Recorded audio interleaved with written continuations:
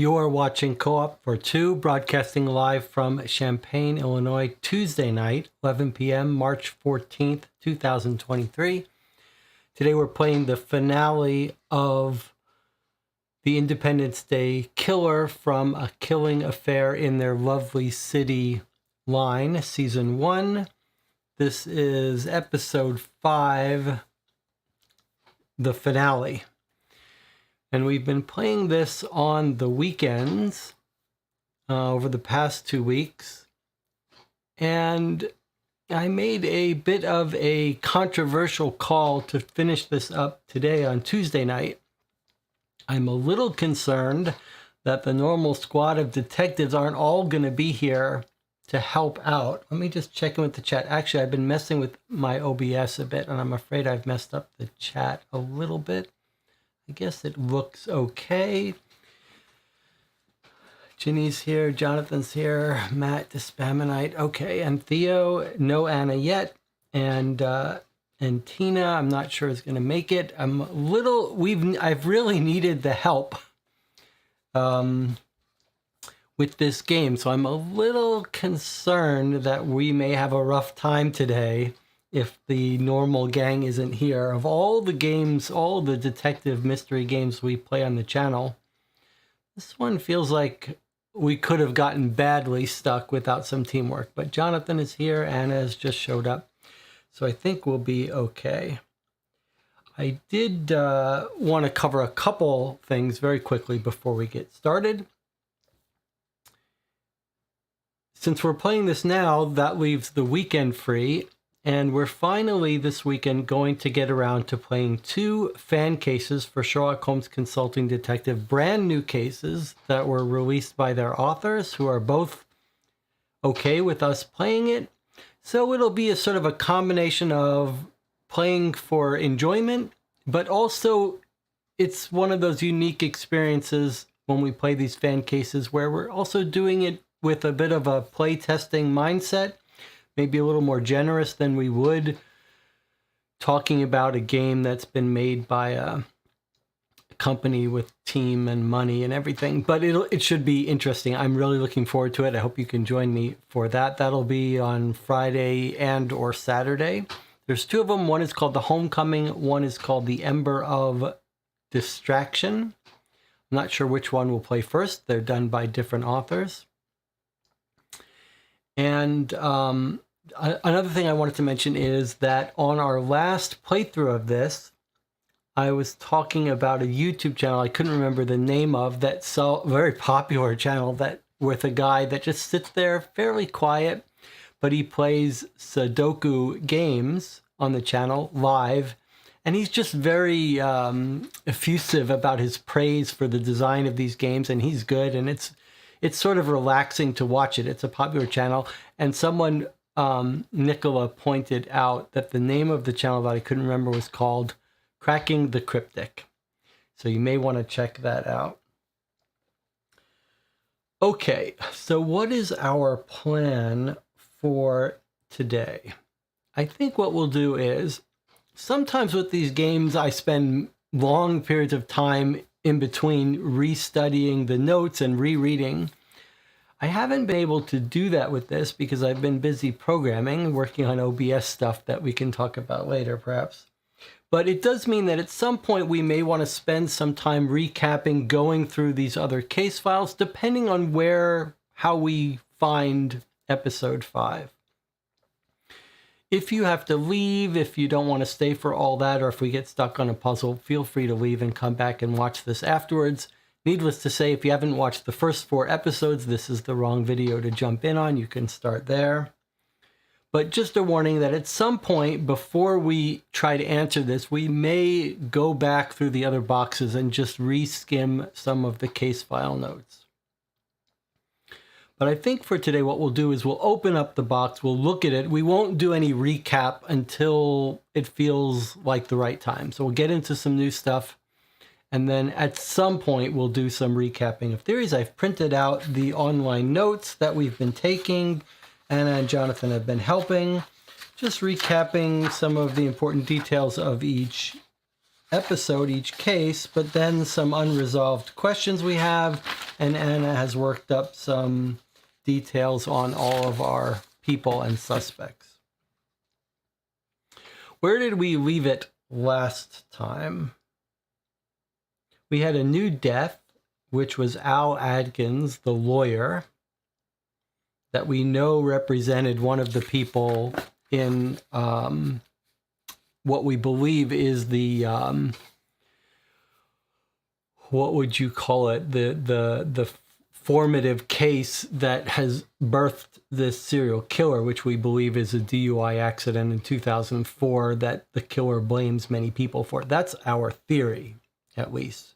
And we've slowly, over the course of the episodes, gotten more information about that, and now are at the end of the last episode 4, we actually saw a photograph of Heather Hitchcock and her daughter, who she dedicates her work for Mothers Against Drunk Driving for. And it felt to us like, okay, we've been expecting this. That's going to be Hope, this person, this name that's been referenced many times.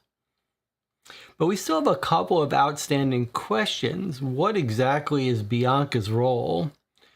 Why is the killer seeming to want to shift evidence onto Bianca? And Bianca, we think, lost someone. I'm trying to remember the name of the person now. It wasn't Steve, I think it was. My theory has been for a while that it's going to turn out that Steve and Hope were both killed in the same accident. We have caught the fact that Bianca lost people on July 4th a long time before these cases start. So we think there's some tie in there with Bianca, but it's not 100% clear to us what Bianca's role in this is. And it's always possible that Bianca is our killer or working together with the killer. And then, but in that case, who sent the anonymous police note trying to shift blame on Bianca? We have a couple other sort of lingering questions. One of which is, why was Dolly killed, our first murder? We have a hunch, we have a suspicion that she may have been helping cover up Mandy's involvement, but we're not 100% sure. Okay, so we'll go through some of that when the time comes. Otherwise, let's check in with the chat, see if there's anything I've missed before we get started here.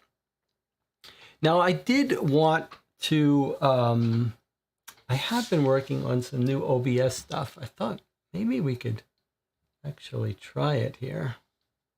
I don't want to pull that cord out.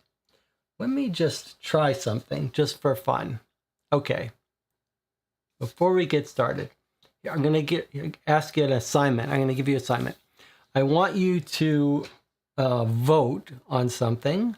How about vote whether we, just between two choices, vote whether you want to open the box or recap the case, okay? So just say vote open. I'm going to start a poll here. Okay. All right, let's see if this works. So just type vote open box or vote recap. But what you say matters how you say it. But let's just see if this works. Hopefully, it may not work, but hopefully it won't break and crash OBS. If it does, if the stream ever crashes, you know to just wait a little bit.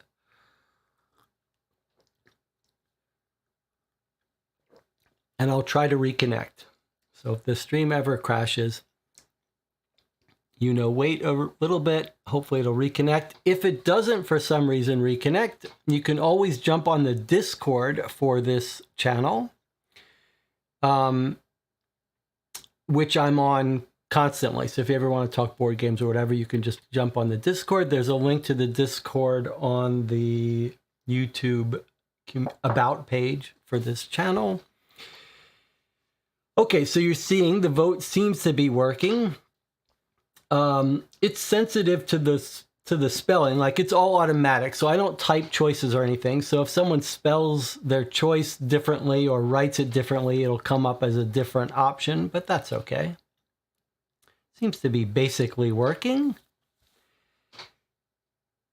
All right, anyway, this is a new little feature I wrote in conjunction with the new plugin that scans the chat for stuff and lets me show the chat and the thing that blinks my light. So I just been trying to think of ideas. That's what I do on this channel. I use it as an excuse to think of things to program for fun. All right, well, it seems to be working fairly reasonably. Let me just shut it off now. That's the end of the vote. And then if I just close it up, we're back to normal. Everything worked. Okay. That worked pretty well. Pretty neat. Okay. Let's open the box then. All right, we've got our letter. Let's try to organize everything as normal. We've got our letter. The other thing that's going to be interesting is to see, oh, I see. This looks like it's a bit out of focus, huh?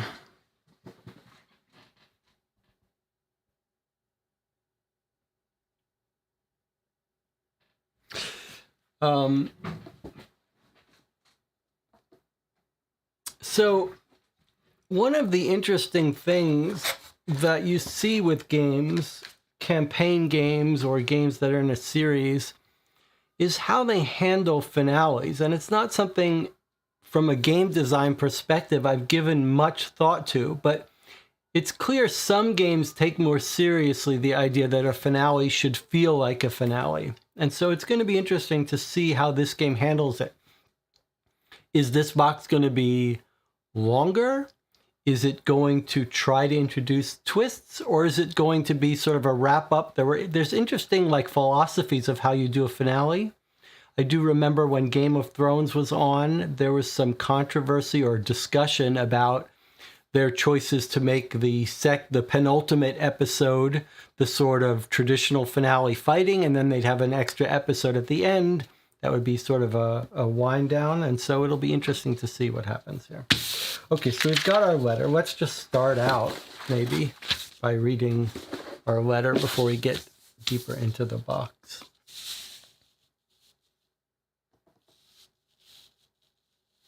Okay, Detective J.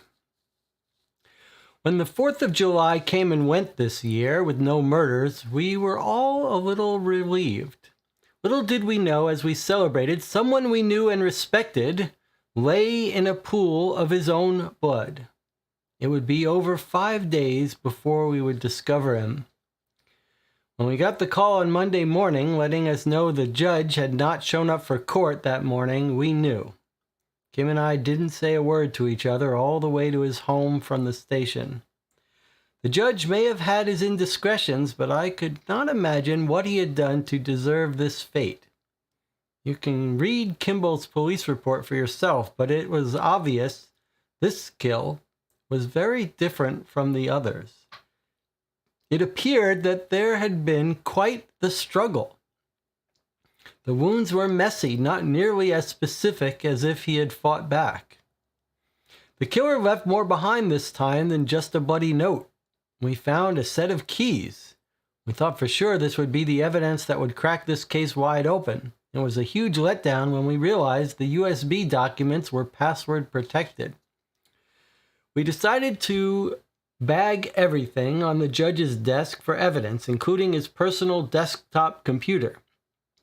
We were able to log into his personal computer on his desk and hope you might be able to help. We had one of our tech guys put a portal to his desktop online for you to access. Go to cityoflovely.com/looks like iDev. This is the last file we have here at the station. We're optimistic you have everything you need to eliminate the last 2 suspects and convict the killer. Okay. So, last 2 suspects, that's our mission, and once we eliminate the last 2, we should have our killer.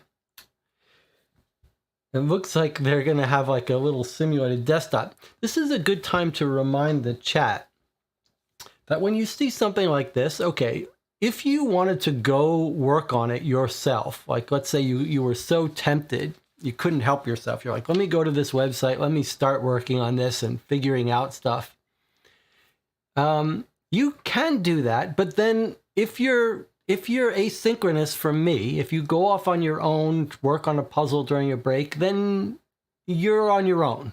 You should not come to us having solved it. That's not the goal here. The goal is not for you to solve it so that the rest of us, including me, especially me, don't have a chance to enjoy the puzzles. So it's a little bit of a balancing act when we play here. Sometimes we'll deliberately mark out a block of time and say we're all going to spend 10 minutes on it. Even if you solve it early, don't tell us. Sometimes if it's a hard puzzle in a box with lots of puzzles, if someone figures it out early, they can share it early. But definitely if you go off on your own, then you can't share that information. Okay, so it sounds like the judge died a messy death.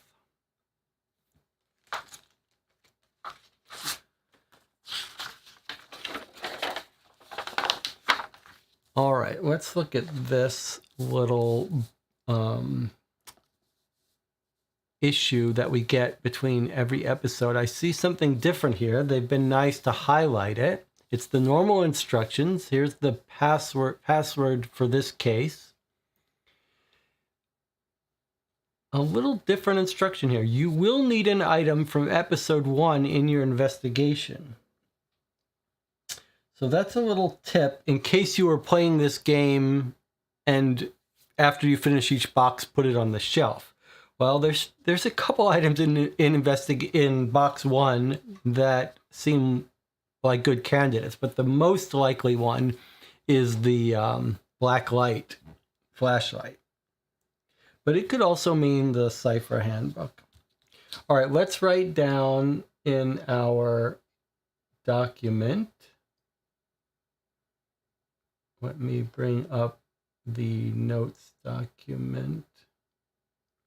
I don't know why the chat is not effusively talking about my amazing vote system that I wrote yesterday in the last 2 days. It seems like there should be more praise for me in the chat. I wonder if we're disconnected. Surely I'm disconnected. All right, I'm just going to write down our code so that we have. So here are our notes.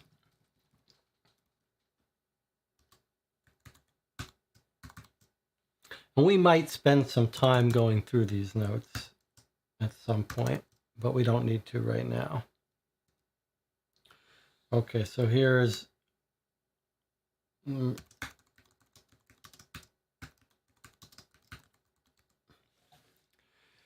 as we expected, Judge Rivera.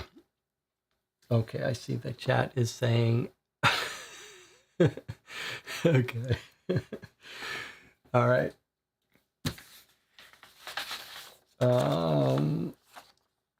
Oh, that was the other thing we want to make sure we do. We want to make sure that there's no errata. We learned that that's sort of an important thing. So let's go to the web page. We go to episode 2. You'll notice there are 5 seasons in this series. Independence Day has 5 episodes. The next season 2 has 5 episodes. Then 5 episodes on Happy Death Day. Then 3 in the third one, and then just 1 in the last one. And I believe they can be played alone, but they have some continuity. And let me remind you why we're playing this game in March now. There's, in addition to wanting to play it, there was some motivation, which is that this company is about to kickstart a bigger, longer mystery game in this same vein. Not in this series, a different series with a little twist, but a game that's promised to be a longer experience than this 5-box set, I believe, called Blind Faith. And they're about to kickstart it. So my motivation for playing this now was, let's play this, let's see if we like it, and see if maybe we want to back the Kickstarter and play it. And this is a good time to remind you that when we're done playing it today, we're going to talk about the experience. And I'd love for some of you who have joined us to add your thoughts. So you might want to keep a pen and paper nearby. If you have any thoughts while we're playing that you want to mention at the end, please do. If you're watching this later, add your comments after the video. All right, let's go in and see if there's any errata here. 19 RR. Okay, so inventory. To reduce paper costs, we have removed the hint system. Okay, it doesn't look like anything has changed, so I'm going to switch away. Oops. Looks like it kicked us away. All right, that's okay. We don't need it. I won't worry about it. 2 suspects to get rid of.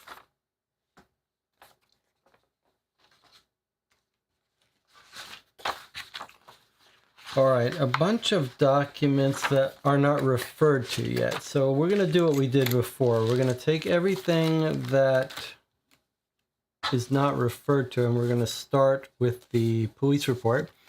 You'll remember that they talk about how in some boxes they sent out, they included this fancy printed hints.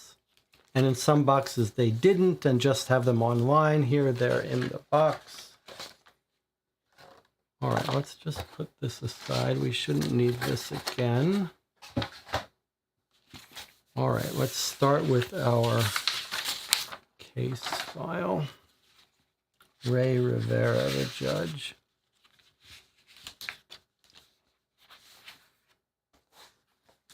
Let's read our newspaper.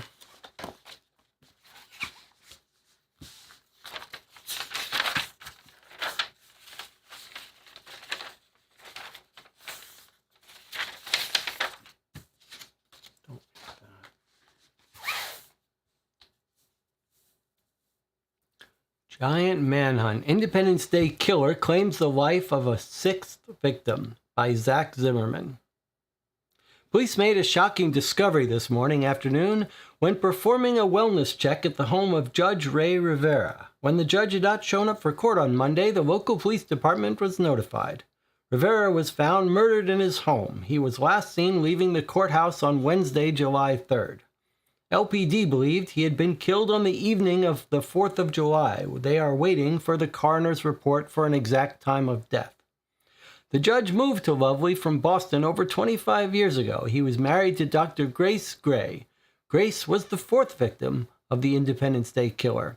He is survived by his sister-in-law, Abby Adkins.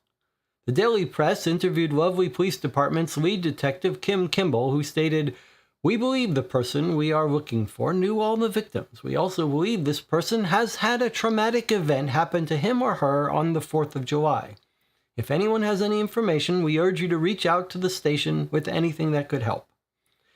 These murders began over 6 years ago on the 4th of July in 2014 with a Lovely native. Dolly Dobbs was found dead in her home by her husband, Donnie Dobbs.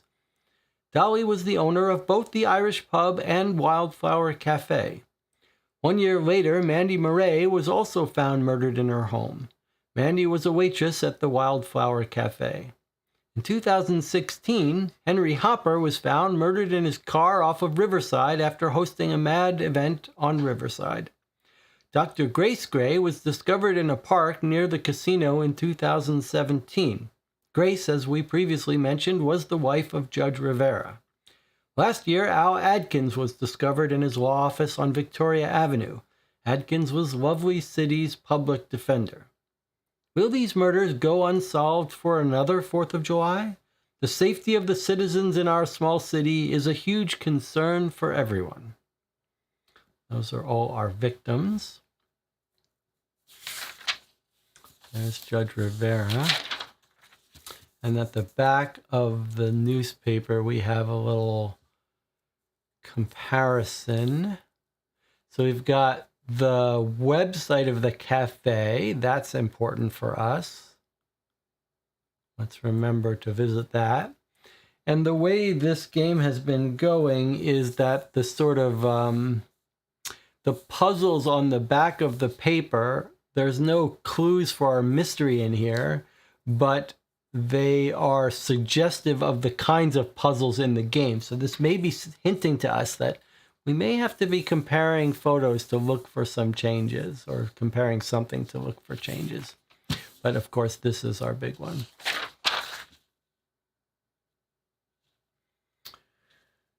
All right.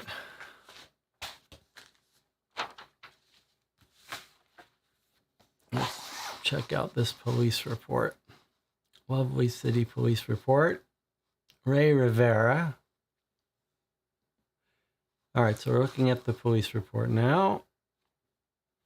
141 Gold Coast Lane, 7/9/19 at 11:45. Oh, that's when they found him.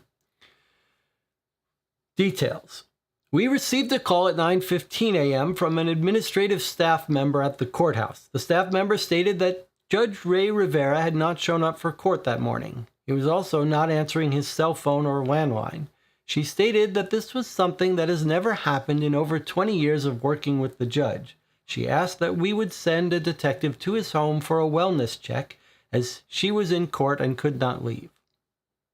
Detective Trish Tate and I drove to Gold Coast Lane together. We arrived at the home at 10:01 a.m. The outside, at first glance, looked undisturbed. Detective Tate and I approached. As we got closer, we quickly realized the door was left slightly open. We entered the home and were overtaken by a strong odor. We walked through the long entryway of the large home. Everything seemed to be in place until we reached the office located on the east side. It was quickly clear that a struggle had taken place. Once we walked through the door, we saw blood splattered throughout the doors, the floors, and wall. The lamp was knocked over, the desk pushed out of place, broken glass from a drink. The victim was laying in a large pool of his own blood in the far corner of the office. We were quickly able to identify him as Judge Ray Rivera. Upon further investigation of the crime scene, we found the same note as our past Independence Day victims and a knife that appeared to be the murder weapon. On Rivera's desk, we found several items: notepad, plant, lawn bill, and computer. We also discovered a set of keys that seemed to have been accidentally placed under the rug in the center of the room. Detective Tate and I felt these keys more than likely were the killer's. Photos were taken, all evidence was bagged, and the body was removed. Keys accidentally placed under the rug in the center of the room. I guess they're not saying it's accidentally under the center of the rug. There's just a rug in the center and the keys slightly, well, we'll see in the crime scene. All right, let's take a look at the crime scene illustration. I do appreciate these crime scene drawings that they've done for each of these cases. These cops are not the best. They're not like big city skilled cops. This is all sort of new to them, but they do a good job making their crime scenes. So let's see what we've got here. There's the body found in the office. In the main dining room, 7 is the plate full with pasta, tumbler, and whiskey. Okay, maybe I should, instead of folding this over, I should take this off for us. All right. Let's see now. So there's body, knife near body, blood splattered. Next to the knife, notepaper with symbols, also blood splattered. That's our common thing. We've got this, the knife always left at the scene, bloody note left near the knife. Key and keychain partly under this rug here. They think maybe that was left by the killer. I don't love how these cops are so sure about things sometimes. They're like, I'm sure you're related to this guy. I'm sure the candle, I'm sure these keys were left by the killer. Feels like that's the game trying to tell us that we can trust this. But I don't like when these cops are so sure of something that they shouldn't be. They have no business being sure that this is the killer's keys. I mean, find out. Find out if they could belong to him. Okay. 3, on the end table in the other room, they find the victim's cell phone, keys, and wallet. So he comes home, he drops off these things. He goes, he has some food, and then maybe he meets with someone in the office. Okay, what door is left slightly ajar? 5, this home entrance door, okay. 4 is a small potted plant, a notepad, and lawn care change order. So sitting on his desk is going to be the creepy lawn guy, Tony something, that we got introduced to previously. This guy who's the stalker. Looks like our lawyer had some business with him. And then a messy scene. Lamp knocked over, desk pushed out of place. Broken glass from tumbler. So was he drugged? It's a messier crime scene than normal, that's for sure. Okay, let's see what else we got here.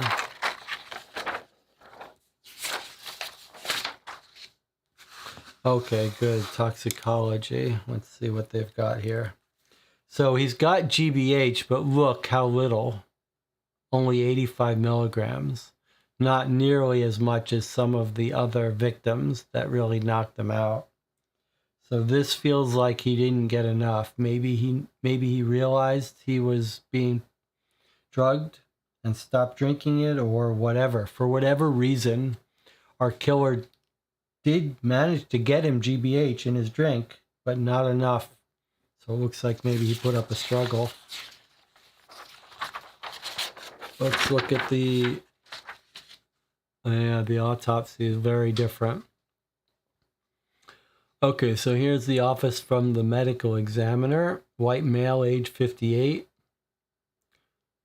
Blue eyes, gray hair, 230 pounds.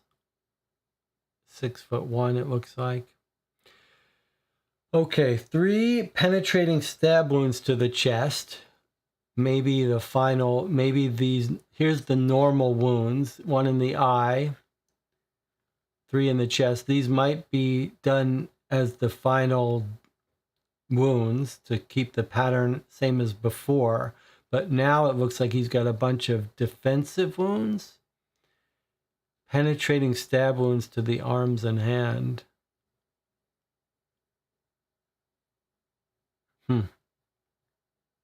Lacerations. Those are going to be defensive wounds, I guess.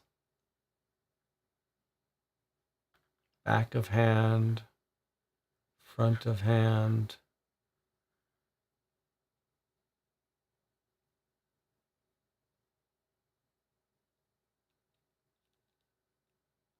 Is he left-handed? Any indication of handedness? No. But we do have time of death. Okay, let's make a card for Judge Ray Rivera.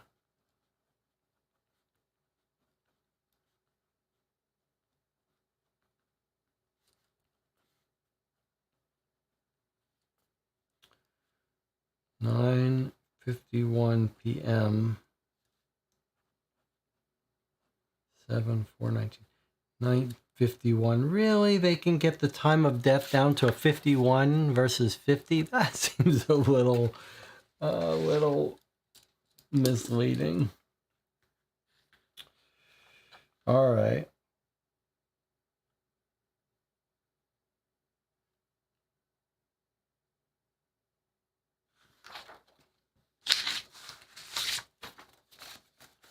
So his manner of death looks a little different, but seems like he wasn't drugged very much, and that probably explains it. So probably not much of a mystery there.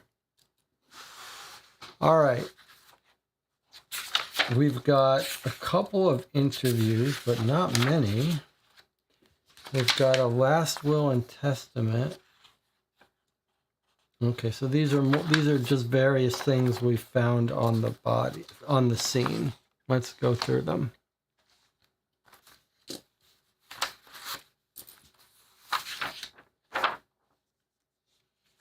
Here's the lawn care change order. Let's see what we've got. 141 Beach Avenue. This is not the home. I wonder if it's a little strange because his address is listed as 141 Gold Coast Lane. And then this property is 141 Beach Avenue. A little strange, huh? That they're both 141. Okay, it looks like our guy, Judge, has canceled his lawn care services. Cancel all services on property on Beach Avenue. Cancel all Gulf Coast Lane services. Continue only with basic lawn care. New rate. You will grant the contractor access to the lawn Monday through Sunday. Tony Tyson. All right, and we've got handwriting of Tony Tyson. That's significant. Let's find Beach Avenue in case this is important. Where's our stickers? All right, let's see if we can find these locations where the judge is. So we want Gold Coast, which I believe we've previously marked. Sounds familiar to me, but maybe not. Looking for Gold Coast and what was the other one? Beach Avenue.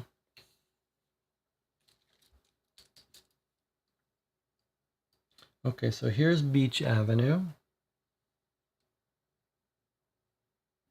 All right, let's mark that.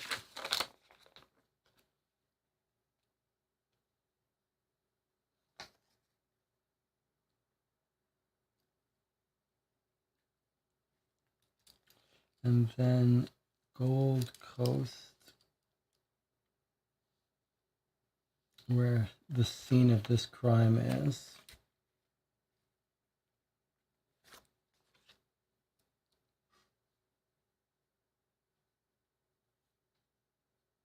Anyone see it? Gold Coast is upper left of the map with a green sticker.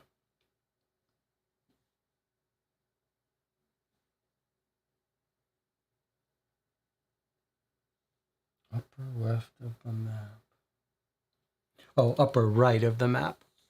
Okay, yes, this is Ray Rivera's home. Okay, so here's his home here. And then he's got some rental property or something here on Beach Avenue. Okay. All right.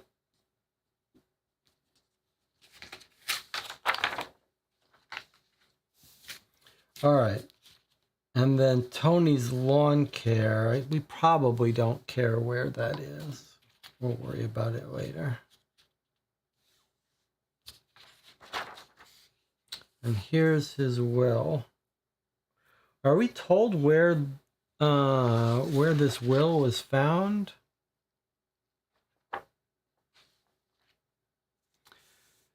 Let's not forget, we probably want to check this for the black light.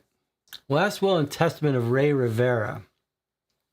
I, Ray Rivera of lovely Florida, revoke my former wills and codicils and declare this to be my last will and testament. Article 1, Identification of Family. I'm not currently married to anyone. I do not have any children at the time of the signing of this will. So he did this after his wife got killed, I assume. I direct that my just debts, funeral expenses, and expenses of last illness be first paid from my estate. Disposition of property. Residuary estate. I direct that my residuary estate be distributed to Abby Adkins, lovely Florida. If such beneficiary does not survive me, my residuary estate shall be distributed to my heirs at law, their identities and respective shares to be determined under the laws of the state of Florida, then in effect as if I had died intestate at the time fixed for distribution under this provision. I'm not sure what that means. We'll talk about that in a second, but I see the chat is trying to direct me. He canceled the Gold Coast lawn care, so it implies he moved to me. I see. But where was he found? He was found in Gold Coast Lane. You think he was in the process of moving? But let's see. What did he do? Let me clear this. So he canceled the Beach Avenue completely and canceled premium services for Gulf Coast Lane. He canceled Beach Avenue stuff. And so for some reason, maybe he was moving away from the Beach Avenue property. All right, now, what does this say? What does this mean? He's saying whatever I have left, the estate is given to Abby Adkins, which was how is Abby Adkins related to him?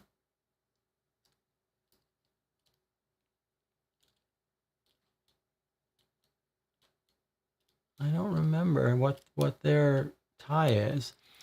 If she doesn't survive me, distribute to my heirs under the laws for then in effect as if I had died intestate at the time fixed for distribution. That's interesting. I don't know that word. Can someone look that up, or someone knows what this means? As if I had died intestate at the time fixed for distribution. Maybe that means as if I had died without any will. I'm not sure. Sister-in-law, says the channel. Abby Adkins is his sister-in-law. In other words, his wife's sister. Okay. Article 4, nomination of independent personal representative. I nominate Abby Adkins of Lovely, Florida as my independent personal representative to serve without bond, surety, or other security. Says this is a Rocket Lawyer document. I think Rocket Lawyer is a real service that will help you prepare legal documents. All right. Power to administer my estate. My independent personal representative with respect to my estate, in addition to other powers and authority granted by law or necessary or appropriate for proper administration, shall have the following rights, powers, and authority without order of court and without notice to anyone: to identify, gather, value, secure, manage, and distribute assets, to maintain records, to settle and wind up business affairs, to pay just debts, to file necessary tax returns, to redirect mail, cancel services, establish trusts, and to carry out my wishes as set forth in this will. B. Independent administration. My independent personal representative shall have the right to administer my estate using informal, unsupervised, or independent probate or equivalent legislation designed to operate without unnecessary intervention by the probate court. Probate is the court when you have a will that distributes your belongings. That's going to probate court. It could take a long time. This is saying, I'm giving my power to this person to handle this more efficiently. Article 6, miscellaneous provisions. A. Paragraph titles and gender. The titles given to the paragraphs of this will are inserted for reference purposes only and are not to be considered as forming a part of this will and interpreting its provisions. This is all legal, ridiculous boilerplate. All words used in this will in any gender shall extend to and include all genders, and any singular word shall include the plural expression and vice versa, specifically including child and children when the context or facts so require, and any pronoun shall be taken to refer to the person or persons intended regardless of gender or number. This is going to become more popular going forward in our day and time, to say that don't take the gender as anything limiting. B. 30-day survival requirement. For the purposes of determining the appropriate distributions under this will, no person shall be deemed to have survived me unless such person is also surviving on the 30th day after the date of my death. Interesting. C, I wonder if that's a common term. C, liability of fiduciary. No fiduciary who is a natural person shall, in the absence of fraudulent conduct or bad faith, be liable individually to any beneficiary of my estate, and my estate shall indemnify such natural person from any and all claims or expenses in connection with or arising out of that fiduciary's good faith actions or non-actions of the fiduciary, except for such actions or non-actions which constitute fraudulent conduct or bad faith. No successor trustee shall be obliged to inquire into or be in any way accountable for the previous administration of the trust property. Just weird boilerplate legal terms. The compensation. Personal representative is entitled to receive reasonable compensation for their services under this will and be exonerated from and to pay all reasonable expenses and charges of the estate and trust. Chat says intestate means not having a will before one dies. So you guessed correctly, Jesse. Okay. Intestate. What an interesting term. Okay, so he signed it on the first day of August. So a little bit more than a month ago. Sorry, not a little bit more, a year ago. A little bit less than a year ago. August 2018, died 2019. There, he signed it. There's his signature. We, the undersigned, hereby certify that the above instrument, which consists of 3 pages, including the pages which contain the witness signatures, was signed in our sight and presence by Ray Rivera, the testator, who declared this instrument to be his or her last will and testament, and we, at the testator's request, and in the testator's sight and presence, and in the sight and presence of each other, do hereby subscribe our names as witnesses on the date shown. So Roy Roberts, who we don't know who that is, and Marvin Myers, who we don't know who that is, although we've seen the name Myers before. I'm not sure where. All right, now, I think we need to blacklight this. So as I remember, this did not come with the game. This is my blacklight from these puzzle games, and I should be able to see this in broad daylight. If I do see something, then maybe we'll turn off the lights and look at it. But let's just look. If this was found at his house, the killer could have written on it. It is funny, strange, that we haven't found the killer writing on more documents, since they wrote on a document in the first killing in 2014 about wanting revenge, but not since.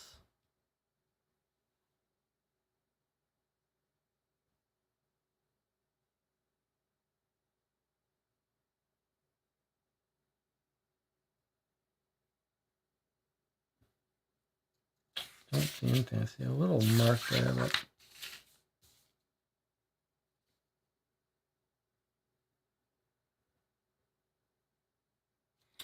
nothing there. Let's look at this lawn care thing.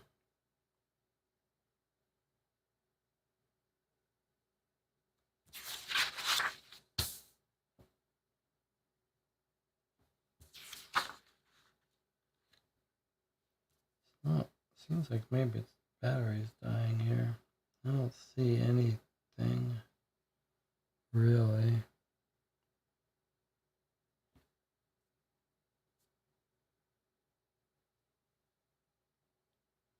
Okay, nothing on those two. I need to replace the batteries in this.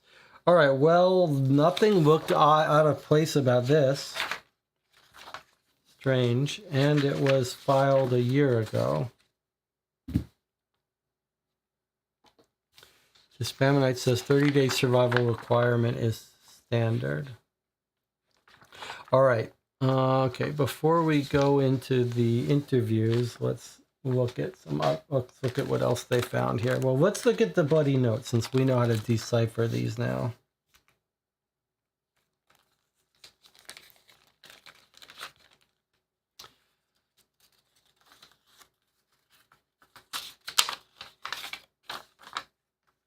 Well, looks like the same handwriting. It sure is less writing with a larger font. I mean, larger, where's our key? So here's our key from case 1. Let's see what this message says. F-A-I-T,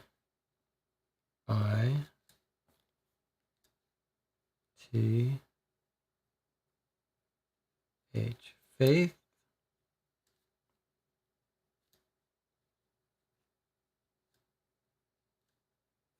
It's going to be our hope. Faith, hope.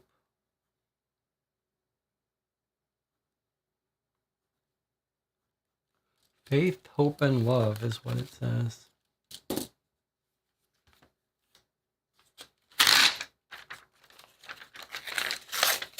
Okay, let's just file this away with this. Faith, hope, and love. Let's scan this.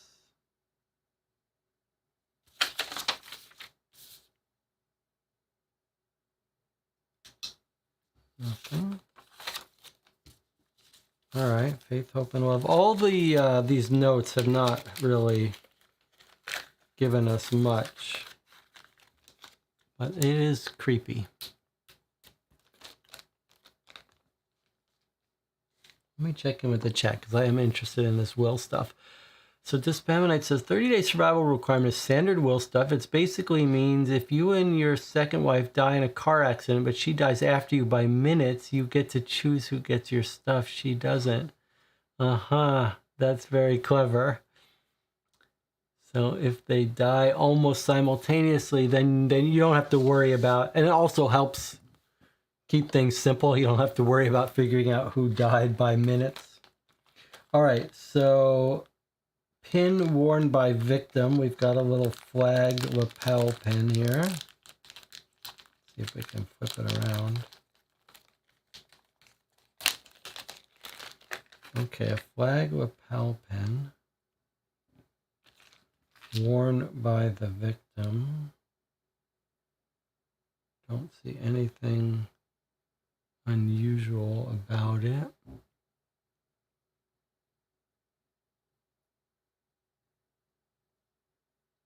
Suppose it wouldn't hurt us to scan it.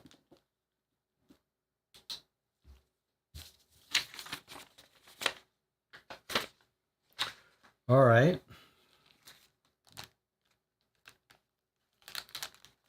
Put that away. I don't see how that's relevant for us.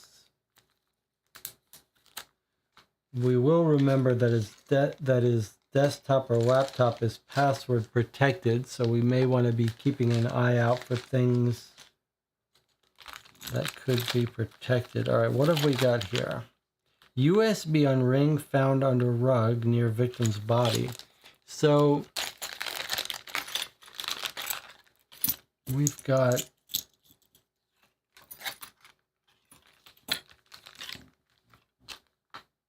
under rug. So it's not just keys, it's a USB also. So he's got a key ring with a real key here. A little bit of a bracelet thing, which you might expect was one of those secret code bracelets, but none of these beads repeat, so it's not clear how we would make sense of it. Then there's a little key ring thing which points to a small area of that postcard map we've seen before. And then a USB, we could scan this and try to access the USB files. Very curious. So this piece of paper is standing in for the real USB drive that they could have sent, but they've sent piece of paper instead. But if we're pretending that this is a real USB drive here. All right, what have we got here? A note notepad found on the victim's desk. Okay. So on the victim's desk is this notepad. It's post-it notes. Something stuck in the middle of them.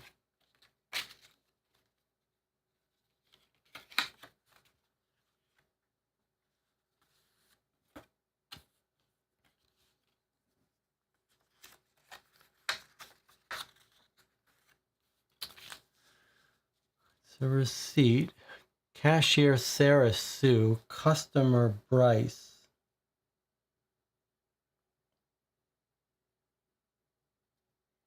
Egg roll, sweet, and 2 orders of sweet and sour chicken.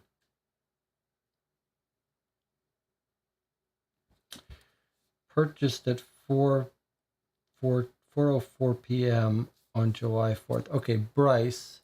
Is that our Bianca? Bianca Bryce. This is someone again trying to frame Bianca.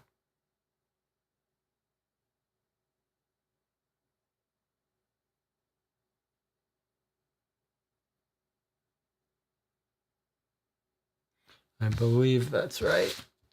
Yeah, so our Bianca is Bianca Bryce. And here we go with the killer trying to frame Bianca Bryce.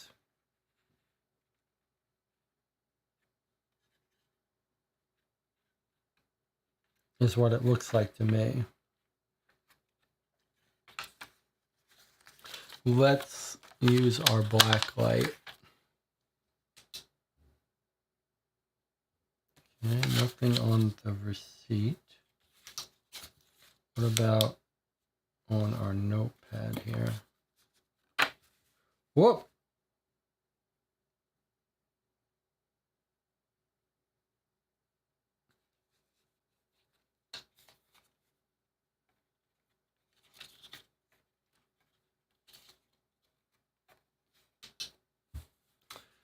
So this is not blacklight, but here's something else. Corporal.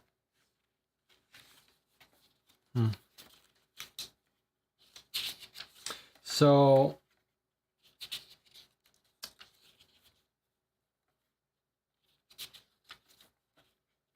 why was Bianca serving in a Chinese restaurant? She wasn't serving, she was buying. The cashier is Sarah Sue. The customer is Bryce. She bought this probably for pickup. Payment method, credit card. Okay, but let me just finish looking here for stuff. All right, so if you're planning to be a real life detective, black light on top says 69. Okay, so now let's just make a note. Okay, so now I've got a quiz for you. Just going to write down 69 black light. And then in here, this says Colperol. Corporal.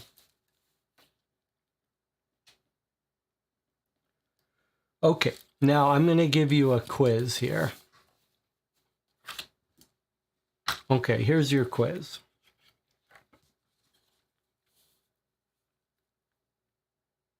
What did I do wrong? If you were grading, if you were a instructor, detective instructor,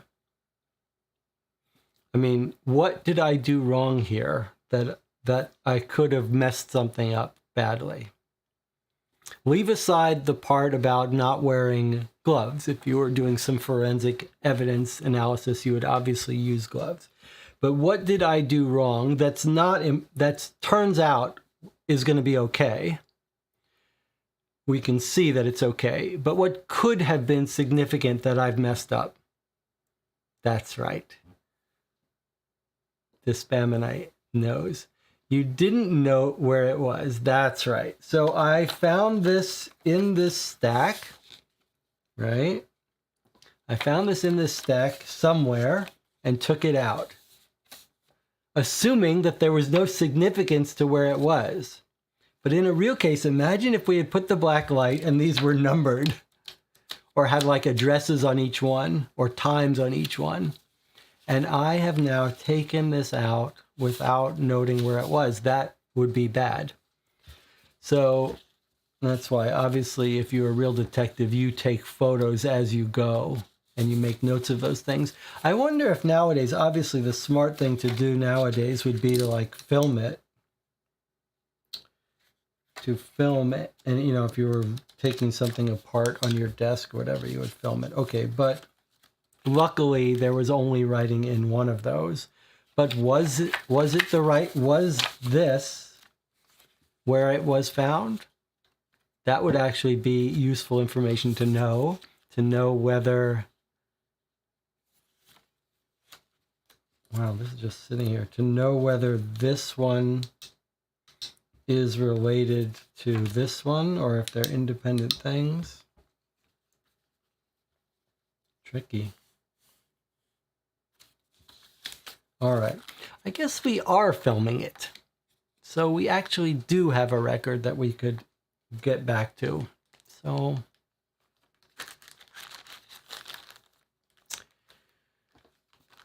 all right. Well, that's obviously something we're going to have to look into. It would make sense that the password is written by him on that note. We didn't check handwriting. We could have checked the handwriting. We may want to go back to that 69 and that note to see if we could figure out whose handwriting it was.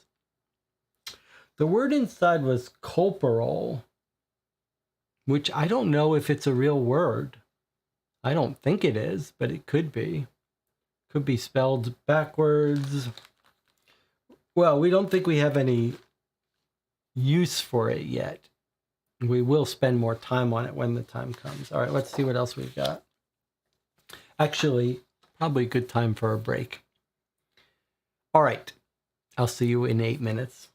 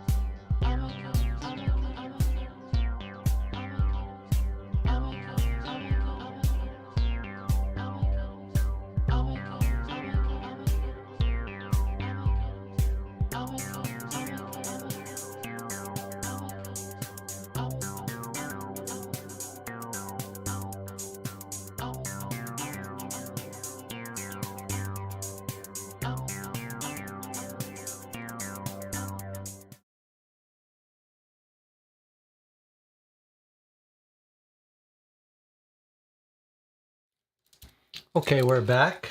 I see Antina dropped in.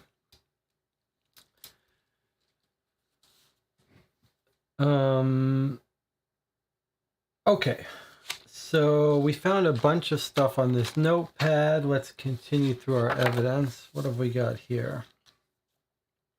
Okay, some of this evidence is referenced by, it says, has a little note about the interviews.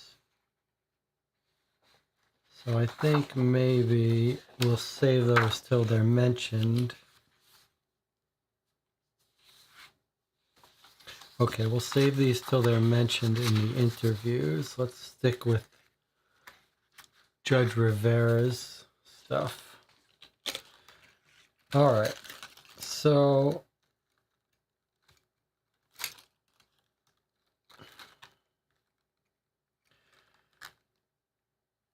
so this, which is tied up in a bag, has got the logo.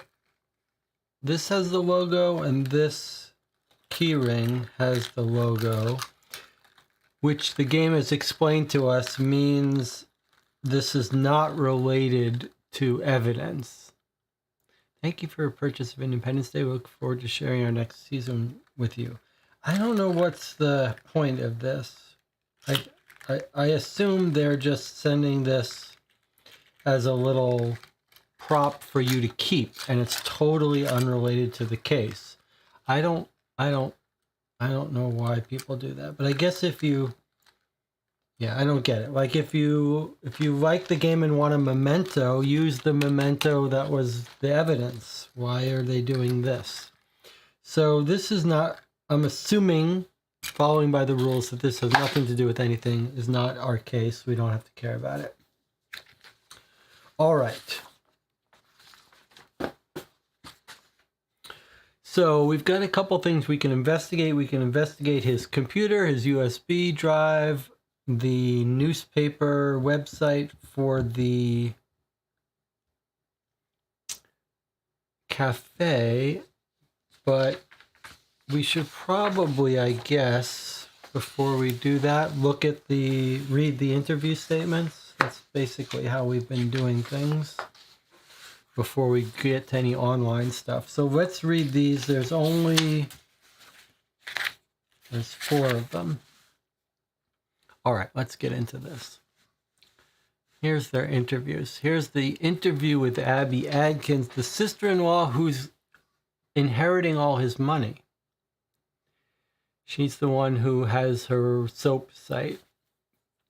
Detective, before we start our interview, Abby, I want to tell you we're very sorry for your loss. We know Ray looked upon you as a little sister. Adkins, my feelings are very mixed with this, detective. I feel like Ray did something to get my sister, my husband, and himself killed. I can't shake the feeling that Al knew he was up to no good. Even if I'm wrong, I know he was having one affair after another. My sister didn't deserve it at all. Detective, can you elaborate on why you felt he was responsible? Adkins, I wish I could. If I could, you know I would have been here sooner. Detective, can you tell me the last time you saw Ray? Adkins, he was going to do some remodeling and wanted my advice. I stopped over to the house last month sometime. I don't remember the date at all. We talked about some ideas. I was there for maybe a half hour and left. Detective, how was his mood that day? Adkins, he seemed lonely. It was hard for me to have empathy for him. Detective, and where were you on the 4th? Adkins, I was with Annie. We watched the fireworks with neighborhood friends.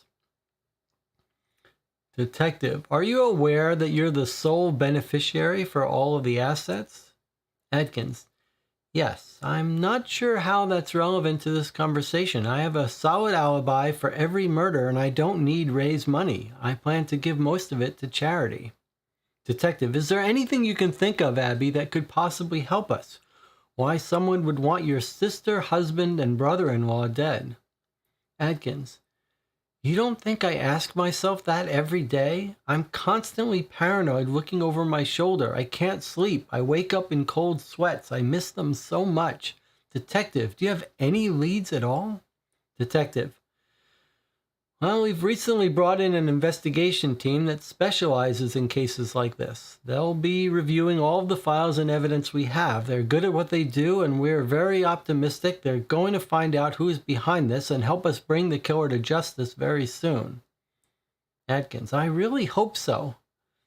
Detective, do you know if Ray was currently seeing anyone at all? Adkins, no, I wouldn't know. There's something that is not something he would have shared with me. I do have something I brought with me, though. I found this in my sister's belongings. I don't know what it says, but maybe your specialized team can take a look at it and figure it out. All right, let's see. That's one of these documents here.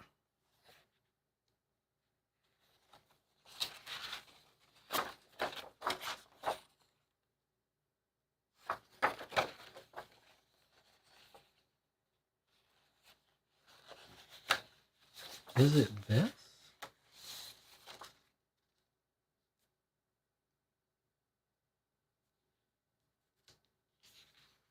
No. Is it one of the documents we already looked at?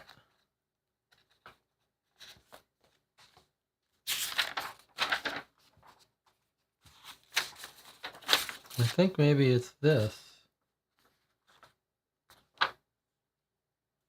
I have something I brought with me. I found this in my sister's belongings. It's this.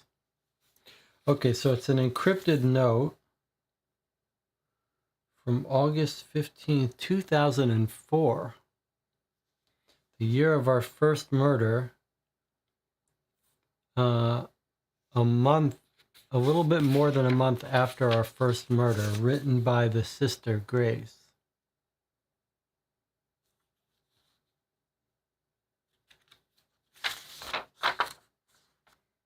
Guess I can blacklight it, but it's not. Killer didn't get their hands on it, so we shouldn't expect anything. Okay, so she found it in her sister's belongings. She doesn't know what it says. All right, let's attach that with this so we don't misplace it. Or I guess I can separate it. All right. Next interview. Bianca Bryce, 99 Waterbury, owner of the Wildflower Cafe. Detective, Bianca, I'm sure you're aware by now that the judge was found murdered in his home this morning. Bryce, yes, I am. However, I don't know why I would be called in for questioning on his murder. Detective, we're interviewing everyone who is not able to give us an alibi for the past murders. Bianca, we've heard through a source that you have been seeing Ray romantically. Is that true? Bryce, we were friends, that's all. I've been crushed too many times to get into another relationship. Detective, when was the last time you saw Ray? Bryce, the weekend before last, I believe. Detective, you didn't see him on the 4th? Bryce, we had plans, but I never heard from him. Detective, and where were you on that night? Bryce, I followed the recommendations on the radio. I stayed in. I had Axis come in and install a security system. I can show you the receipt. Why would I have a security system put in if I'm the killer? Detective, can anyone confirm you were home? No, they can't. I was alone.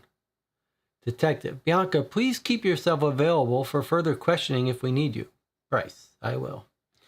We did confirm that Bianca had had a security system installed in her home. Oddly, however, the system was never turned on. Interesting. So she says she hired Axis. That's a same company that ran the security at the soap place that we logged into and found the records of.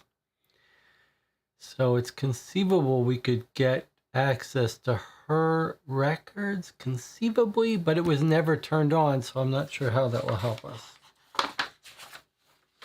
All right, next up. Heather Hitchcock, our primary suspect. 105 Clarence Avenue. Okay, let's put her on the map, because if she's our primary suspect, we should know where she is. 105 Clarence. Where is 105 Clarence? Of course, we don't know where 105 is, but we can find Clarence. Let's see. Well, there it is, right there, Clarence. What is it right next to?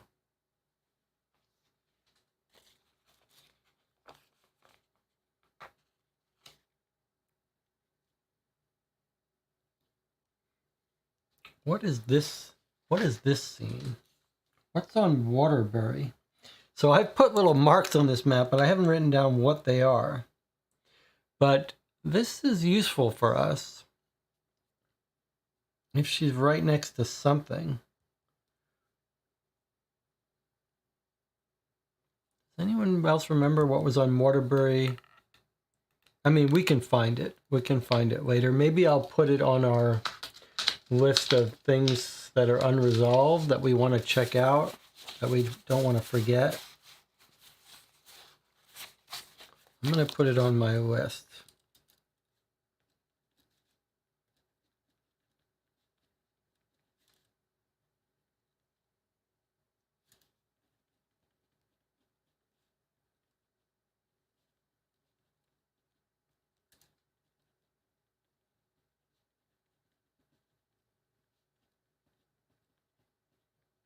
Okay.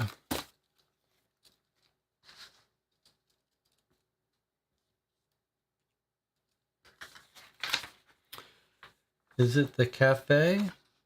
Is it the cafe? We've got the document of the cafe. Oh, it's on the cafe is on the map though.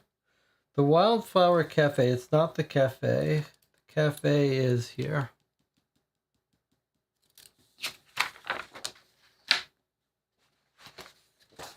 All right. Let's get back to this. Heather, I know you're aware of the murder of Judge Ray Rivera. We asked you down to ask you a few questions. Hitchcock. Yes, I was very sorry to hear the judge had been killed. Zach had filled me in as I couldn't cover the story. I was busy with another one the paper was covering. However, I don't think there's much I can do to help. I only knew the judge in passing. Detective, can you tell me where you were on the 4th of July? Hitchcock. Well, Mad was hosting an event at the lovely casino again this year. We had a guest speaker fly in to talk about the facts of drinking and driving to help increase awareness. Detective, can anyone verify you were there between the hours of 9 and 10:30 p.m.? Hitchcock. The event was winding down around then. I'm pretty sure we were packing up about that time. They have cameras, though, so you can check those out. Detective, where did you go when the event was over? Hitchcock, I went home. Detective, do you remember what time you got home? Hitchcock, if I had to guess, I would say around 10:30 p.m. Detective, can anyone verify that? Hitchcock, no, I was alone as usual, Detective. Detective, thanks for your time today. If you can think of anything else at all, please give us a call. When looking at, this is a post-it note from the detective. When looking at the casino security footage, we confirmed that Heather's team was packed up and no longer in camera view after 9:25 p.m. Okay, so she says she was packing up. They're packed up at 9:25, at which point they leave the camera. He's killed at 9:51.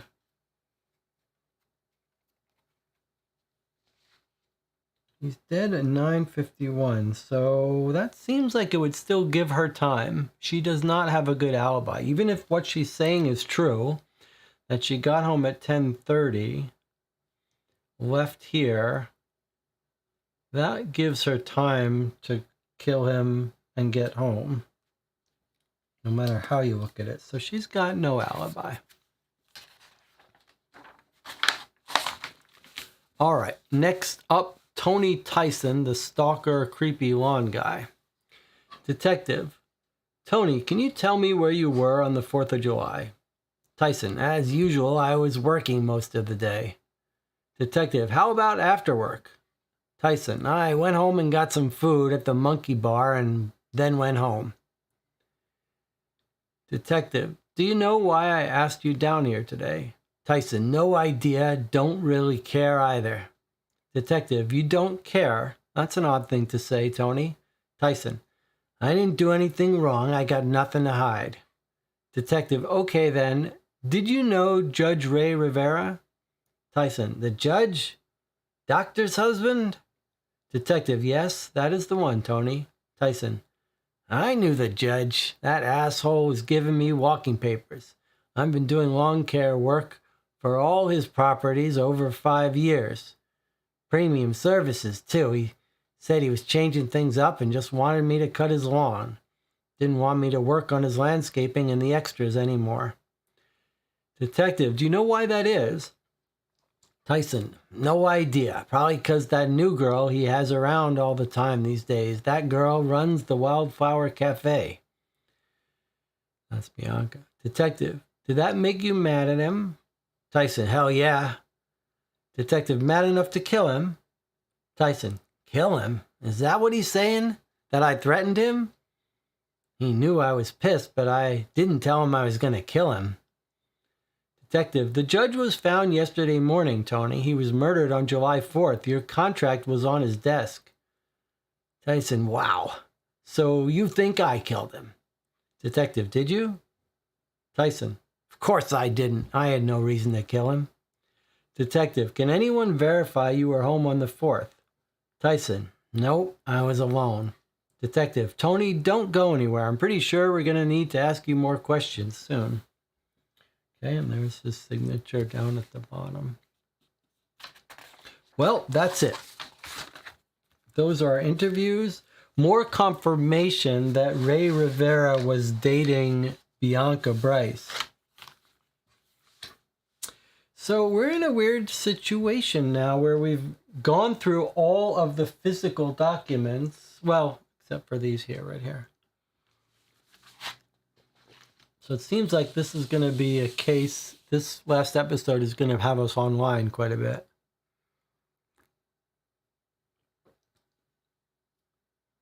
What is everyone drinking today?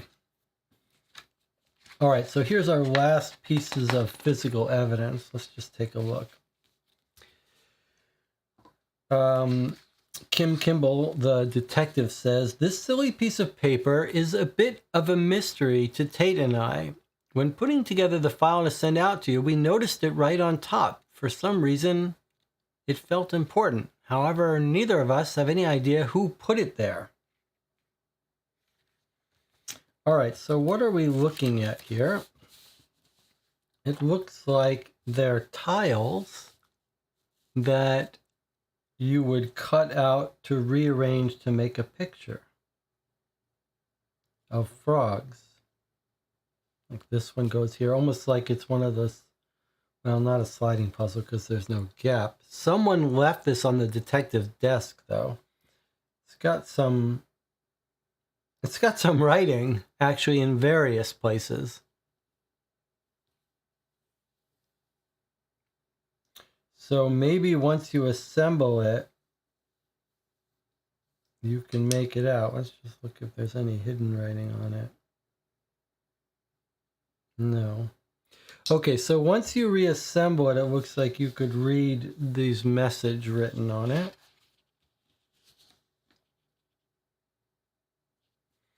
I suppose we could at least identify whether this is English, but only, yes, it is English. So it looks like this one's rotated too. All right, so we could probably figure it out without cutting it out and rotating it, but why not? So I'll scan and we'll cut this out and rotate it in a little bit. I'll scan and we'll put it together in a bit. All right, let's put this together with this. But it sounds like the killer or someone else at the police force is leaving them a clue. What else do we have? Okay, so this is the handout that Heather said she was giving out on the 4th of July at the casino. All right, let's see. So she said there was a talk. Project Red Ribbon launch. Join MAD's Lovely chapter on Thursday, July 4th from 12 p.m. to 9 p.m. at Lovely Casino for the launch of the 31st annual Project Red Ribbon campaign. If I had to guess, I'd guess that this is how she got Judge Rivera. Like she lured him to this, maybe. That's my theory. Guest speaker, Madeline Milano. Casino conference room starting at 3 p.m. Madeline is a partner at GMMB and one of the nation's most accomplished practitioners of public health and public safety campaigns. Her work has helped change laws across the country, increasing tobacco taxes to fund prevention programs and passing smoke-free air laws.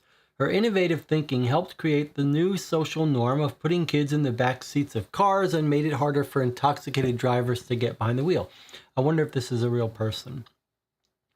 Madeline has worked with MAD since the mid-1990s. In addition, Madeline has voluntarily consulted with the board of the Family and Children's Trust Fund of Virginia, an organization that provides support and development of services for the prevention and treatment of family violence in Virginia. She has also worked with Dave Thomas Foundation for Adoption, Campaign for Tobacco-Free Kids, and American Cancer Society's Cancer Action Network since the early 2000s. And offers pro bono fundraising and consulting outside of her agency role to support their causes. Stop in for a free freedom pin. Okay, so remember that we found that pin in the judge's, where the judge was wearing it.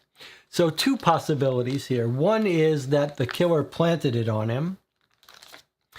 But my theory was, the reason I said, is this how she lured him, is because my theory is she's got to drug him to give him the GBH. So my guess is that she had to come up with a way to get near him on the 4th. And so that somehow she got him to come to this event. So that's why I think the pin is proof he actually was at that event. See if the chat agrees. Since he did not have a big amount of GBH, I thought the drug was in his whiskey. Also, whiskey and pasta is a weird combination. Maybe not Italian after all. I can see that the chat is a little cut off. I messed up while I was messing with the my new plugin, and I messed up the CSS for the chat a little bit. So I'll fix that for next time. All right, let's look at the back of this. Oh, I did look at the back of this. There's nothing there. Okay, and no black light. All right. I'm guessing that's just the way that she got. She's still our suspect. I'm guessing that's how she got the judge. All right, the Wildflower Cafe. Detective Tate and I thought you may want to check out the Wildflower Cafe's menu and maybe even the website. Do some digging. Maybe you'll find something we couldn't. All right. So why does she think that the new menu is important for us?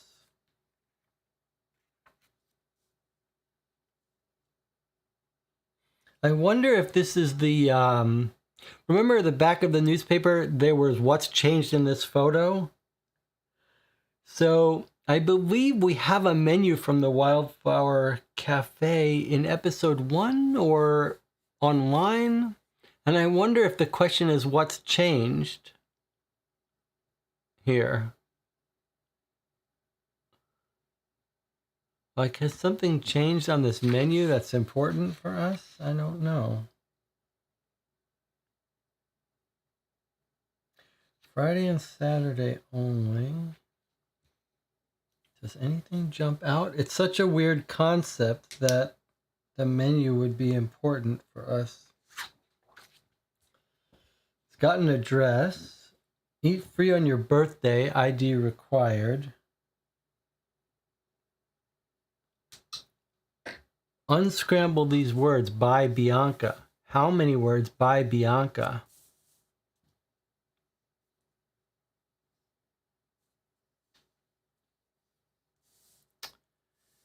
So 2 little puzzles by Bianca. Unscramble these words. What am I? How many words? How many words of 3 or more letters can you make out of the word apple? I wonder, is this a clue about the nature of puzzles we're going to be facing? Okay, what have we got here? Red. What do you think this is? Cat, black. Peppers? No, not peppers. Poppers?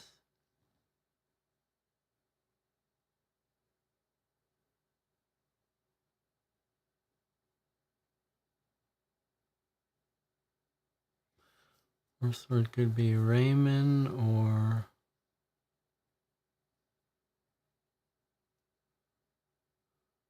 white. Is this one?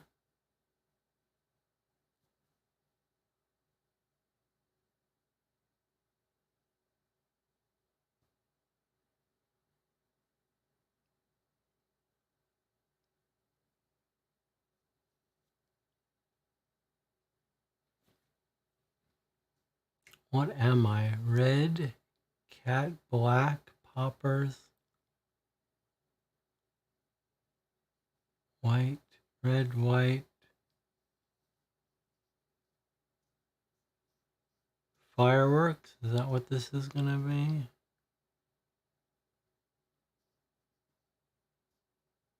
Sparklers. I think this is going to be fireworks or something like that.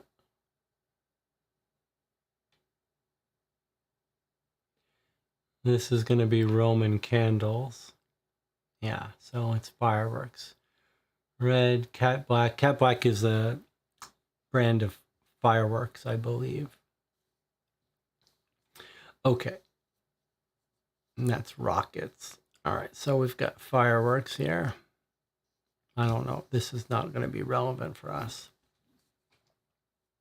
Black cat, cat black. Those are all fireworks. All right, so don't know why this is relevant for us. That's very weird.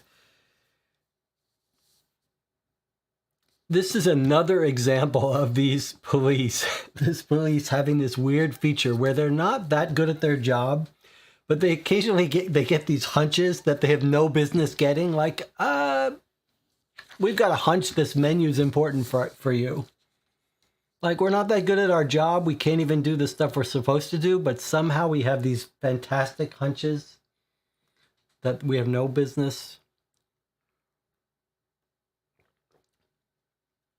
All right. Well, it's just another hint to go to the website, which we definitely want to go to. Maybe we'll find some difference between the website menu and this menu, which will be significant for us. Nothing jumps out at me from this, though.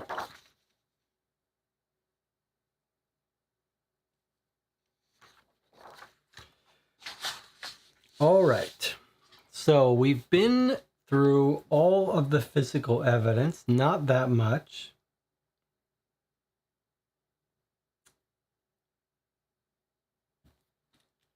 Let's make a list for ourselves of the things that we have to do, that we figured out. We got to get rid of 2 suspects, right?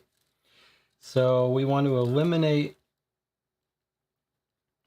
2 suspects. That's our official mission. Our non-official mission is to understand what's going on. As far as evidence to walk through, we've got Grace Gray's cipher note. We've got Judge Rivera's USB. We've got Judge Rivera's desktop. These are 2 things that are online. We've got the Wildflower Cafe online, plus the menu printed out.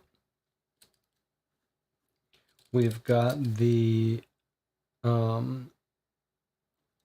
cut puzzle to reassemble.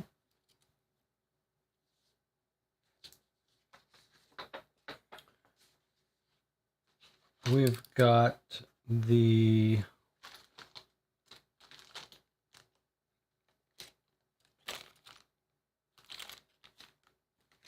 let's call this the key ring.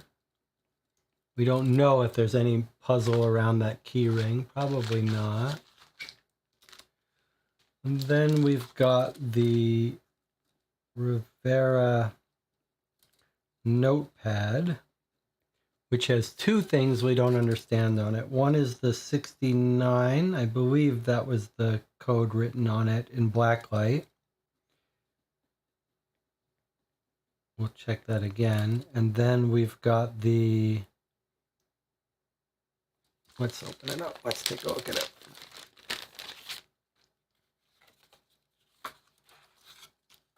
Okay, 69 in blacklight. And then we've got the colpevole, which is the Italian for, what was it? Italian for guilty? Guilty or responsible? Remind me. Colpevole. Maybe we'll look it up. Okay, the chat says, don't forget we've also got Annie's blog. Good. Good. Annie's blog online. And then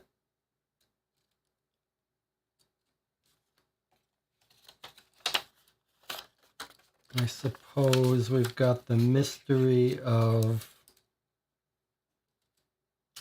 Bianca's receipt.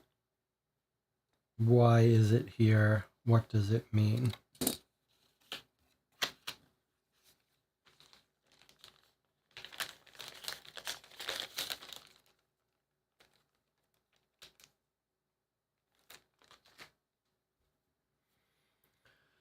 All right. And I believe we've concluded, if I'm not mistaken, that no one has an alibi based on their interviews.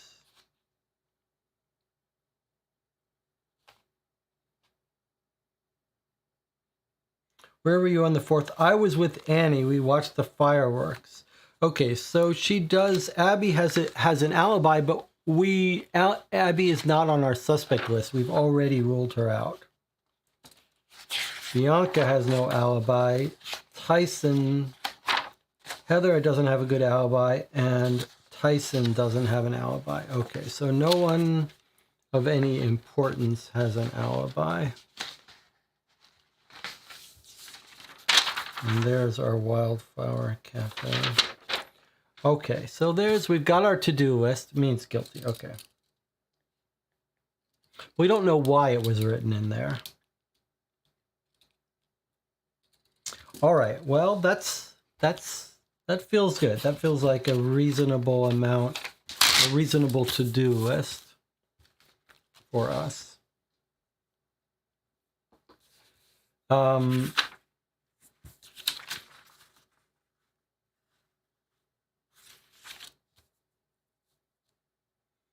right. What does the chat want? Does the receipt have a date? Yes, it does have a date on it. But let me take this out, I guess. The receipt, let's take the receipt out. The receipt has a date. It's the July 4th. It's the day of the murder. July 4th, 2019. Down at the bottom here. At 4:04 p.m. It's not an alibi. It's a 4:04 p.m. thing. Where does she say she was at 4 p.m.?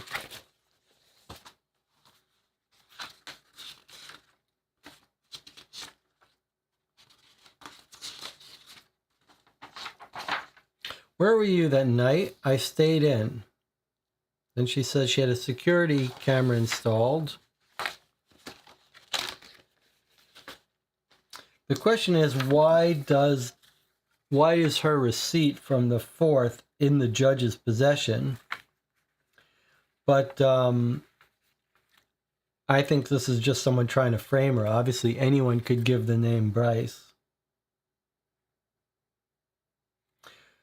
Bianca doesn't mention anything about ordering from this restaurant, so who knows? But we might be able to pull up her credit card receipt.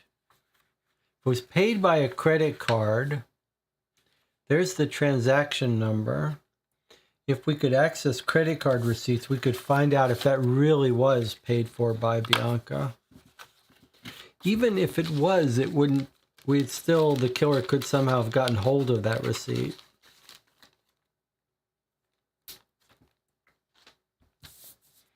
All right. Or maybe she had lunch with him on the 4th, but she doesn't mention it. And in fact, if that would be true, she'd be lying about the last time she saw him. Because when was the last time you saw him? The weekend before last. You didn't see him on the 4th? We had plans, but I never heard from him. So if that really is her receipt and she really did pay for it and the judge has it, that would seem to suggest that she's lying about seeing him, but we don't know. And Jonathan says, or Anna says, so the 3 suspects are Bianca, Heather, and Tony. That would make sense. Like Anna's saying that the interviews are the 3 suspects in there.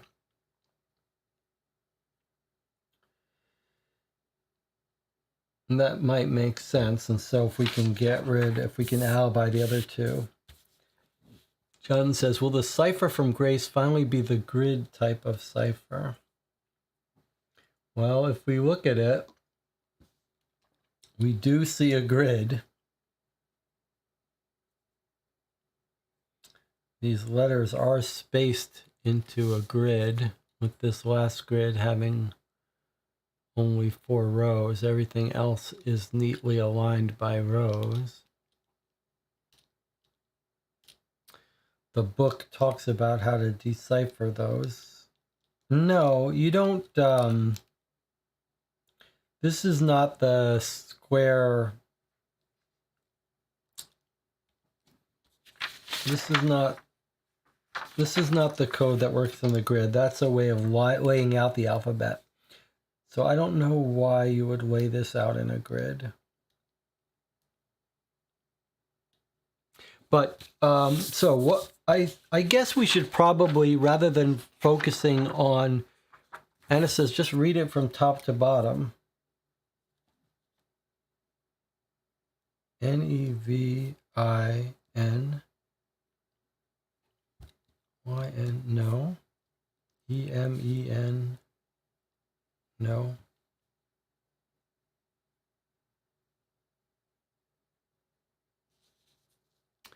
Read it from top. Oh, read it from top to bottom. My stress was extreme. I couldn't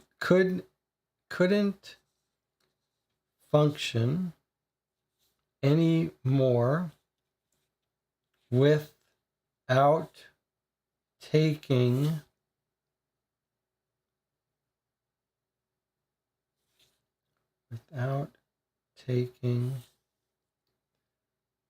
those pills.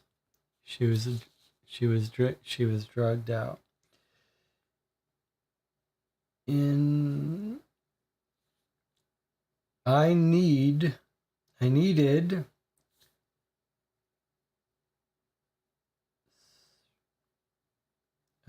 those pills.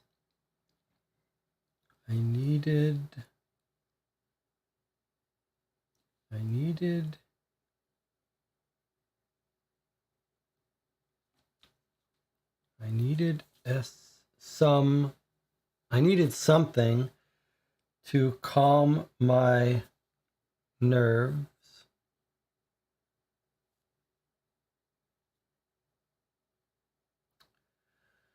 I am sorry. I failed. I lost 2 patients.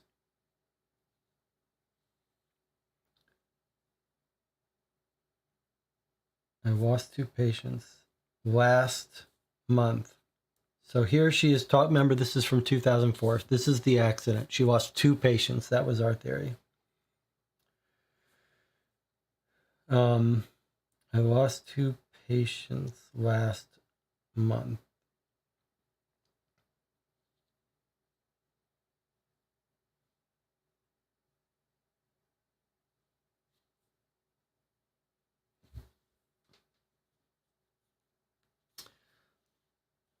Their faces will never leave me. I know I did everything I could, but my brain will not stop wondering if I had not taken those pills, I would have been able to save them. I keep their photos on our home computer. I look back at them often. The password is my anniversary. The password is my anniversary. All right, good work spotting how to read it. Okay, so 2 patients died. That we know who that's going to be. Hope, the little girl, Steve, who was Bianca's love. Password is anniversary. Okay, so it may be, I think, I'm trying to remember if we know their anniversary from a previous document. So Grace, remember, Grace Gray is the judge's wife, so it's his computer that we have access to. So desktop password is their anniversary. So I know in one of our documents, I'm pretty sure we know when she got married, what year.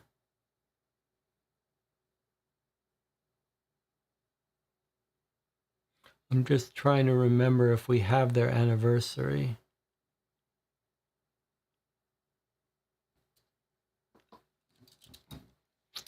Two patients, probably one of them was the little girl, makes it more terrible. The prenup. Was it in the prenup? The prenup didn't have the date they got married. It was, we were just told it was soon before they got married. So we have the year.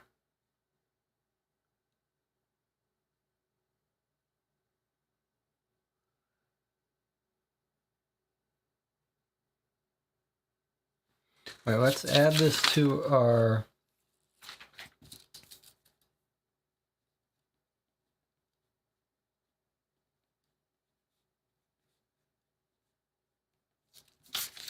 we'll have to figure out how we've got that. Yeah, I don't believe the prenup had a date of the marriage.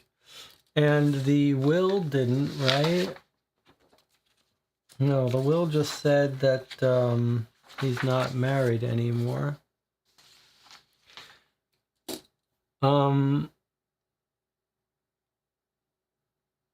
Somewhere we'll find, and I don't recall encountering it yet.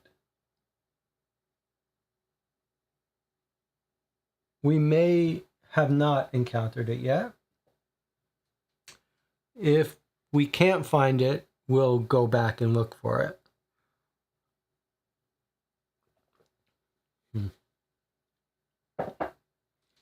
All right, well, confirmation why the doctor got killed. She was on drugs at the time. The anniversary could be in here for all we know. All right. That's the note. Shall we try to log into their computer and see? Let's just confirm our theory that there's nothing else. Okay, so the login to the desktop was in our note.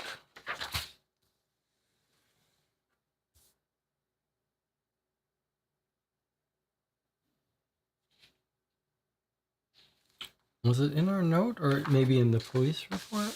I thought it was in the note.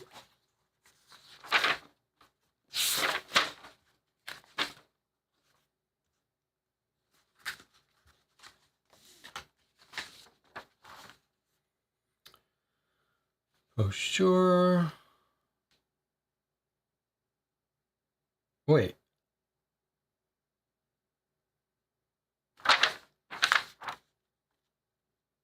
This is the note from the... This is not the note from today's case. This is the note from the previous one.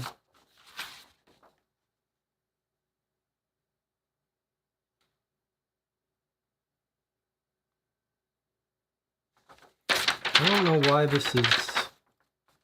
I don't know why this is out. I left this out by mistake. That's from our previous case. Here's the letter from today. Okay, let's take a look at his desktop.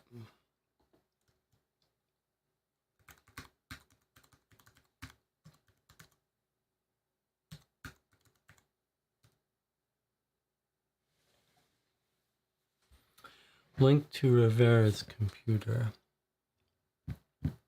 Jonathan says, check the menu. It has a special day for birthdays. Does it have one for just the anniversary?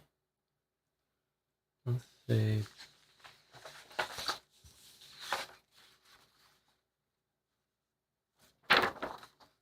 Birthdays, eat free.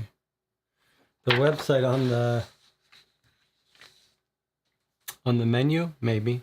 All right, let's look at this here. So here's his desktop. So if we try to log into his desktop, it just wants a password. Okay, so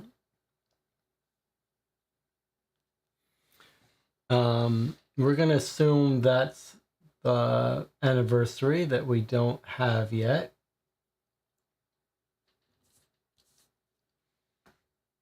How about the USB drive then?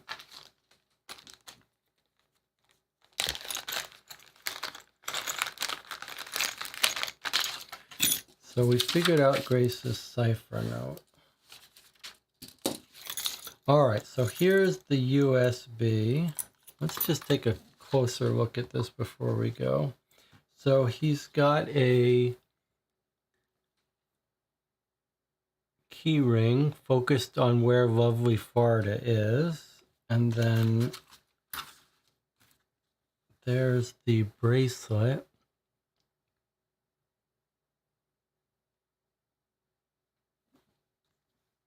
The key says KW1. Nothing on the other side. All right, let's scan the USB drive and get access to it.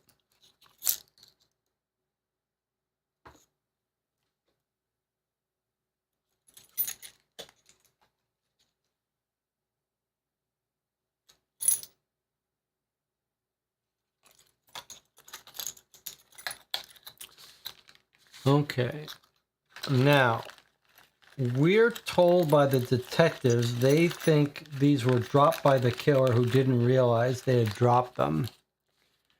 Password hint in case I forget, liability, manslaughter that night in memory diary. Okay, so we suspect Heather. If she really did drop this and it isn't a setup, remember this could be a setup. All right, what does the chat want? Maybe the pub has a photo of them celebrating their anniversary. That is a great idea. That is a great idea. Check pub photos. I think that's a great idea, Jonathan. All right, let me clear this. Let's just take a look before we leave here. So these are all going to be password protected. Like if I click diary, password protected. Okay, let me bookmark this. Now, what's her password hint? The month Dolly was going to have a baby. The day of the month, Mandy started working at the cafe. Dosage of drug the doctor was taking the day she killed my love.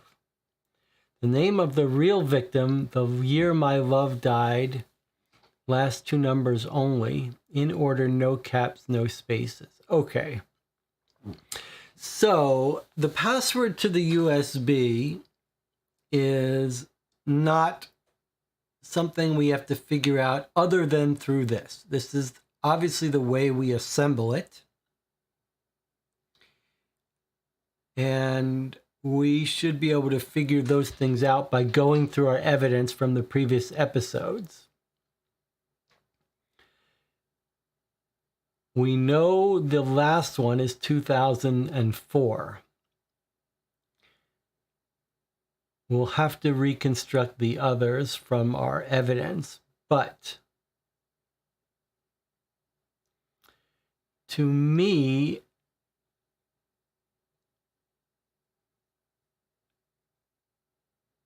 the question is whether this is planted to make us think it's Bianca.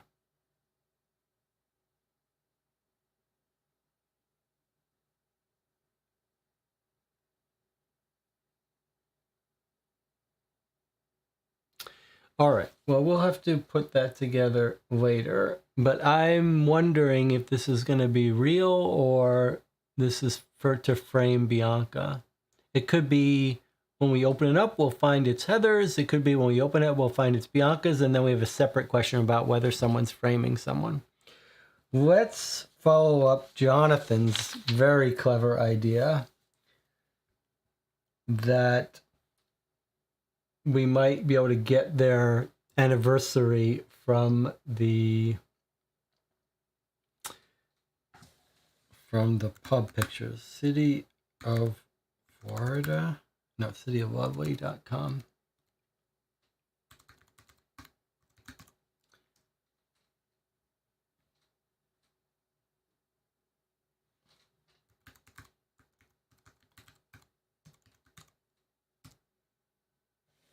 All right, so we want dining, the Irish pub. There's the Monkey Bar too. Can we go there? Wildflower Cafe, Irish pub. Can't go to those places. Okay. I wonder if you can't go back. We did have a website for the. We had a website for the Irish pub. I just thought we could get to it this way. All right. We're going to need to go to our document to find it. Because I don't, let me bookmark it now. I don't think I bookmarked it, but maybe I did. Let's see.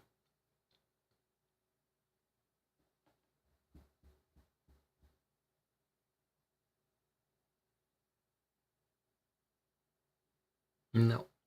All right. That's all right. Let's get our document here.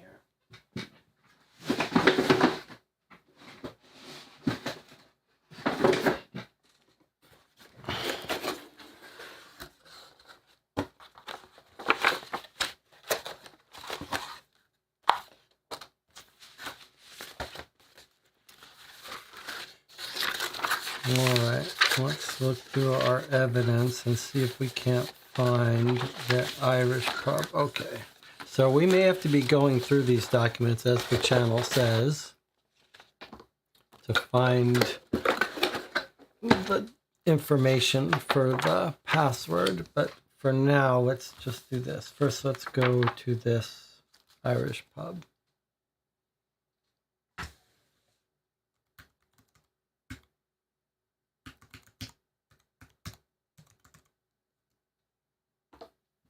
Okay, there's our pub. We'll bookmark it for later. All right. So we're trying to find the judge and his wife maybe hanging out for their anniversary. So what we want is probably not a holiday, but maybe we catch them on celebrating on a karaoke night. Let's see, past events.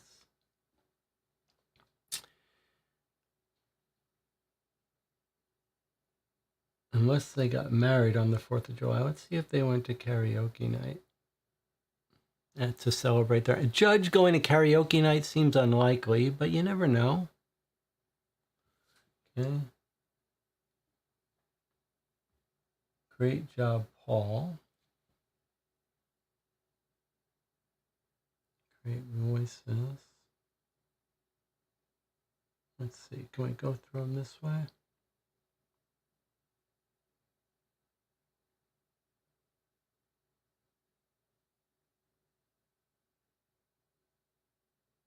These don't even have dates, so it's not going to be that helpful for us. Okay, well, not at karaoke night.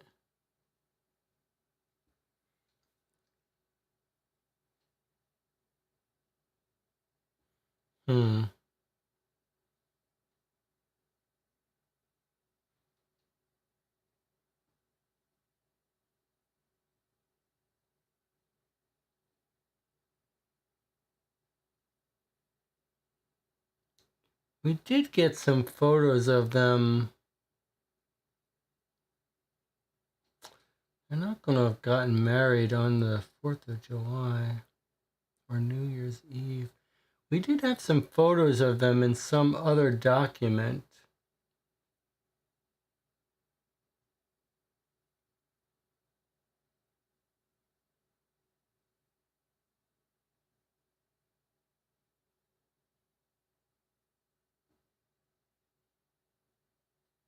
They're certainly not going to have gotten married on St. Patrick's Day.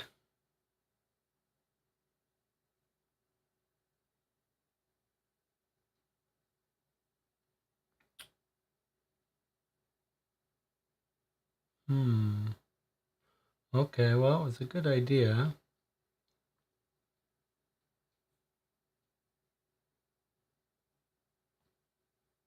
It was a good idea, but it doesn't seem to be right.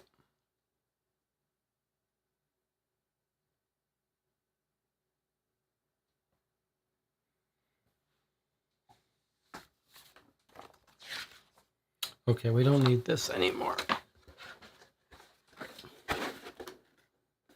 All right, let's think.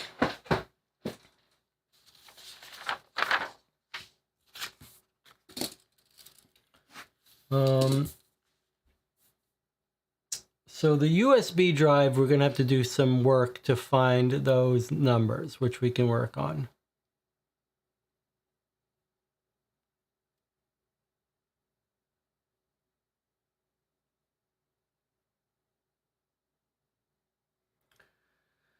So maybe we'll make a list of that in a second. In fact, let me just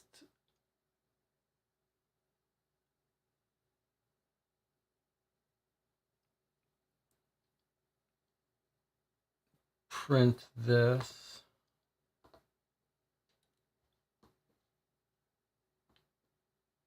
Oops, that's not what I wanted.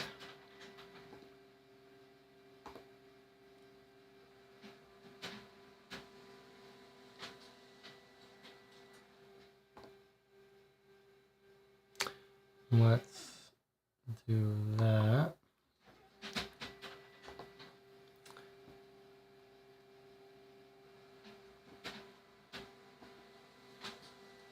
Let's check out the website of the Wildflower Cafe. We're doing the easy things that we know how to do first. So let's visit the Wildflower Cafe.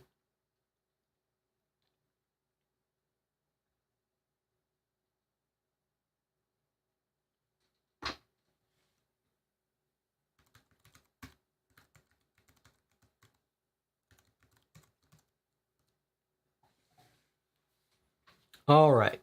So here we go. We've got a photo of the Wildflower Cafe. So we might be looking for stuff. Maybe someone bought some anniversary flowers. Owner login in the upper right. Okay.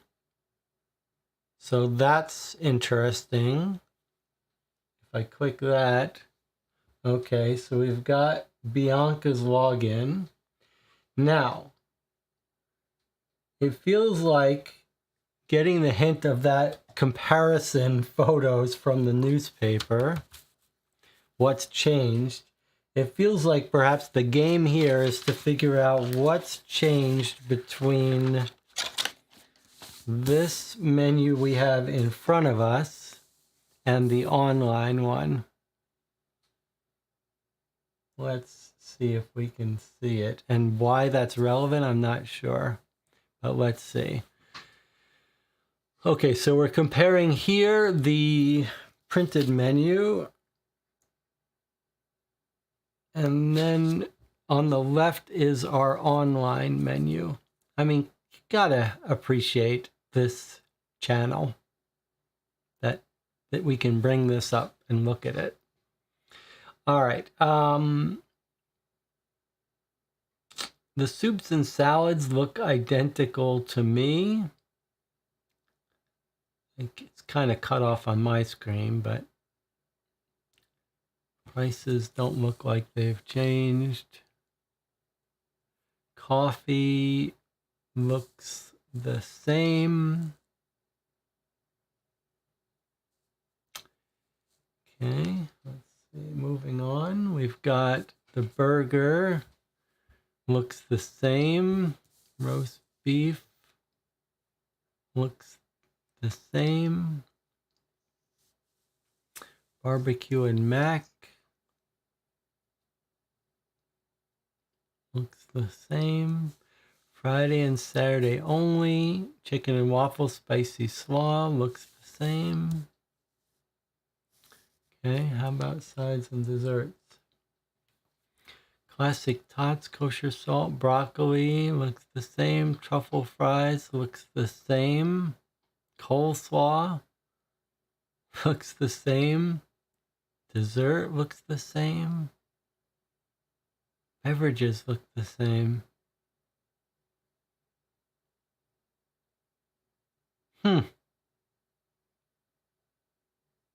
That's strange.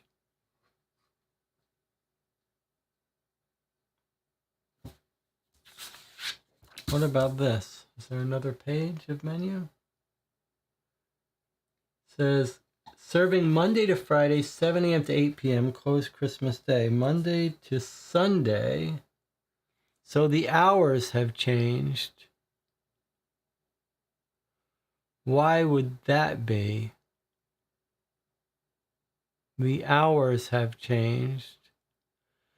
Monday to Friday, 7 a.m. to 8 p.m. And the printed one says Monday to Sunday, 7 to 8. So the online place has stopped being open on Saturday and Sunday.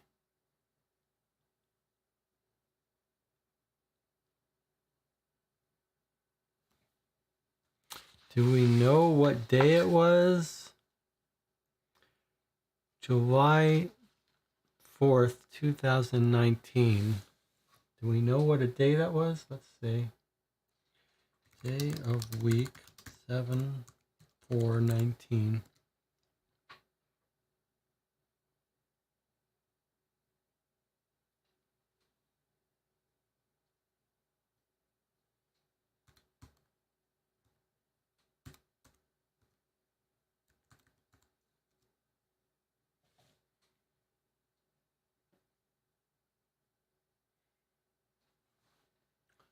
Oh, for the love of God, why does it take so long? Thursday. July 4th, 2019 was a Thursday.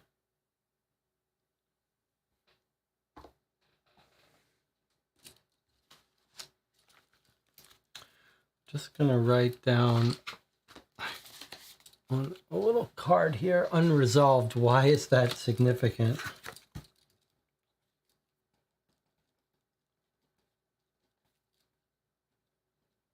So why is it significant that the website cafe now closes?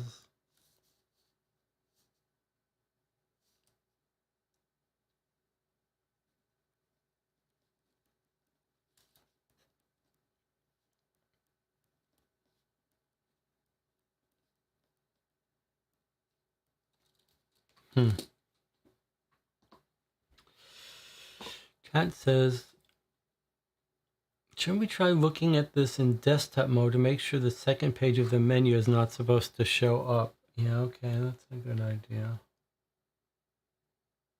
Let's try it this way.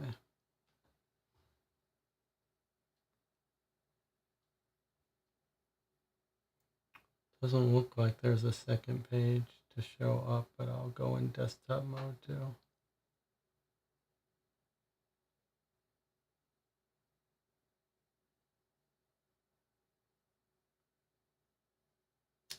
That's it, just the one page.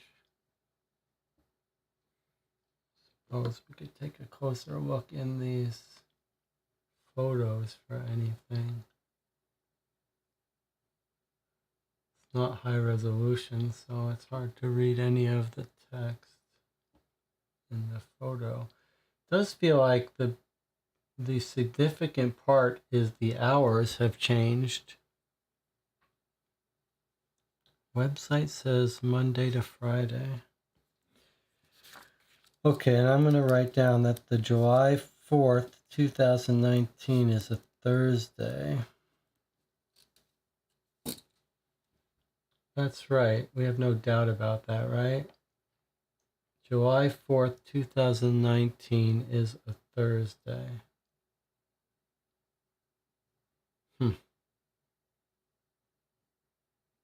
Okay. Interesting. Okay, but maybe more importantly is we have a login. So let's add that to our to-do list here.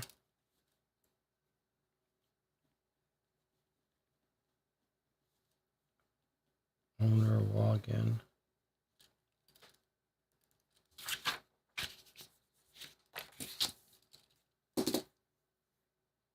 All right.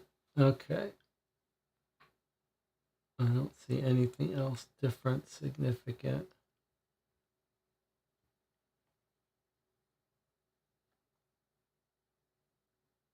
And we don't know what Bianca would use as a login, although you might imagine that if this is her USB or made to look like her USB, she could use the same login as her USB. She might also use a login of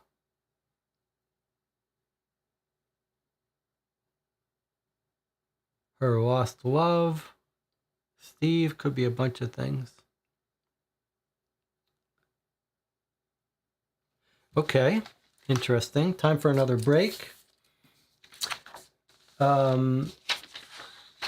Yeah, I mean, this is actually a wonderful state to be in. We're sort of like, you can feel we're at a bottleneck and we've got a bunch of things that we can't quite get by, but we haven't really struggled yet. We're just sort of being teased by the idea of what path is going to open up to us next. But let's take a break. I'll see you in 8 minutes.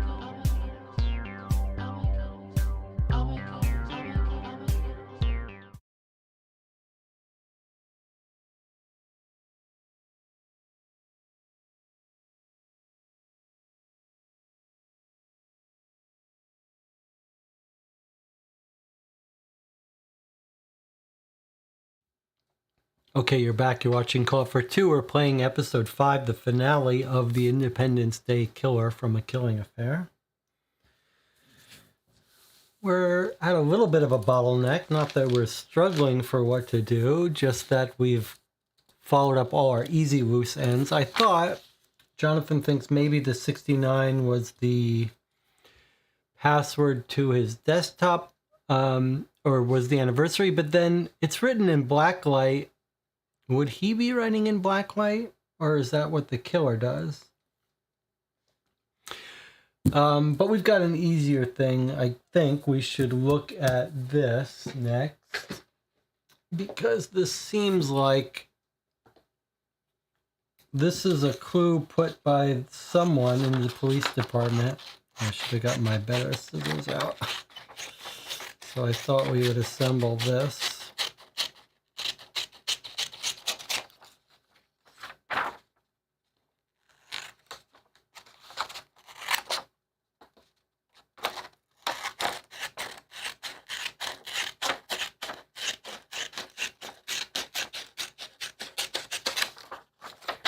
So this is my, keep the scissors near my, this is the scissors I bought to keep by all the supplies for solving mysteries, but it's so annoyingly small.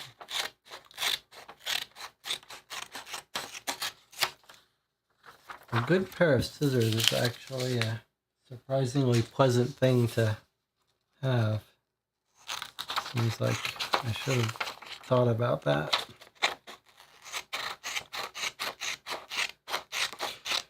Any theories about who left this for the detectives?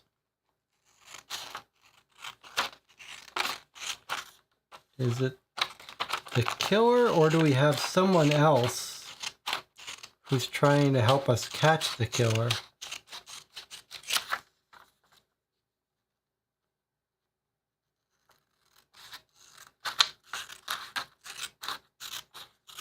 Or is it the killer trying to frame Bianca?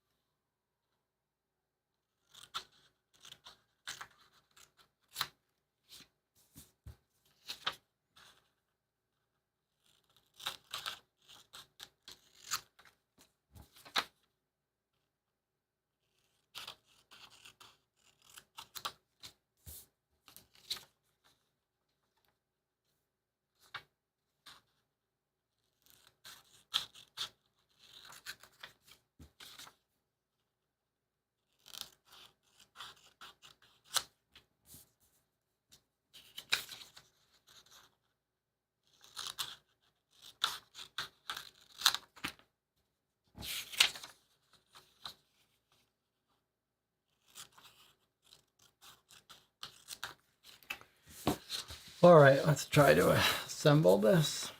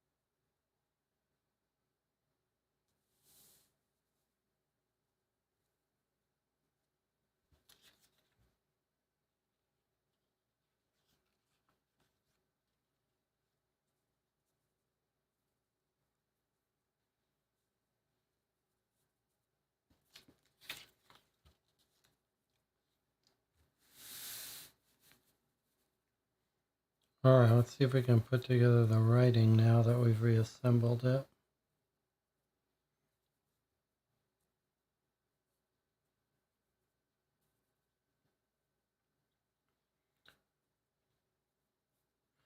I don't think anything is important other than this writing. So let me get a close-up here of this.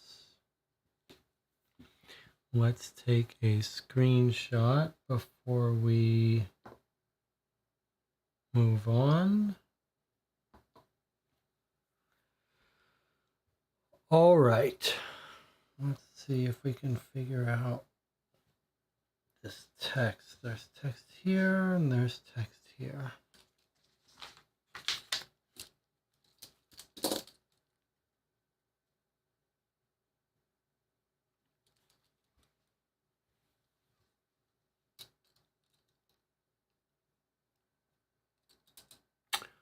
Looks like AA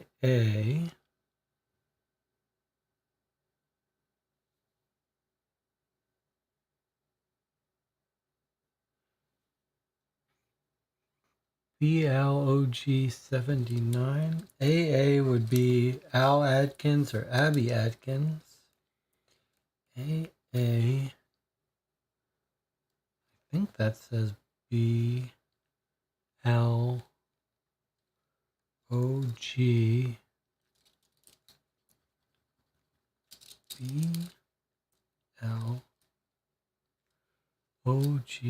79. What does the rest of this say?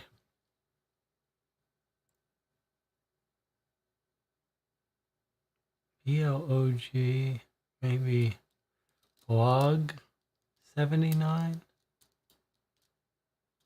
Blog 19? You think that's 19, not 79? You might be right. All right, I see the chat is saying blog 19 Annie. Possible. Could be 19 or 79. Annie's blog. Well, Annie is the one leaving us cryptic clues, so it could be her. Possibly. Let's go back to this and see if we can make sense out of this. Okay, what begins with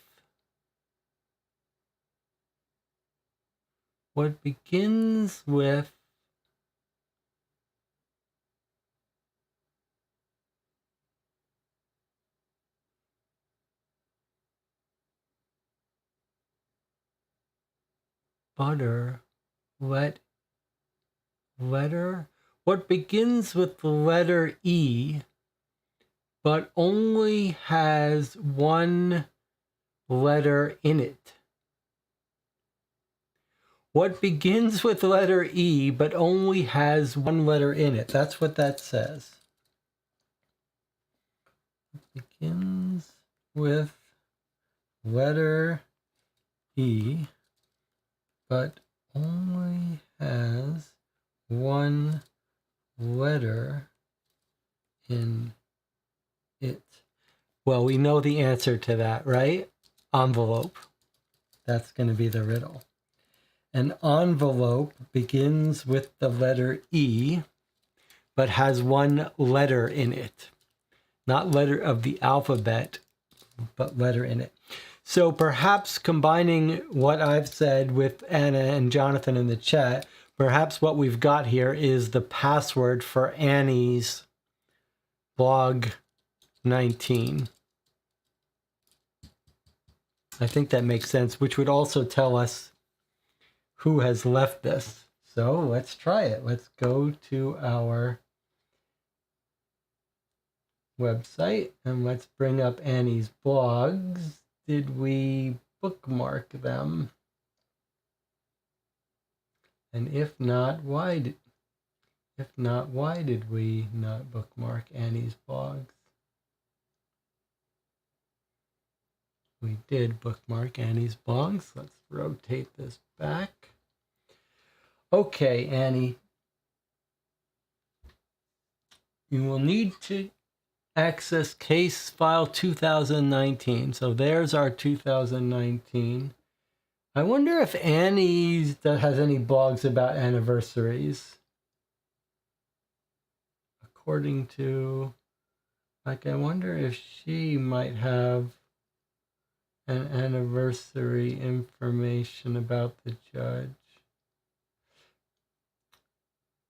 Let's go to the post from 2019. Okay, what's her password? We think it's envelope.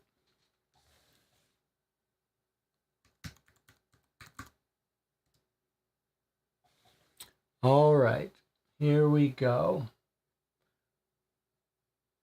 I am exhausted with this. She says, I feel as if I've hit a brick wall. Molly and I have become pretty good friends over the years. We all try to get together around the 4th of July to remember the victims. She shared this with me last time we got together. Not sure how far along Dolly has anything to do with it. It has to do with the password. Molly is Dolly's sister, by the way. Okay, so we've got her ultrasound from her pregnancy taken on the 4th of July.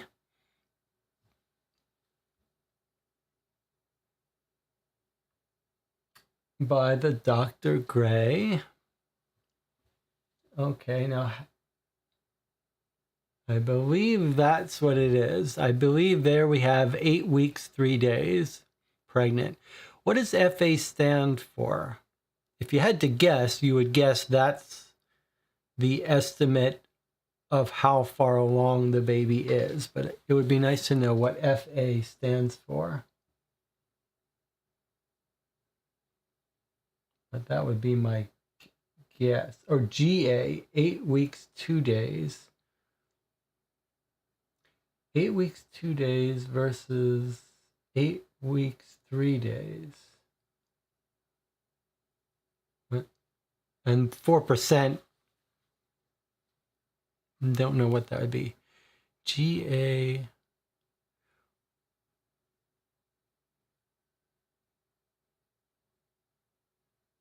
Or it could be the arrival is in 8 weeks, but surely not. She would have been showing more.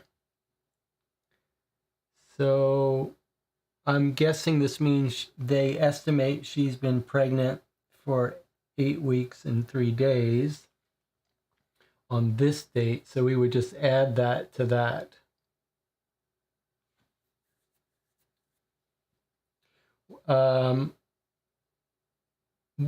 How accurate does the password want us to be?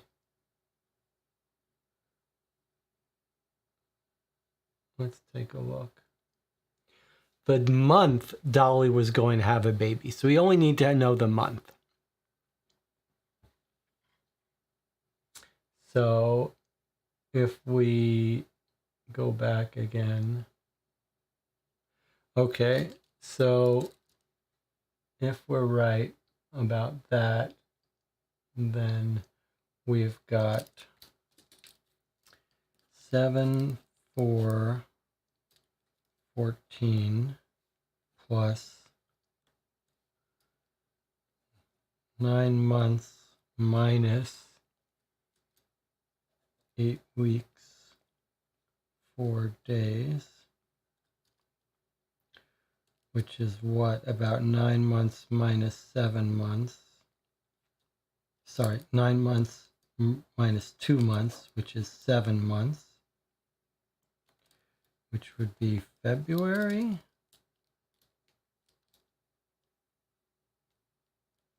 Not February, sorry. February. Adds 7 months, it rolls, that's 14th month, rolls over to, I think that means February. What does the channel say? February 02. Okay, so we're in agreement with that. All right, so let's take a look and let's make our list here. Okay, so for the password, we need the month, Dolly baby due, we think is February, although it could be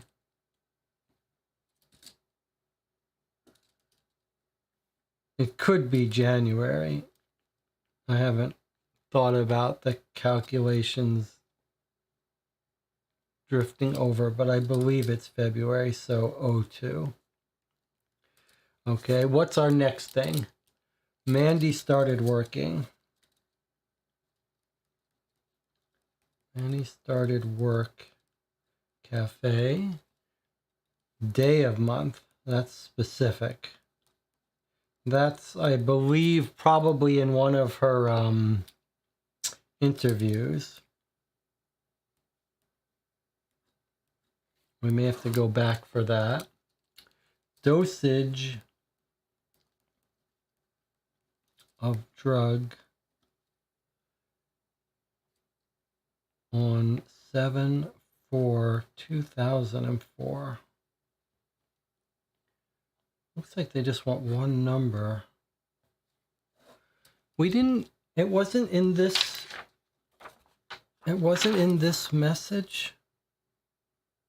Seems like it should be. Okay, we don't need this anymore, right? So I don't remember if I took a screenshot of it, but I'm just going to take another screenshot just in case, and then we can put it away.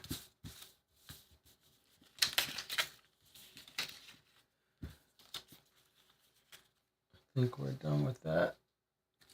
Going back to our list here of stuff we're trying to get. The name of the real victim.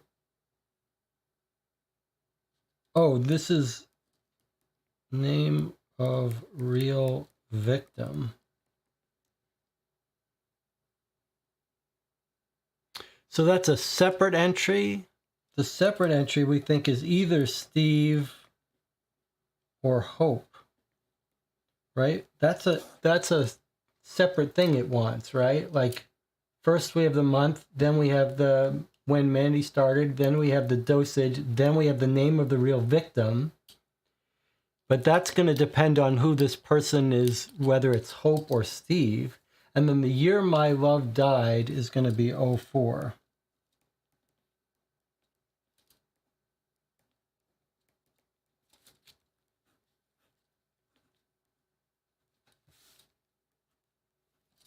So we still have to find the day Mandy started working and the dosage of the drug. Okay. So Jonathan says the doctor took 2 pills. So I had forgotten that it told us dosage, although it does seem like it absolutely should be here. So did it, and I just forgot, it did say 2 pills?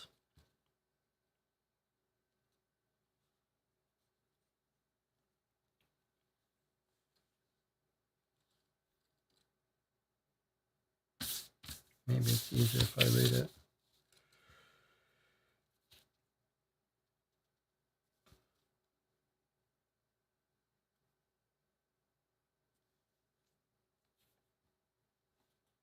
She lost 2 patients that day.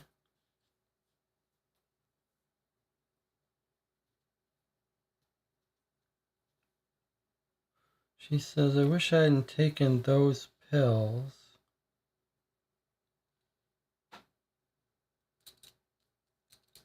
Where does she say she took 2 pills?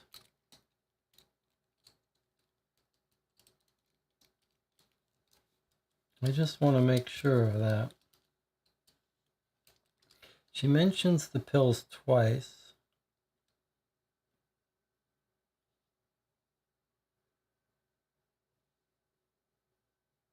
Taken those pills. I need.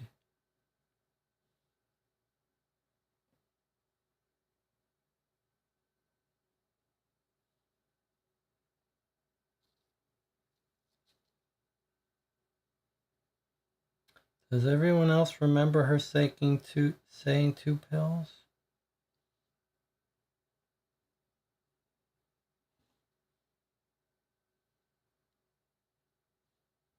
Just looking for another place where she says 2 pills.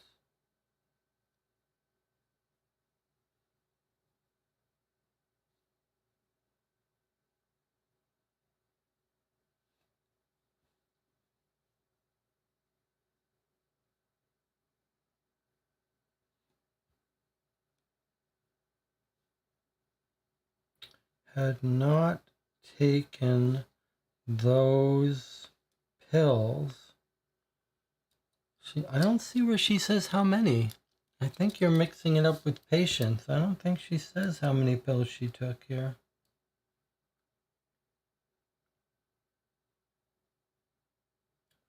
Two patients?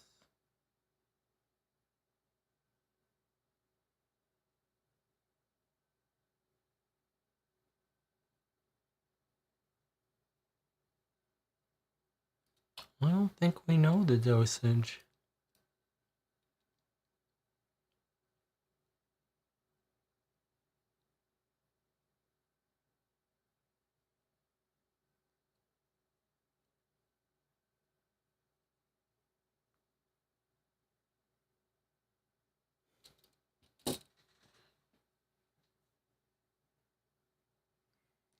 Would be natural to think that she said it in this note.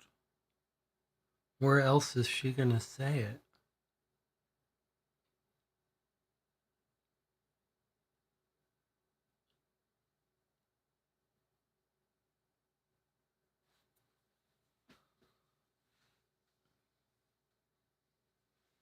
I mean, there is the scene where she was killed.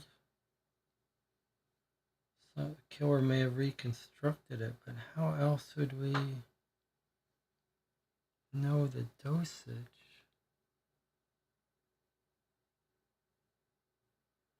We can certainly find Mandy's day she started working easily enough. Maybe she does say it here. Does anyone else remember? I could decode it again, but I'd rather not if I don't have to.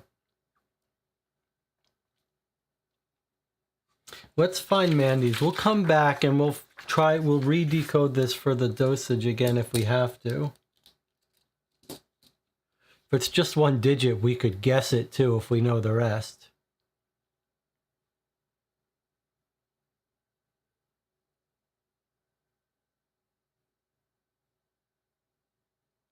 And Tina has come in the chat to say a random crazy phrase. Chicken joints. What does that mean? Let's get out our interview for Mandy and see if we can't find when she started working.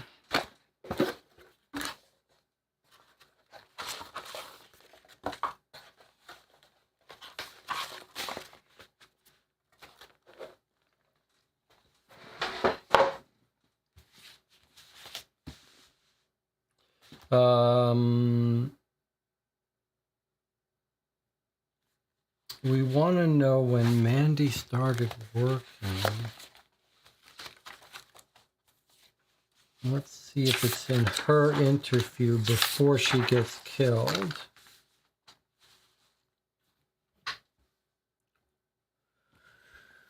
Okay, besides my sister Molly, my family sucks. Dolly was like my second sister.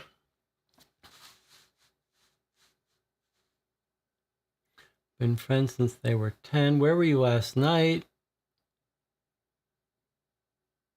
Bianca never showed up.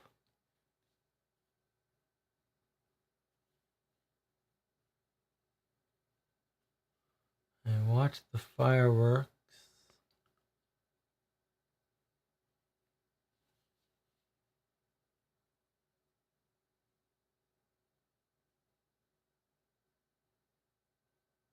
Okay, so she doesn't say when she started working, but maybe Bianca knows.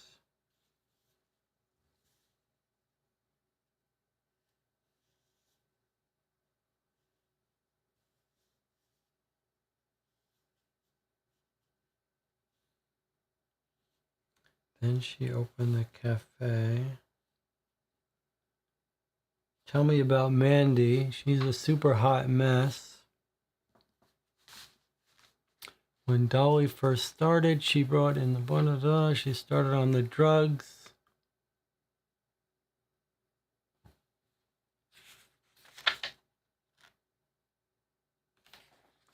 Okay. That doesn't help us.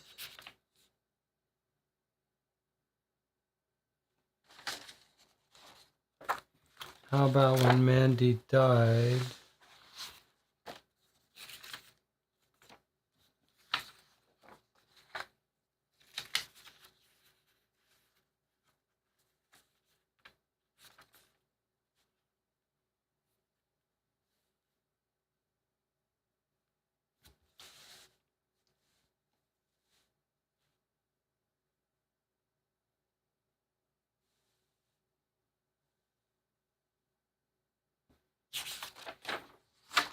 I'm thinking it might be Bianca. Who knows when she started working there.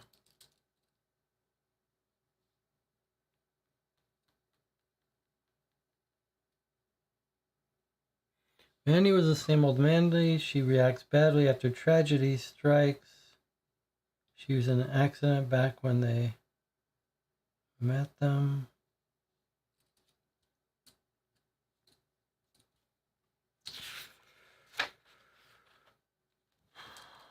Mandy is not only an employee, but her best friend. Huh. How often did you run into Mandy?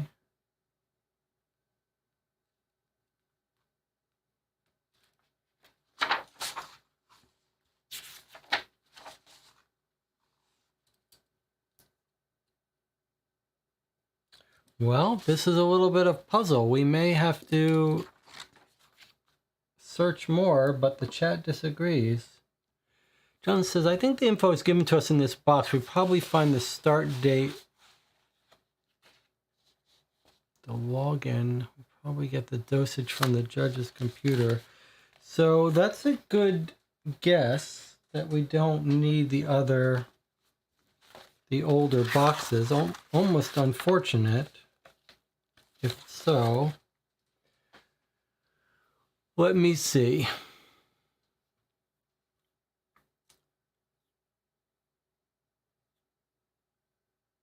It's the cut that you guys chicken joints. You love that phrase. I love that phrase too. But you love that phrase that I taught you. That's a phrase that I first heard from Stephen Koslin, a neuroscientist who talks about how do you attack, trying to understand what the brain does. You carve it at its joints, at the weakest places. That's where you go look for. Okay, so we probably find the start date pass, the login on the cafe site, and we probably get the dosage from the judge's computer. So if we find her anniversary, we can log into her computer, which is going to get us her dosage. That's a reasonable guess. So to log into her computer, we need the anniversary, which we're not sure what it is, but you don't think we have to go to past documents to find it. Okay, so it could be that 69 guess. The cafe site had an admin login that might lead us to employee records. Well, that's a very good guess. But how do we log into the cafe?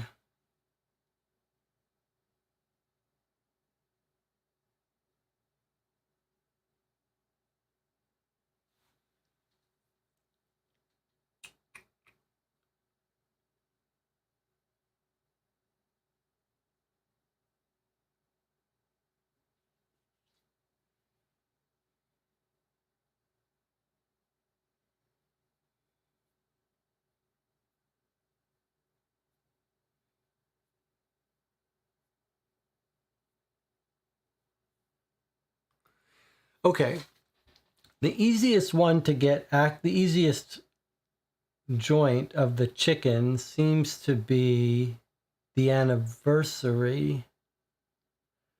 We could certainly try the 69 idea.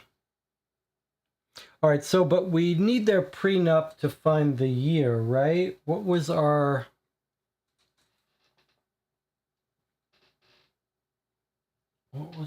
theory there?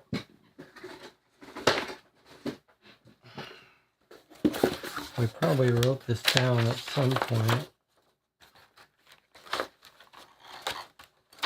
Where was our prenup?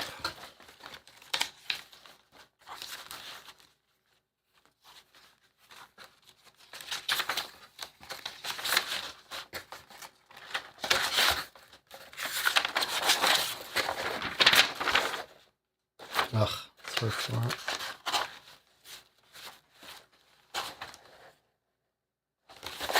Oh, I guess that's the wrong box.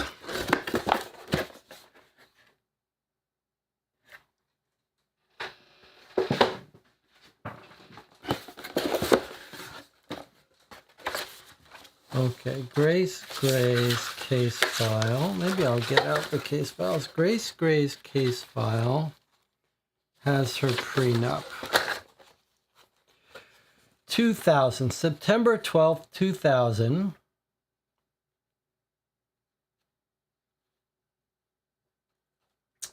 They're planning to get married soon. Okay. So let's make a note of that.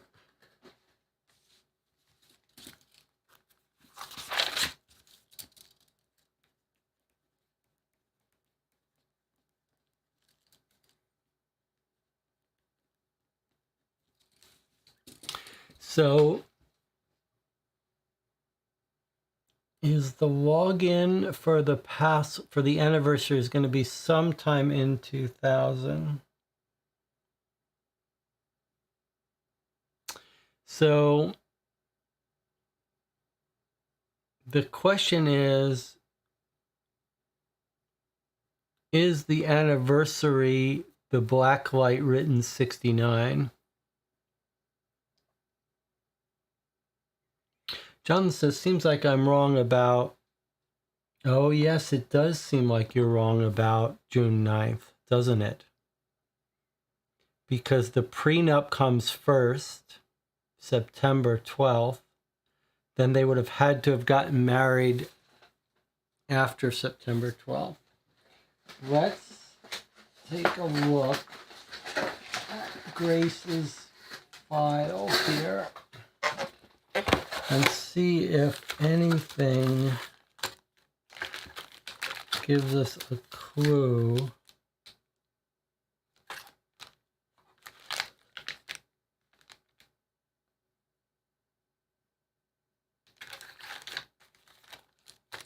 about her anniversary date.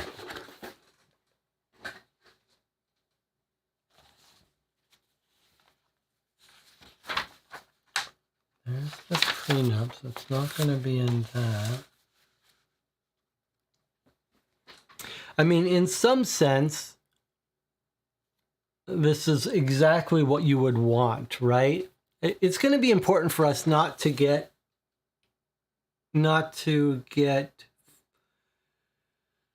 flustered and feel like we're struggling, because this is what you would want in a finale, right? You would want the game to make us have to hunt through the previous episode. So I don't know how fun this is to watch, but I'm going to try to remind myself that this is what you would want.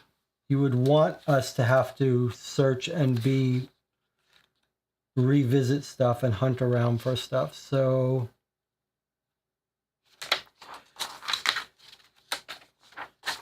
let's just take our time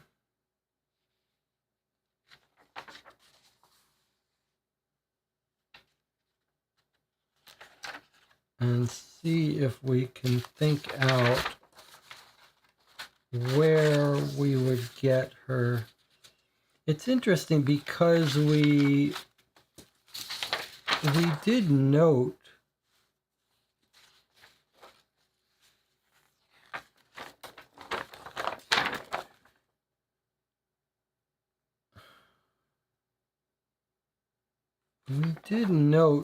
that we had information about when they got married.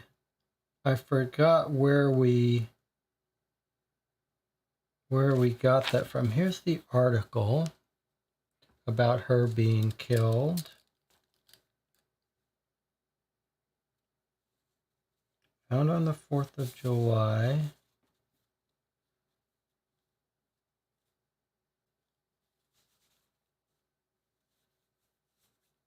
The judge makes a statement. $10,000 reward.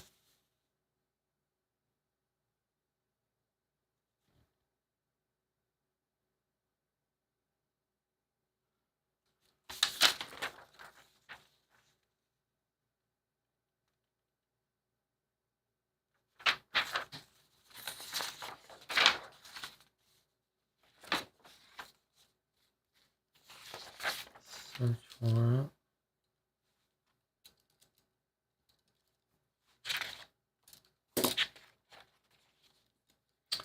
Here's our interview with the doctor. We've been married for 17 years, he says. Together for over 20.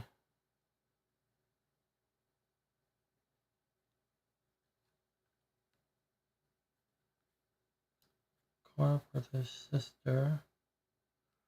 Sister in the magazine.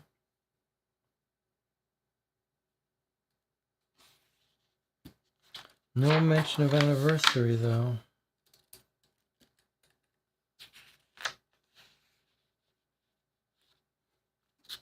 There's the doctor.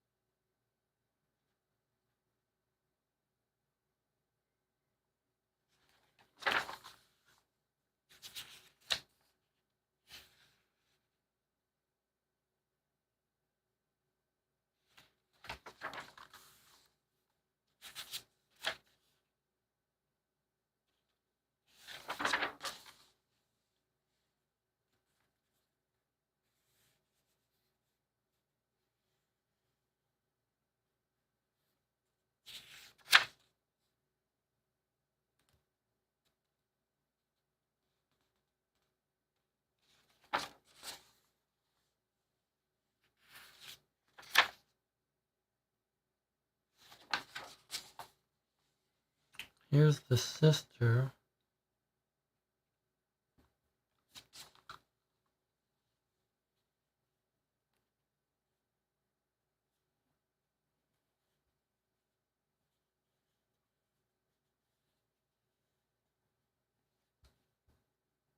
What do you think about the relationship? They've been married since I was 5. Is it possible the anniversary is just the year? No.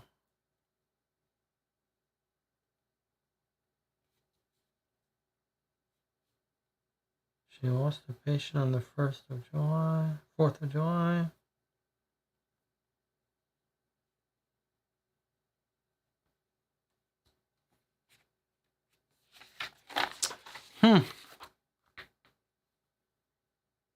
Did Grace have a calendar?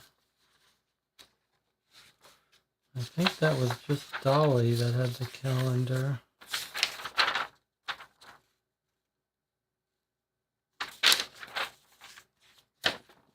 What about Abby's article?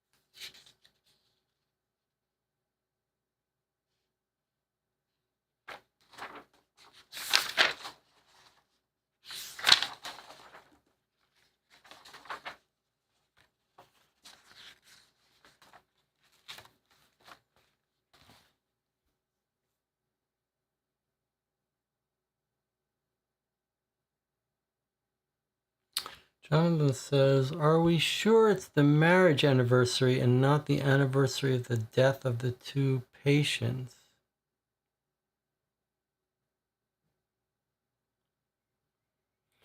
It would be insane if their family computer password was the anniversary of the death of the patients. That would be pure insanity. So it would make much more sense if the anniversary was the anniversary of when they got married. So I think it's got to be the marriage anniversary. There's a question in the chat about could it be in the will? All right, let's take another look at the will. I don't think the will says anything about their marriage. He's making this out when they, after she's already dead. Doesn't look like it's in the will.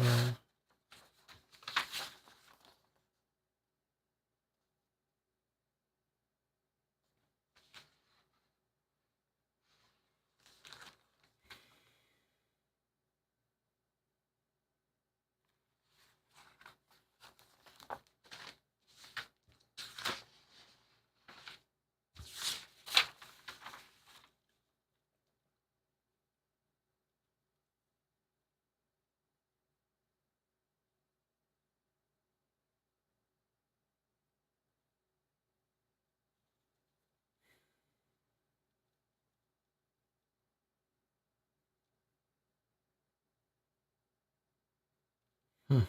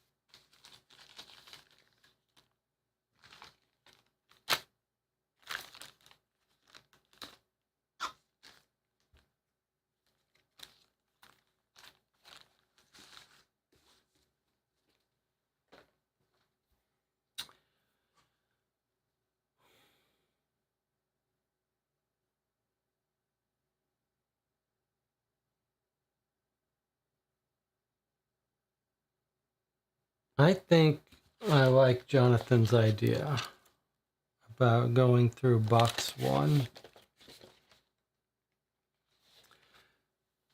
Let's see, where's our box one? Okay, let's take a look at our box one. So there is the Irish pub. There is the black light.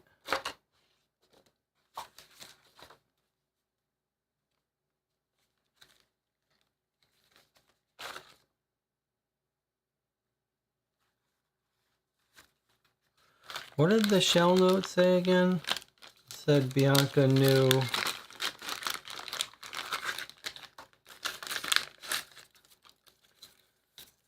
Bianca knew Dolly had a meeting with Adkins. Okay. That doesn't help us. The note from the killer doesn't help us.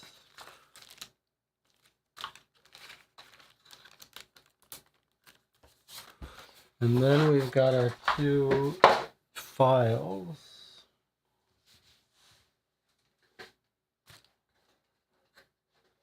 Okay. Let's take a look at Dolly's file. We're looking for two things. We're looking for the anniversary, but we're also looking for when Mandy started working. So let's go through it.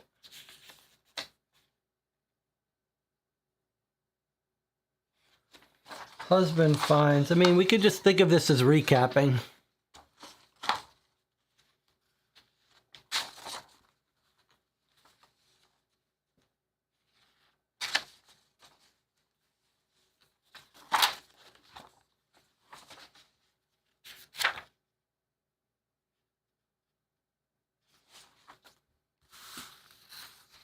However bad life may seem, there's always something you can do and succeed at. While there's life, there's hope.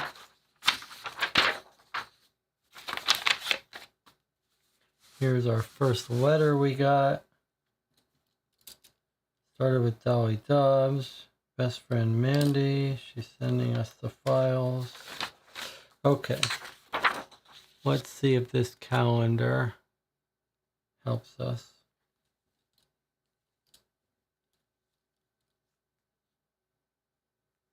She's got her appointment for the doctor.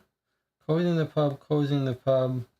Vacation cruise leaves tomorrow. Thanks, Bianca. Mandy's birthday party, date day.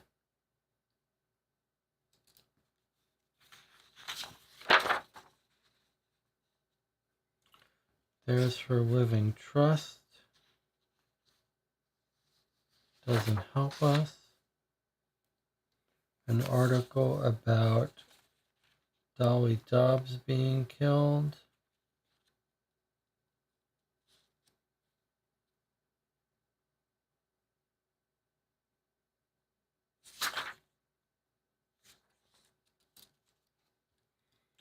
Who would do this to Dolly?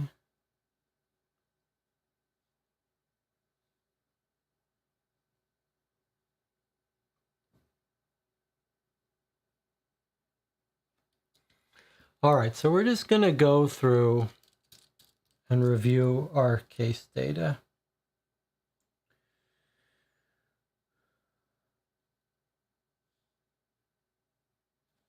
Okay.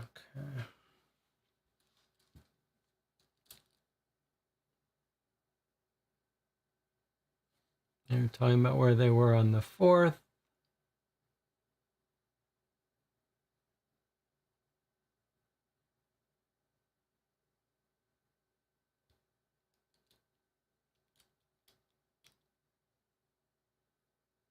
What are they talking about here?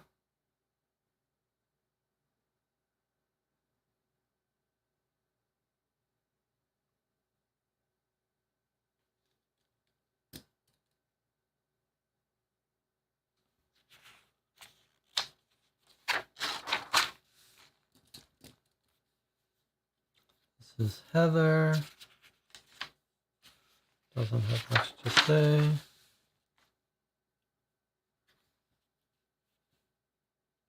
Here's Mandy. Does Mandy say when she got the job here?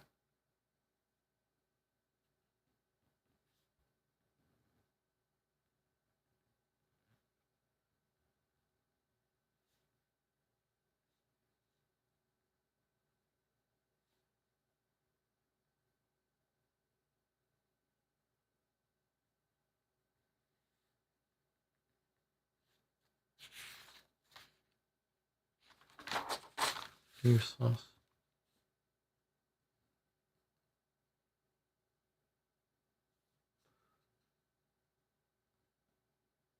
Hired her on the spot. This is when Dolly comes in and gets hired. Now she's my boss. She saved my job. How do you feel about Danny? Tell me about Mandy.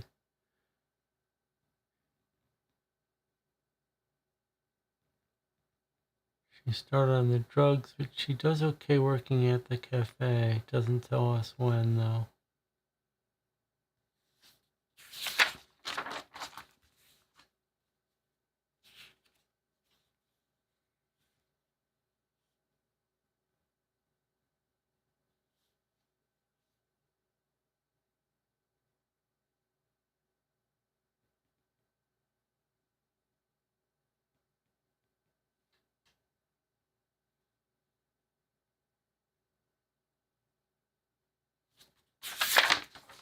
Wow, nothing.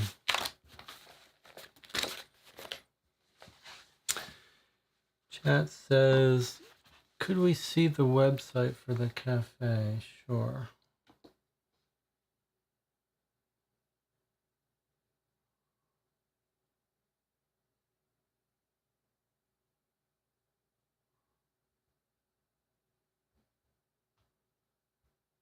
Let me just make sure you can't click on any of these. So here's the website for the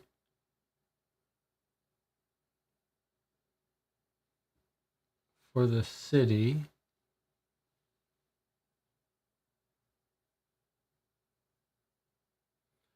Can't click on these. Outdoors, community.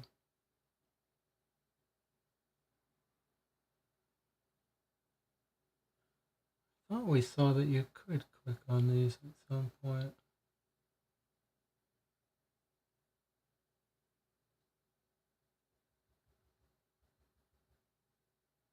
Didn't we click on get it to get a better view of Trish?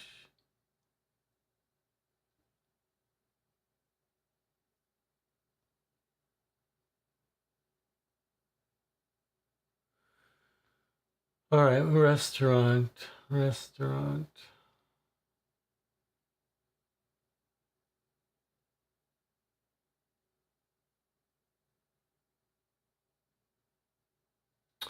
Here's the cafe.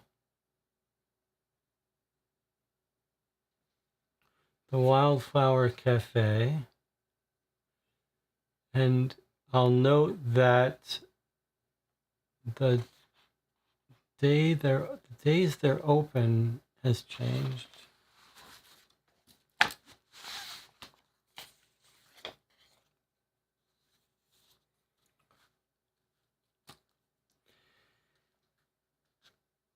And if you click on owner login, you just get password page.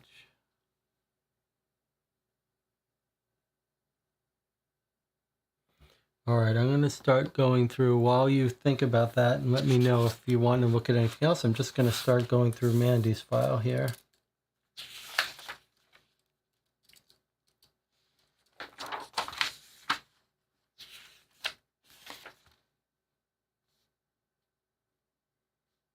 Purse, this is where she's found with 2 cigarettes, 2 different kinds of cigarettes. So I remember something missing from the files.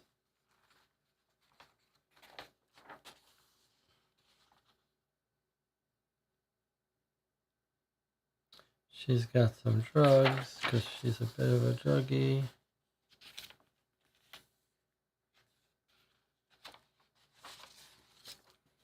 I wonder if we need to start thinking about what were the Henry Hobbs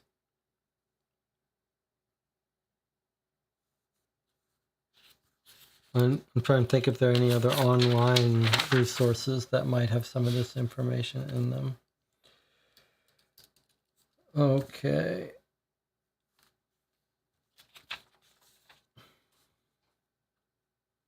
Mandy Murray says every Sunday we'd meet up in the pub to drink Bloody Marys.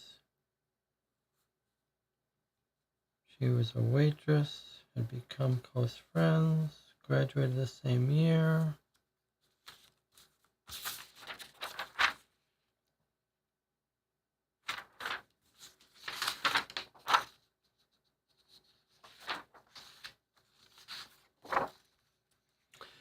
Mandy Murray completed her graduation.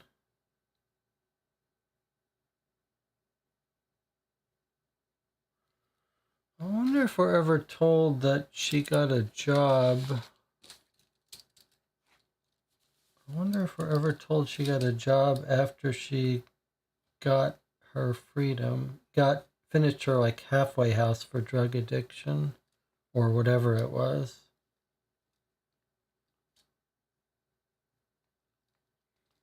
That would be a reasonable guess from when she started working.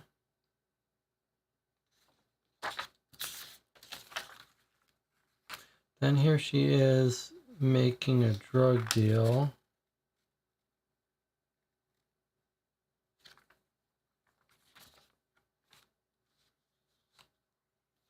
Here's Molly talking about her sister.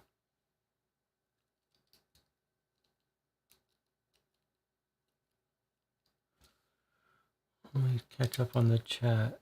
How many digits are we missing yet from the password? The password to the cafe login we don't know. The password for the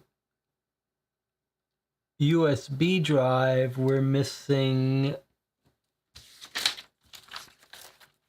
Password for the USB drive we're missing the day of the month that Mandy started working for the cafe, so something very specific, and 1 digit for dosage of drug.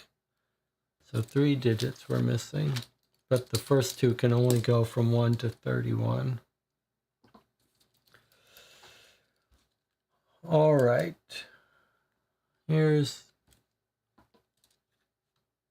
what else did I miss? There's a typo on the address on the cafe website. Is the password for the admin made up of typos?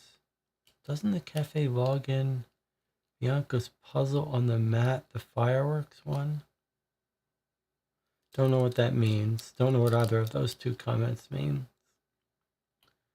But are you saying there's another change in the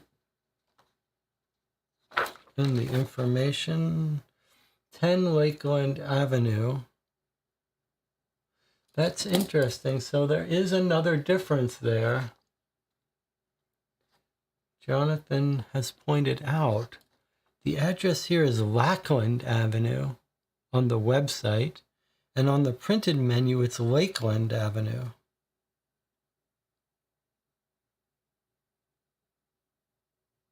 That's very strange.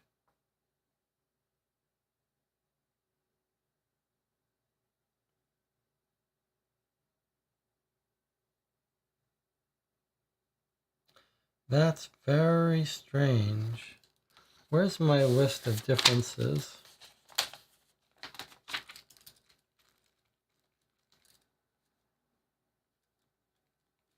One says Monday to Sunday, one says Monday to Friday. One says Lakeland Avenue, one says Lackland Avenue.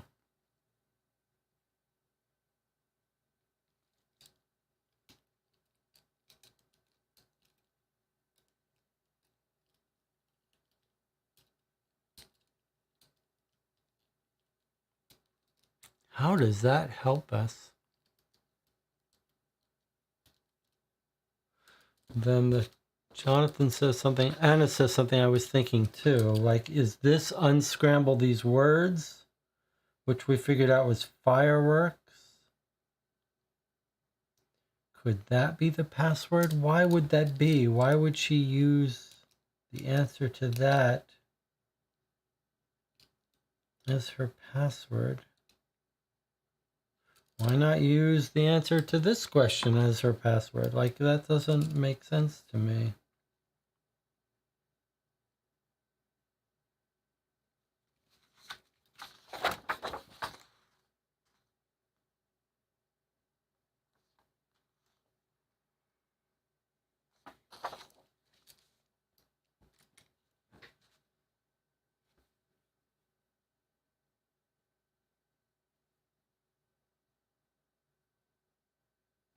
None of that makes sense to me.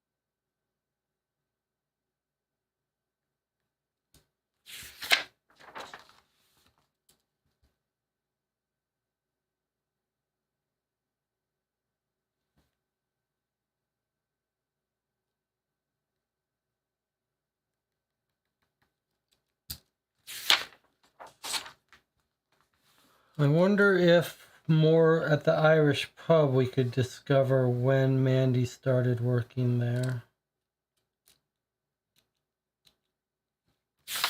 Wow. Or on Annie's blog. I don't see anything in Andy or Dolly or Mandy's file about when she started working there.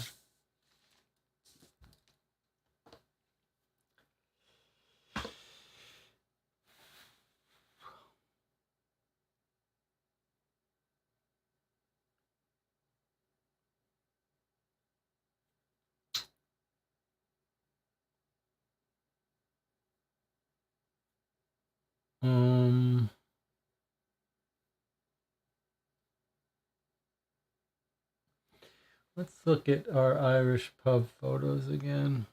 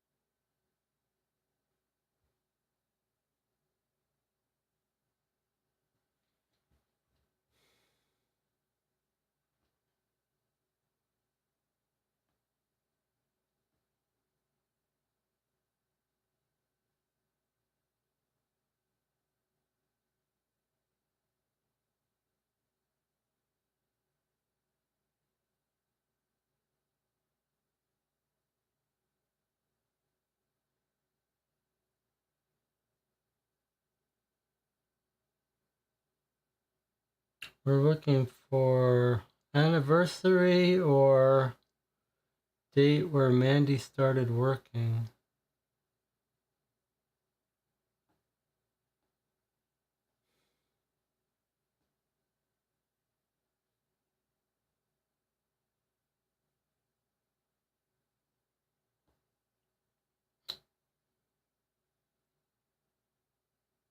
Sort of looking for a needle in a haystack here.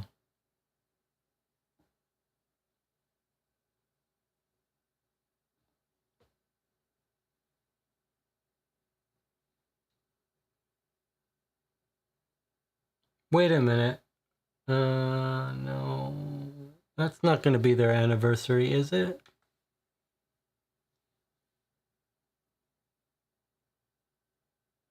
Certainly doesn't look like it. New Year's. No, they're just celebrating New Year's. Nothing here to give us a clue about their anniversary, right?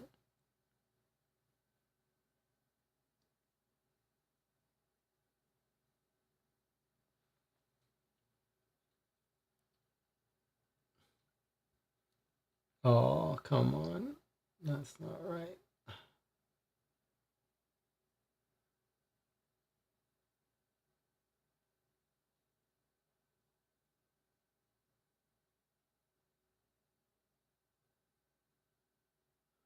No date. No date. These are all New Year's. Doesn't help us. None of this helps us.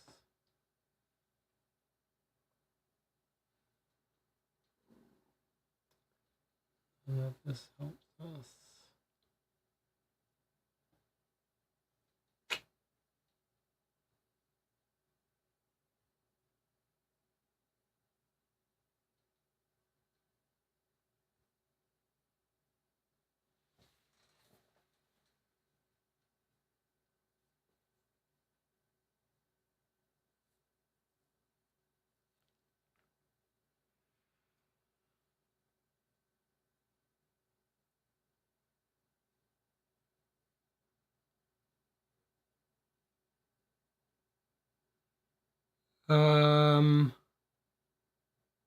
What if we're misunderstanding something?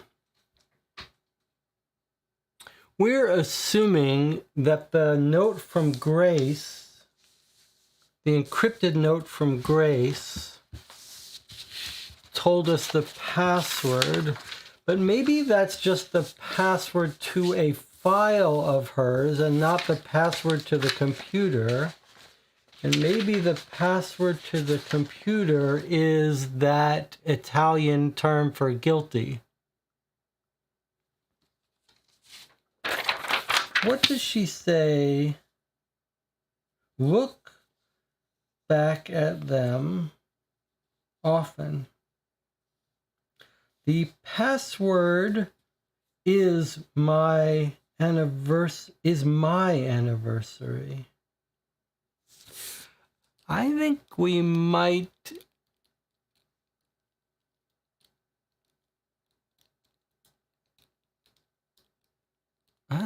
Antina has another idea about the website change.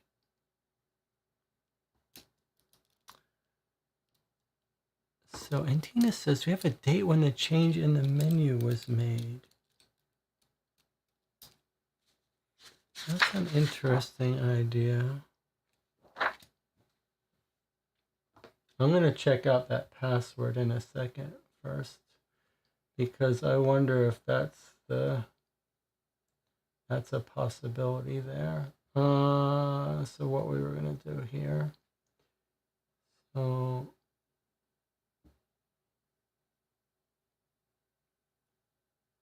I don't see any way to see any date information. It is a little weird that there's so much white space here. Nothing here with the date in the background of this photo, huh?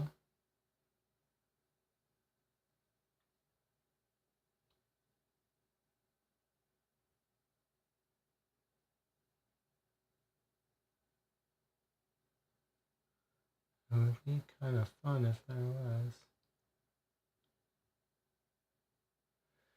was. Let's see if the desktop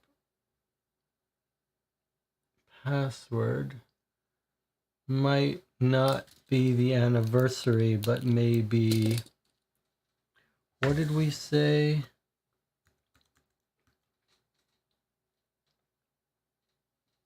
COLPEVOLE. I mean, it would make sense for him to put the password there. No.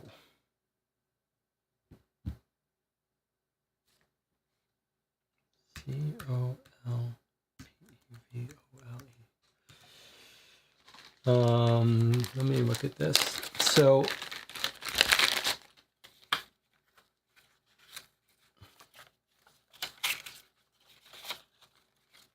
let's find that little note. I mean, that would make sense, though, that you would hide your password. Colpevole. Let's just search for that word. Colpevole. Colpevole means guilty.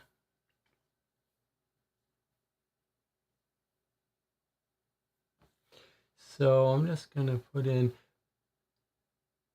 there's no quicker way for me to get frustrated. Guilty.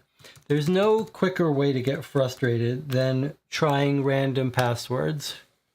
So like, I gotta stop, because that's just gonna make me lose it. All right, let's see what the chat says. Try adding 69 to the end of the word colpevole. Logically, it makes no sense to me that 69 was written by Rivera. So I'll try it, but then I gotta stop, because I'm gonna lose it. If the more I try this, it's just I don't know what the psychology is, but there is some real frustration from trying things here. So I'm gonna try Colpevole 69. No, and it shouldn't be. It cannot be that we've just got to randomly try this stuff. It just cannot be.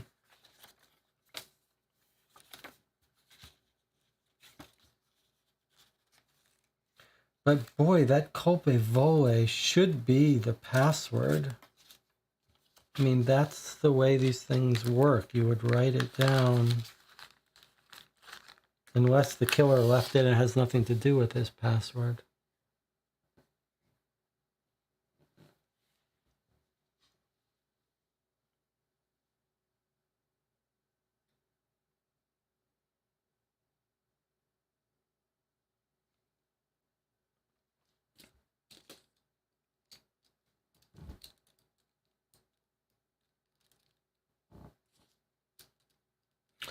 What about...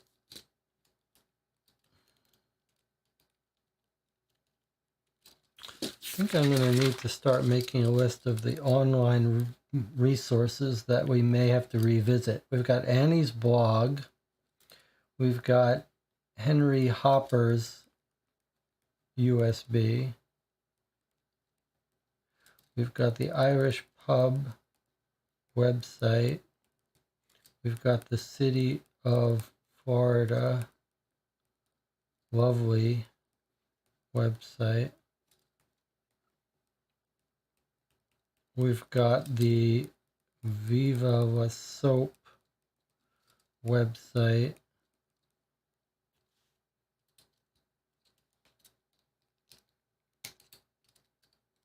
I believe there might have been another one.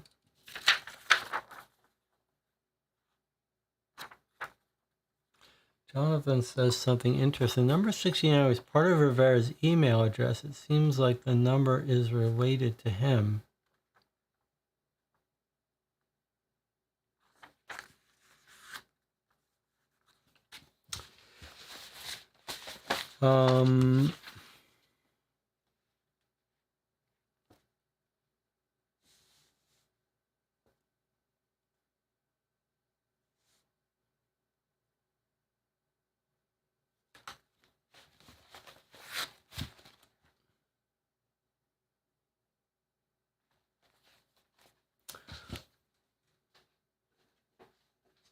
I am just going to continue going through old documents.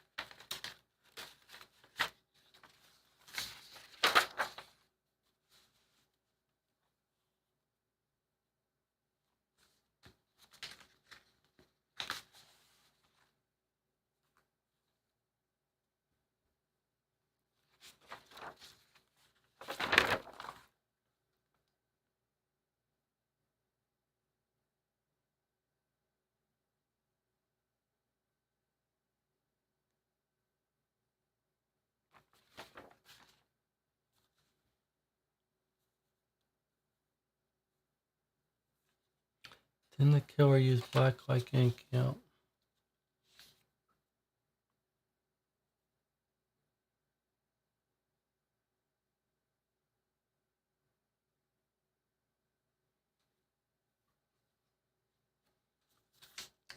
So I'm going through the doctor's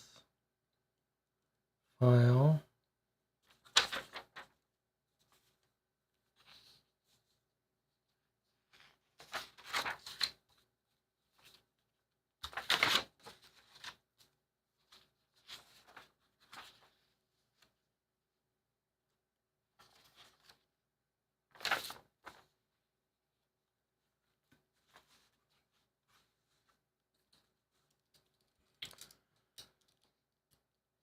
We've been married for 17 years. We've been together for 20.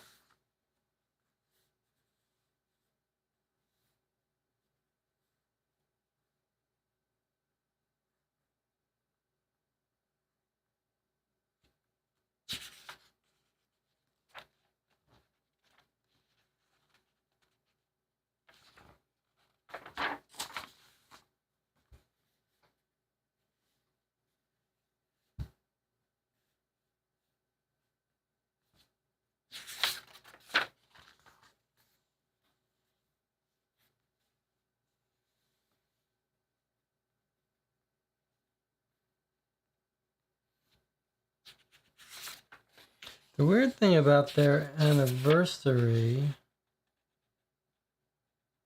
is that we were sort of primed to find it, and I don't believe we did find it. I do remember we figured out what year it was.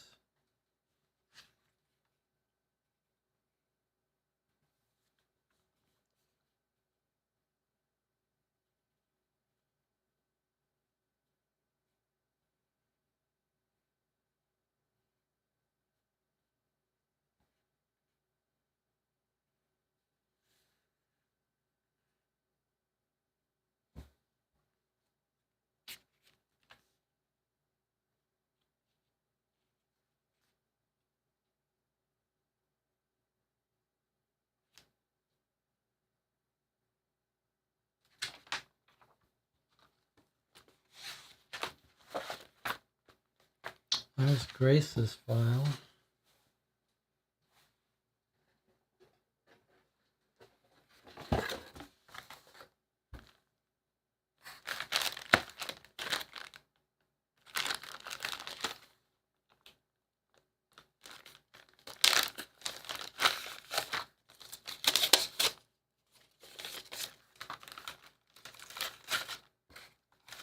That's the soap. She said she'd keep the secret.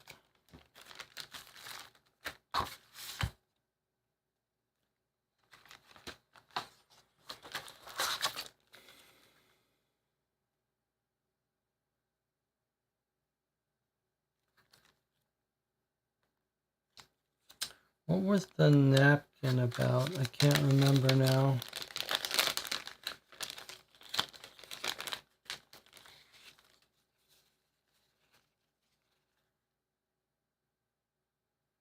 Napkin was the phone number with the deal to deal the drugs.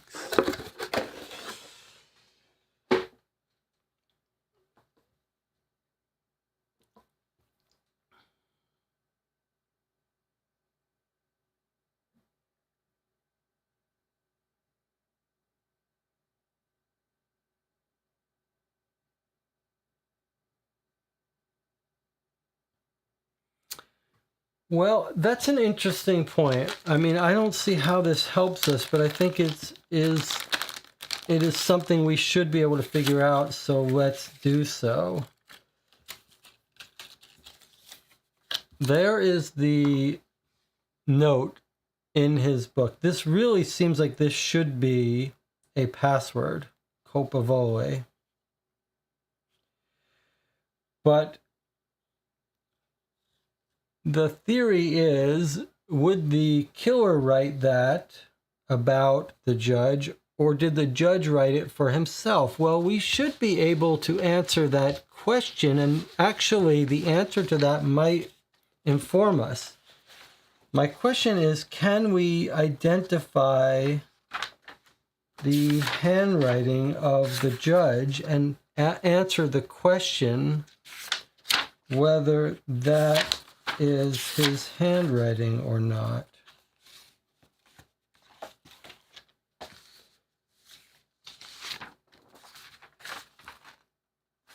So let's take a look at his handwriting.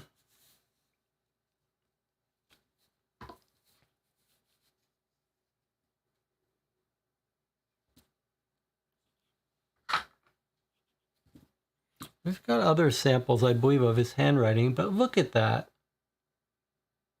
That's his handwriting, right? If that's his handwriting, then surely this is his password.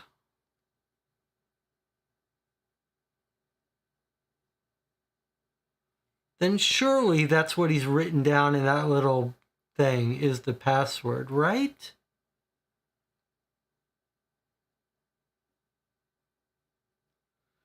That would make so much sense that he would write in a little notepad hidden in his desk the password to his desktop.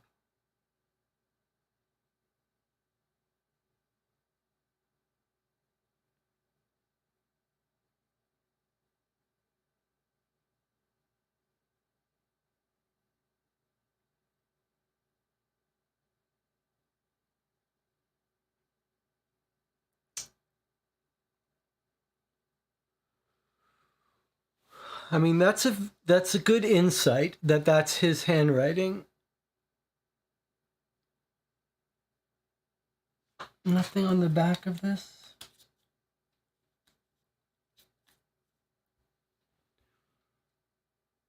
I mean, doesn't that make sense to you that he's written down his desktop password?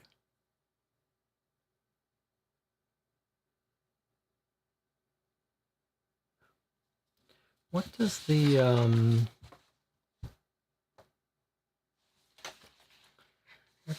cop letter say?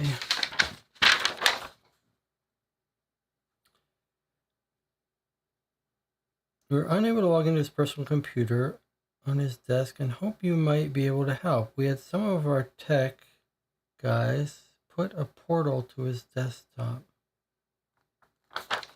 I suppose Killer could have gotten into it and changed it.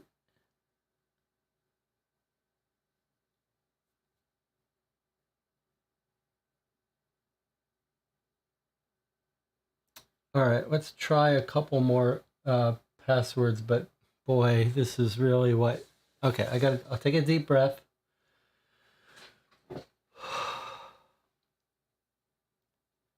Take a deep breath.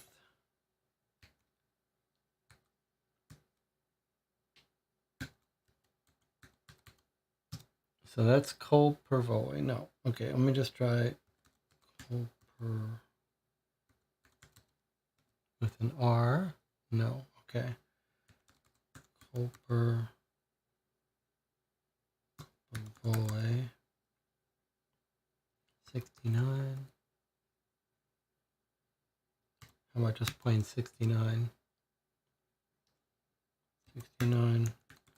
Colpervoli. Guilty 69. Okay. It was guilty 69. So Colpervoli translates to guilty. Guilty 69. Okay. Well, I don't know how I feel about that, but we're in.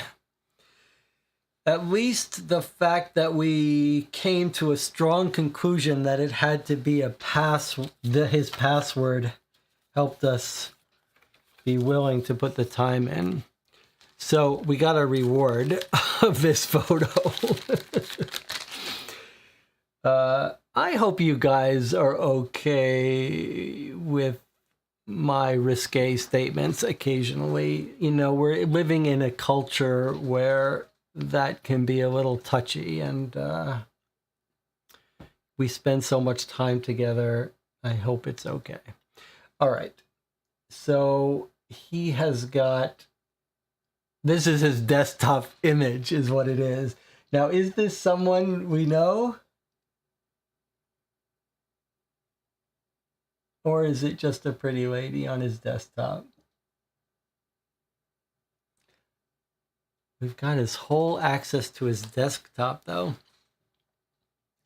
All right, so here's what we're gonna do. I don't know if that's not his wife. That's for sure. Is it Mandy? It's not Mandy. Is it Bianca? No, it's not Bianca. Is it Dolly? I mean, if you look at our photos, I'm not sure who. Is it Molly? It looks a little bit like Molly, but I'm not sure it's anyone. It may just be generic. Kind of looks generic, right? She actually looks younger than everyone in our case. Okay. Well, either way, it looks like we've got a bunch of stuff we can do on his desktop. We're going to take an 8-minute break. We'll come back. We'll get into his desktop. Maybe we'll find some interesting stuff there, some stuff we shouldn't see, but we want to see. I'll see you in 8 minutes.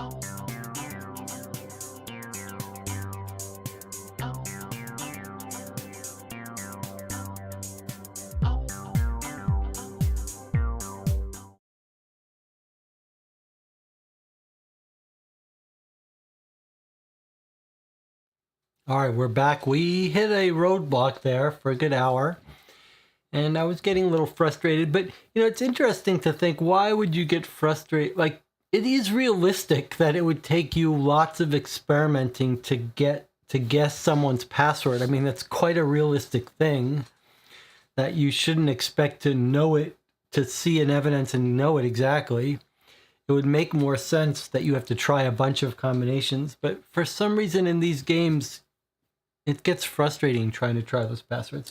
All right, well, we're into his computer.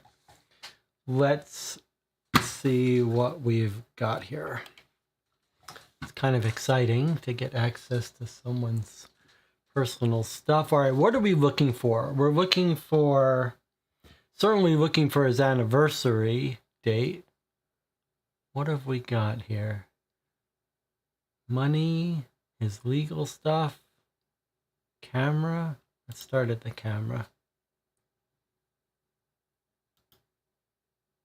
Really? This again?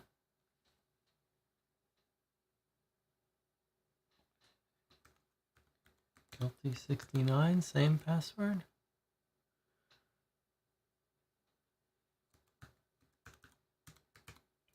Has he password protected his photos differently? All right, let's see if let's see if it's all password protected. No, okay. So this actually is the real Amazon site it's taken me to. All right, it's just Amazon.com. You can't quite see the URL. All right, what if we click here? Instacart. It's the real Instacart site. Nothing to do with our case. All right. What does this take us to? Yahoo Finance. Okay. That's the real site. Nothing to do with our case. City of Lovely medical files.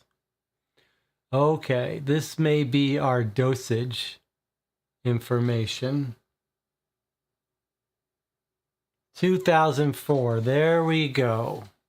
Bingo. She was taking fluoxetine. Fluoxetine is generic Prozac? Generic antidepressant of some sort? Alprazolam, that's another one of those diazepam Valium equivalents, I believe. And then she's taking some drug for hypothyroidism. That's not going to affect anything. But there's our drugs that she was taking. Well, there's Ambien. That'll get someone killed. But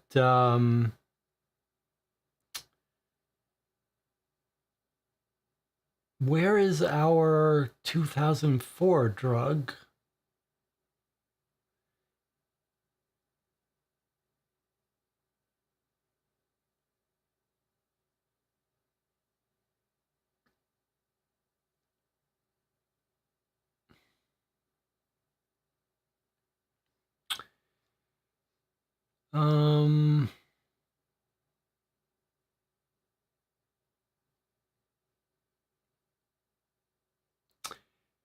So fluoxetine, 20 milligram, she started after the accident for depression.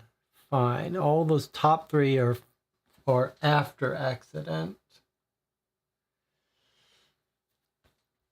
The one we have there, we've got two that are before, but it looks like the alprazolam is the only one that she was taking. Let's see. So it looks like there's the only one she started taking in June of 2003 and never stopped.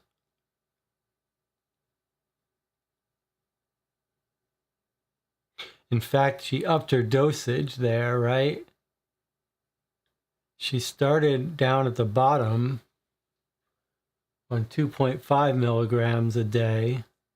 Then in June, she way upped to 2 milligrams a day, 3 times per day. Yeah. Chat has some comments. Thought Grace was depressed because she lost patience, but it looks like she was depressed before that.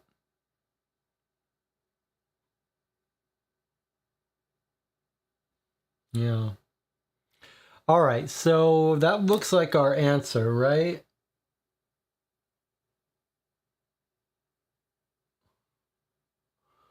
So let's take a screenshot and write it down that we think her dosage was 2. That's the answer. 2. I'm just going to make a note from Judge Computer. All right, we're all in agreement that it's got to be 2. That's the dosage of the thing that's causing her the trouble. We're looking for a single digit, so that makes a lot of sense. All right, but what was this other one? Discard. Okay, what about this page here? Okay, distance glasses. I think this is just to give us something else to look at. Red herring, unrelated to our case, to make it not so obvious. Although he could be having an affair with Deborah Doe. But okay, this looks like not important for us, I believe. All right, next up, are we going to see some of his judicial findings? There we go. There's our anniversary. So, home loan, home will. Okay, but here we go. 1st of October in the year 2000.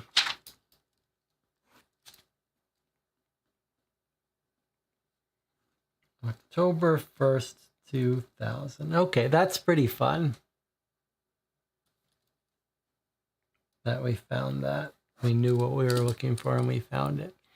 Okay, October 1st.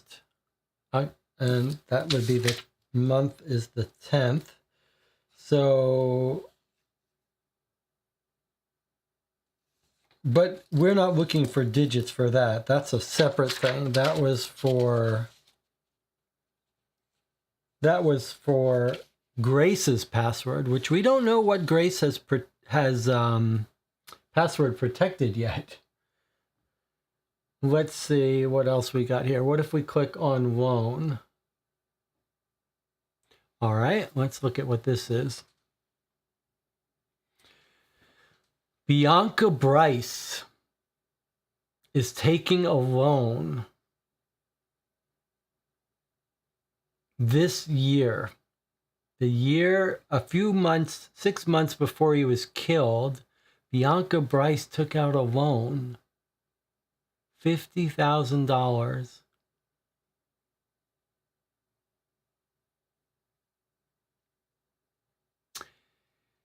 Principal from the due date, 7% annually.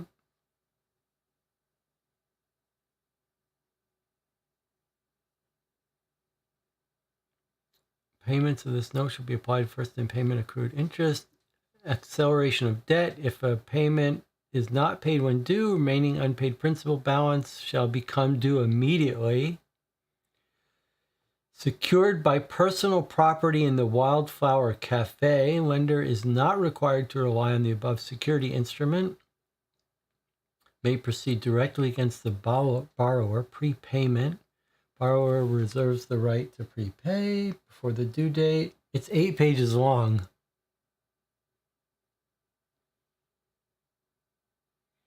Collection costs. We're just going to skim through this 8 pages of this document. It's a loan contract for Bianca Bryce. Okay, so it's just saying terms that it would come due. If there's any misrepresentation, if she sells it, if she files bankruptcy. They're in default if there's a sale or transfer of assets.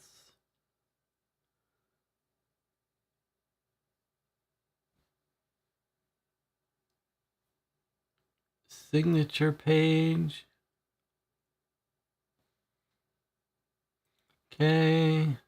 It's another opportunity for us to be familiar with her handwriting if we need it. 7th day of January 2019. Just going to write that if we need it.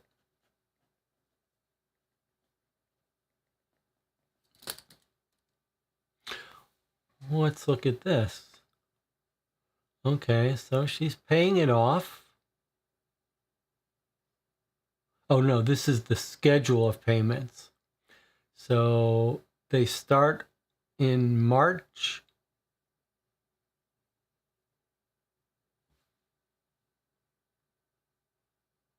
And they just go every month, 530 bucks. Okay, well, that's it. Well, there's a motive for sure. The chat is asking about the anniversary date. We're not told how the anniversary is going to be specified. We also aren't told what document. The photo is what Grace says password protected. Okay, well, I guess that makes sense. We'll try it. We'll try a couple things. But first, let's see what else we got. What's the home contract? Home improvement contract. Howie Homes, 141 Gold Coast Lane. Remove doors, install new doors, tear down wall.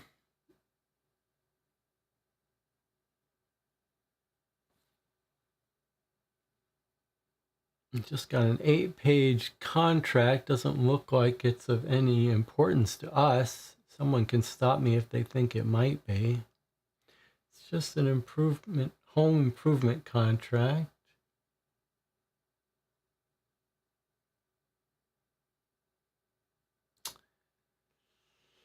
To Howie Homes. We don't know who that is or why we should care. I think that's just not relevant for us. Prenup, we've already seen. I suppose you could try to compare it, but these look the same to me.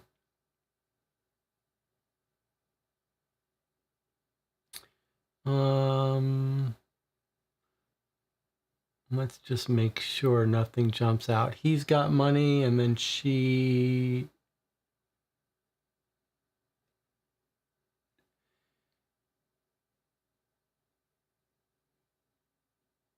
got her mortgage, negative net worth. Yeah, that's all the same. All right. And then his will, which is the one we've got in front of us here. Let's make sure that wasn't forged and changed. Who does he give it to?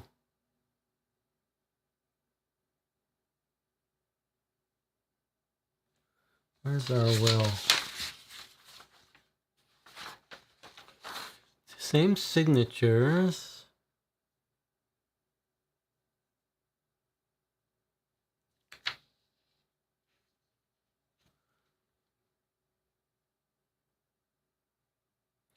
He gives his money to the same person, Abby Adkins. All right. Well, remember that we're on alert to look for changes in things. But honestly, this looks the same to me. Same dates, same amounts of money. This was his draft before he got it signed. Okay, so that's that. Next up, what's this puzzle piece here? Games. What's this?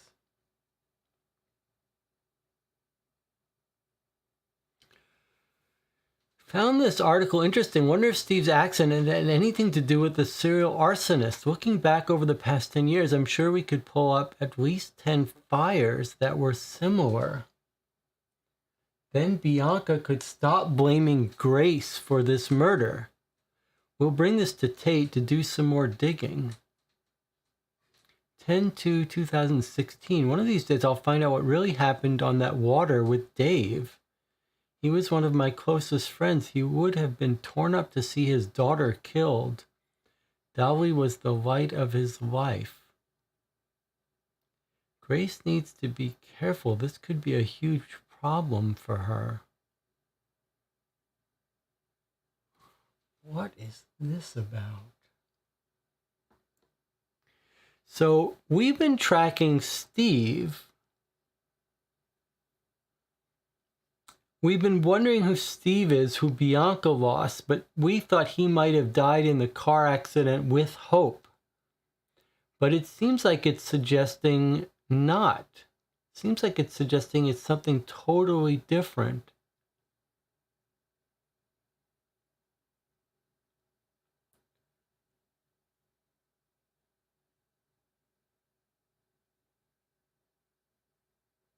So it's at the bottom of the page is the oldest. Grace needs to be careful. This could be a huge problem for her.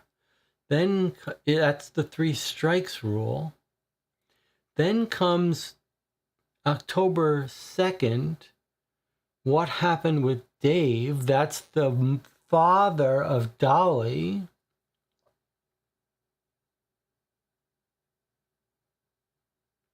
And then in 2019, they're talking about Steve and a serial arsonist.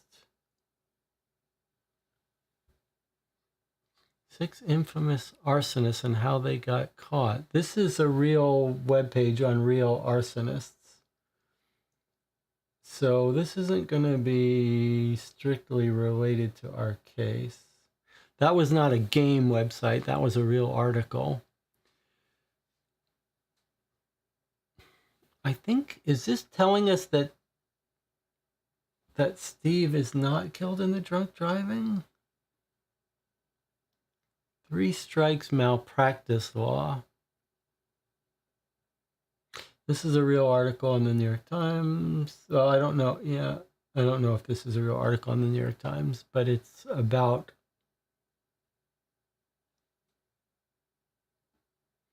I can't see the web page for that. Does that mean this is a PDF file? Okay, so this is a downloaded part of the game. Malpractice suits. He's worried about his wife being sued for malpractice.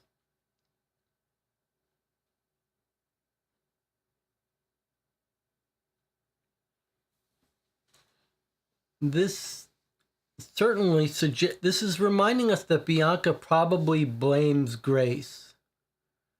So this gives us more motive for Bianca to want to kill Grace, I guess.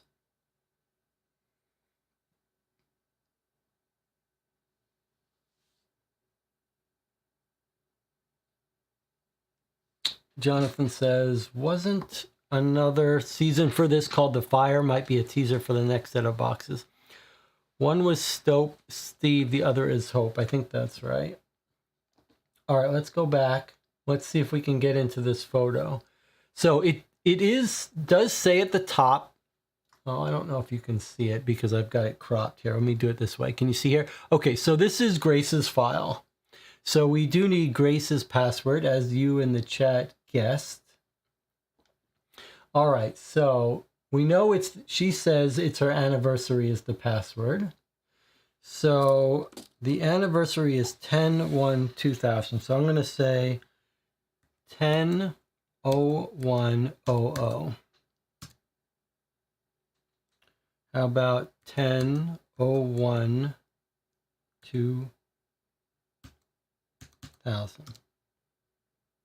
Okay, here we go. Well, there you have it. That's going to be Steve and Hope, the 2 people that she killed because she was on drugs. And just to... yeah, I don't... there's gonna be Steve. Let's see if can we click on these.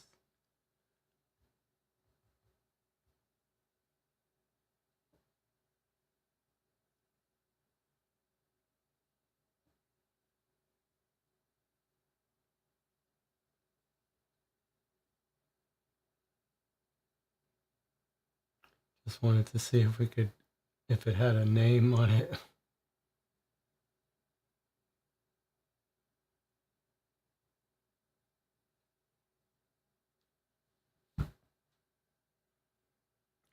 There's our hope. No name on the file though.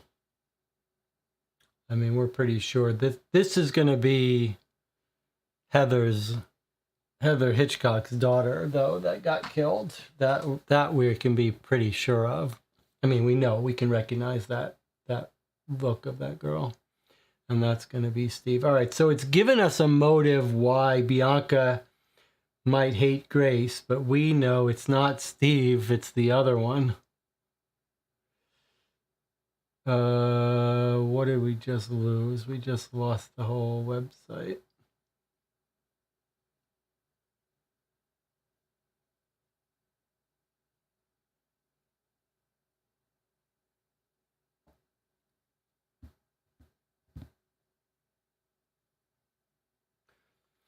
All right. But our theory of them both dying in the same car wasn't right. It's just two coincidences, not a car accident, just a fire in a car.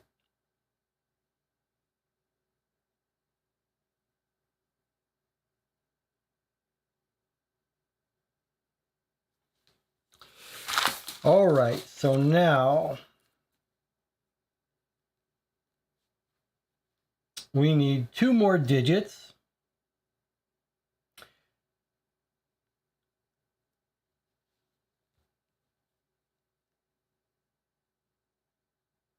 We need two more digits. It's going to be the date Mandy started working at the cafe. And I think Jonathan is exactly right. That I tried hard to find the date Mandy started working at that cafe in the interviews. I sort of thought that seemed like something that might have been mentioned and we would overlook. But I think Jonathan's intuition is exactly right. That the game wants us to get her login at the cafe.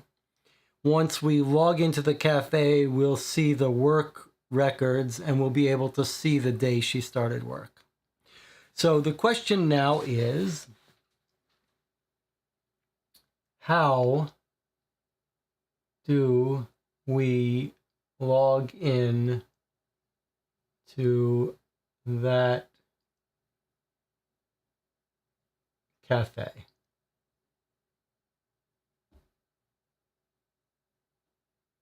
Then we can open the killer's box. All right, where's our cafe?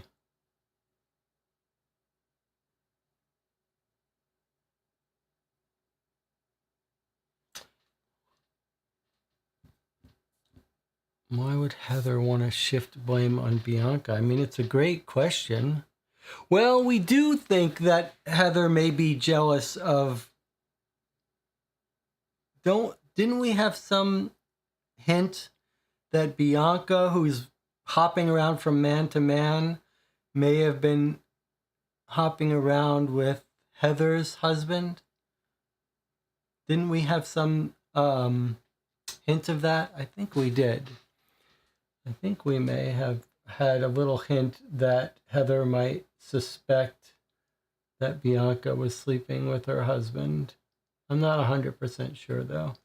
Let's find that cafe. For some reason, I didn't bookmark it, so we'll do it again.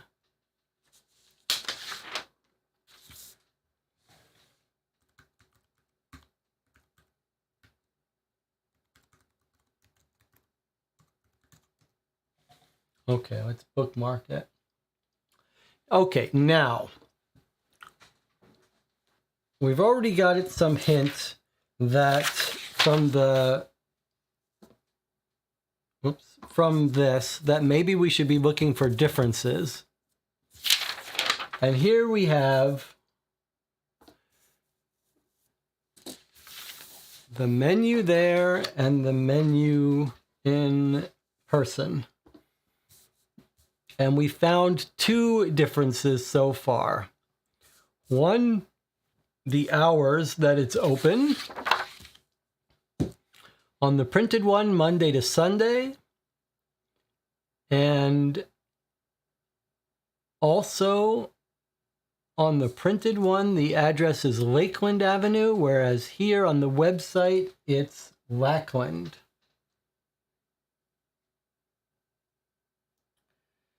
So that's one possibility, that it's the changes. Like maybe we type Lackland Sunday. Or we could look for other changes. We didn't look so carefully.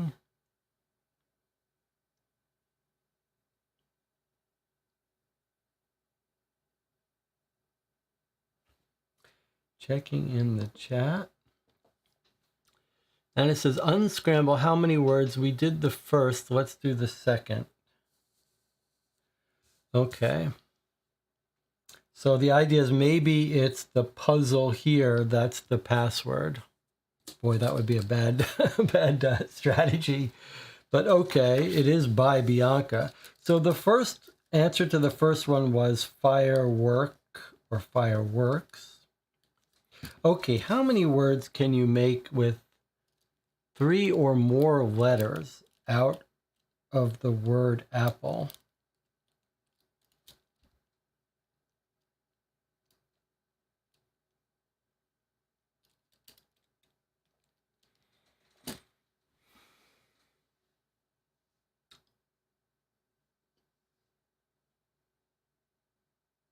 Three or more letters. So you don't have to use all of them. Boy, that's going to be, let's see. Plea, pale, P-A-L-E. Plea, pale, leap. Seems like there's a lot of them. Okay, well, we're not going to try to do this. It's just, that just seems crazy if that could be relevant. How many...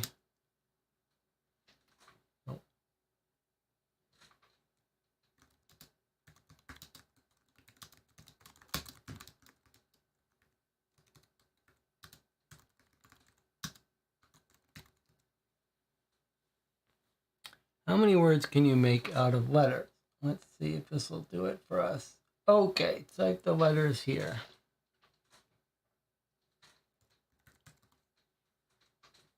Find words. Okay, 23 total, but we're going to skip the 2-letter words. So we've got 9 plus 5 plus 2. 16 according to this.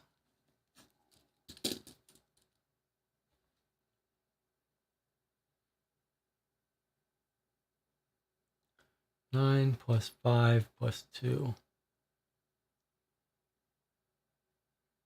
Let's see, how many words did we not know were words?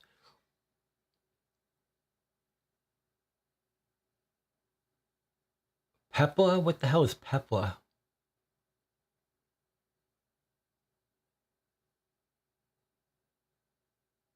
What is Pepla?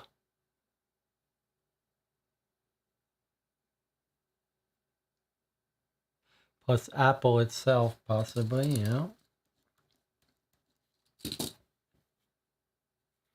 This would be an absolutely terrible puzzle.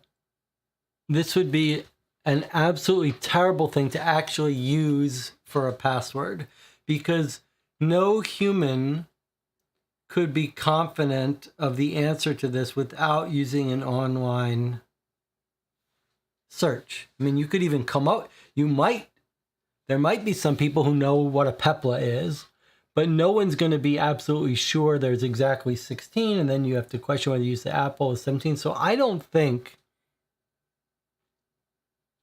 that this 17 is going to factor into this password, but okay. Anna says a pepla is a Roman robe. Did anyone know what pepla was before Anna told us? I find that hard to believe, but I'm always finding it hard to believe that anyone knows things that I don't. That's just a failure of human psychology, is to think that everyone's like you, or whatever you have difficulty with, everyone will. Whatever you don't know, no one will know. All right. So I think we should, given our success with the desktop, we should try a couple passwords on this Wildflower site. Let's try a couple. We'll start with what we think is most likely. All right. Does anyone want to have some guesses? I think that it's more likely that it's the things that are different.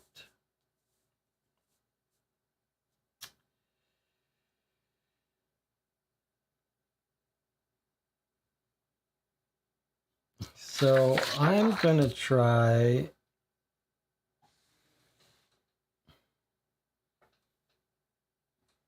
Wake. Here's the thing, like, it's Lakeland, but there's caps. Like, how am I supposed to know Lakeland Sunday? No. How about Lackland Friday? I'm trying the things that are different on the web pages. Okay, that didn't work. All right, now we'll try the fireworks. All right, let's try fireworks. No. Okay, fireworks 16. No. Fireworks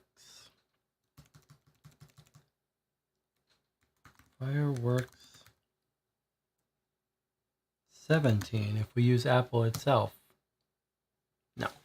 Okay. All right, well, those were too stupid. I mean, those would have been obnoxious. You know, the other reason why it's so frustrating trying passwords, trying the random things, is because we've played enough games to know that frequently something goes wrong in the typing. That means you got to try everything like 5 times. Like, okay, we tried this, it didn't work. Maybe I typed it wrong. Let me try it again. Maybe that's the caps that didn't work. Google says it also means a flared ruffle attached to the waist of a jacket.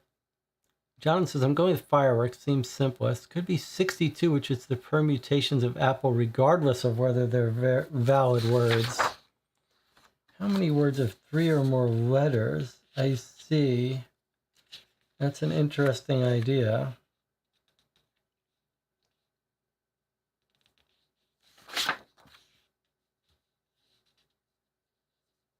That would be another super terrible.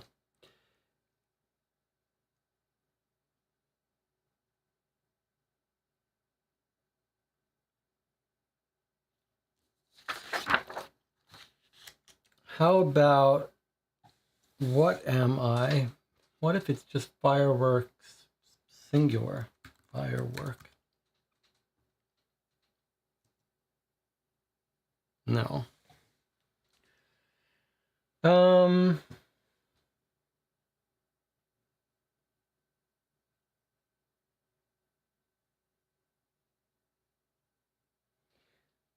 Where is our...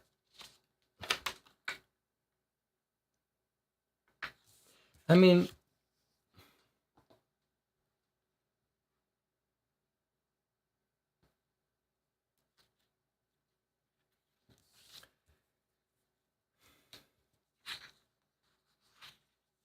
So let's think about what could be going on here.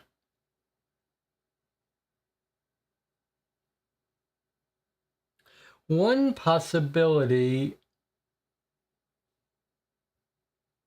Go away, please. One possibility is that it's showing us 2 versions of the menu just to distract us from this owner login. That seems unlikely. What seems more likely is there's a reason we've got this printed menu. And there's a reason there are differences.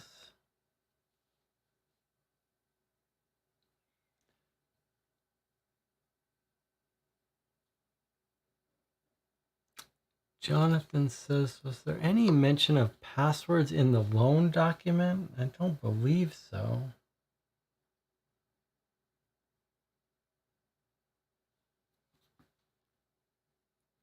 Just compare these again, see if we can see anything else different. I find it very suspicious that the thing on the back of the newspaper is spot the differences. Can you spot 12 differences?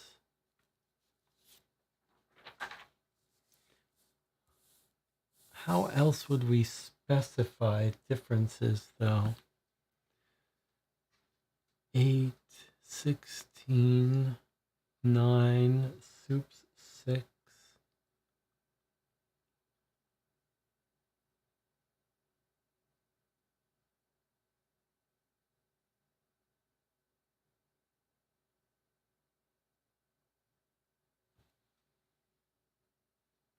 It's a little painful to think we've got to go through.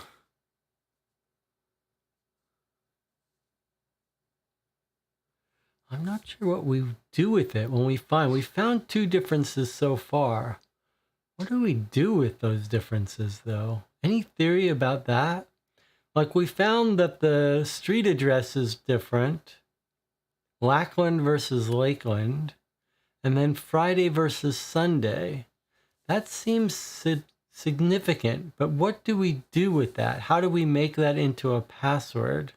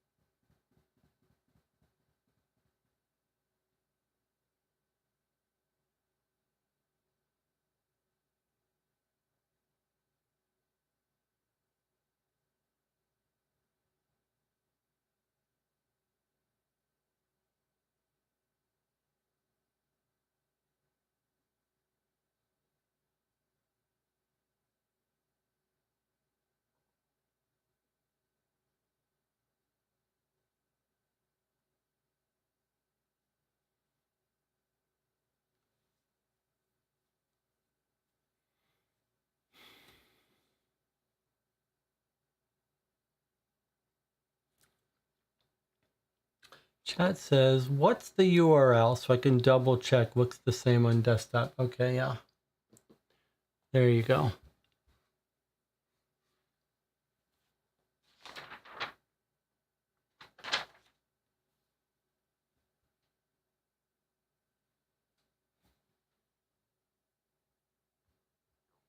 The other option is that there's something in this photo.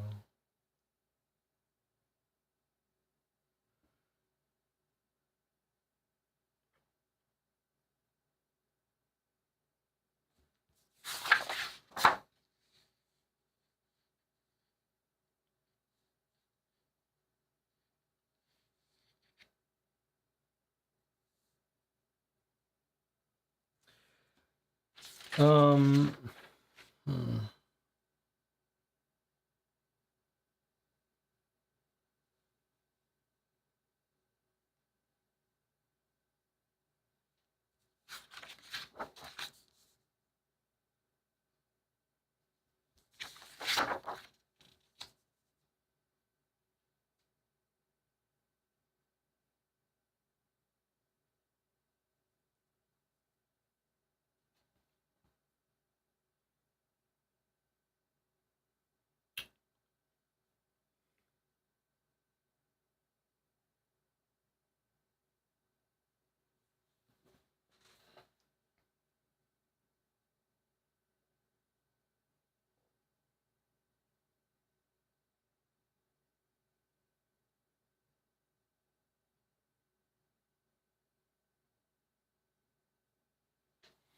I mean, I could try a couple of passwords we know are related to Bianca if we're just experimenting.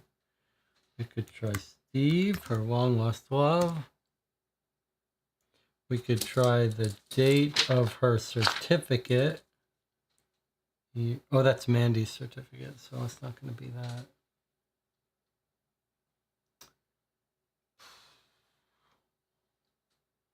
Let me try Lackland again. That seems like a good option to me. I'll try it in lowercase this time. Come on, guys.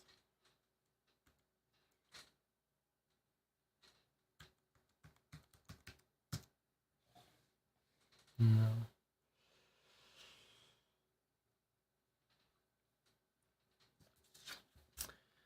Detective Tatum, I thought you might want to check out the Wildflower Cafe's menu and maybe even the website. Do some digging. Maybe you will find something we couldn't. What about any writing on this? Not quite.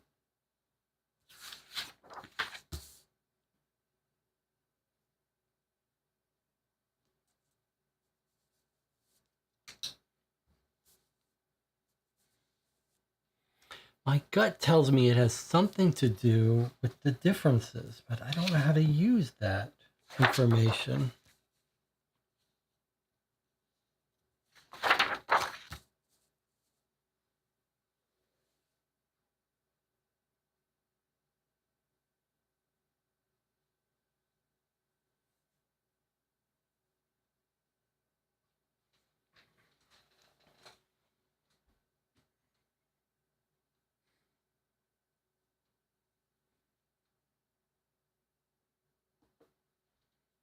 Hmm.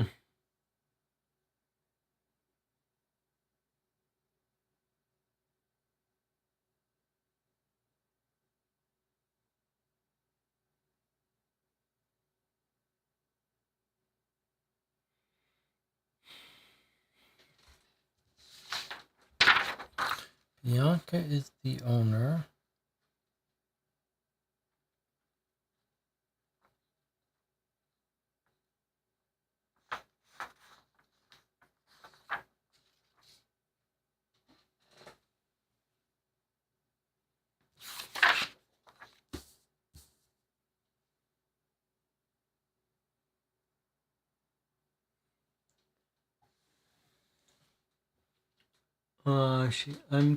I'm trying things that are not related to that site, but that she might have cared about, like 07, 04, 04.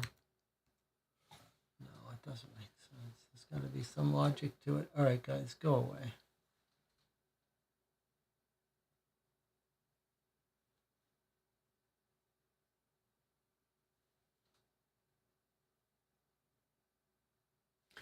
The game has specifically told us to look at this and the website. And we've noticed two differences. Might there be other differences that we're missing that are key to understanding the password? But then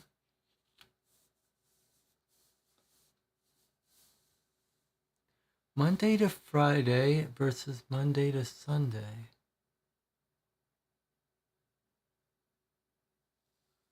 And 10 Lackland Avenue versus 10 Lakeland Avenue.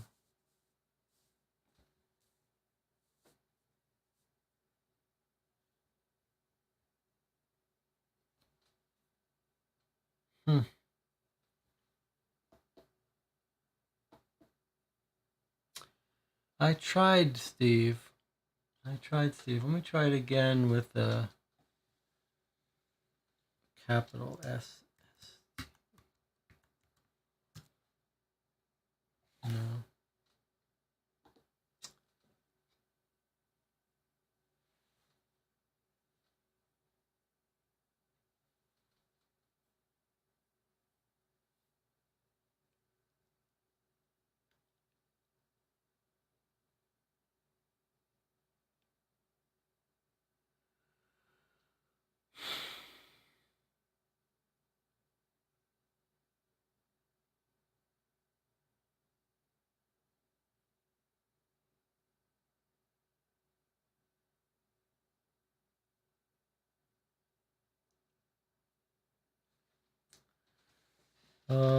Let's look at her statement from today's case. Maybe she's got some clue in that.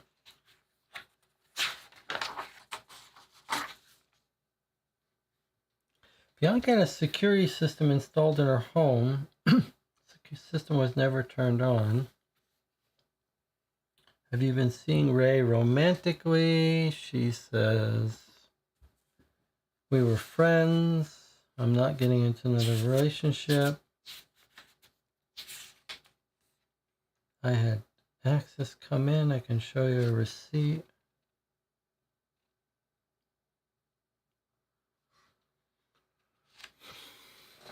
Does not seem helpful.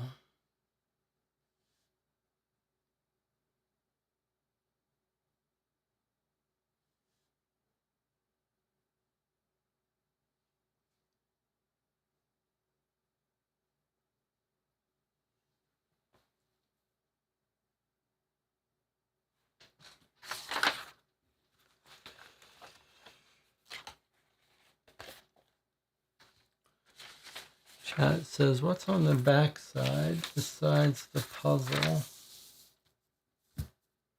Wildflower Cafe, free coffee, Lakeland Avenue. There's the website.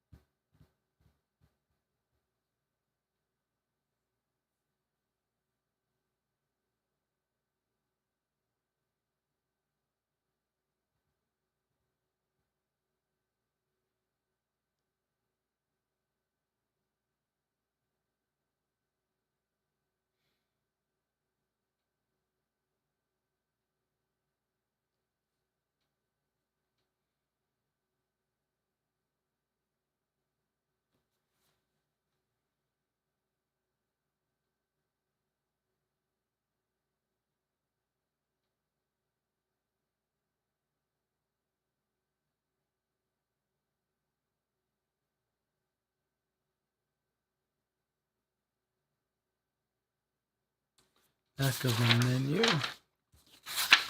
All right, well, here's the front of the menu.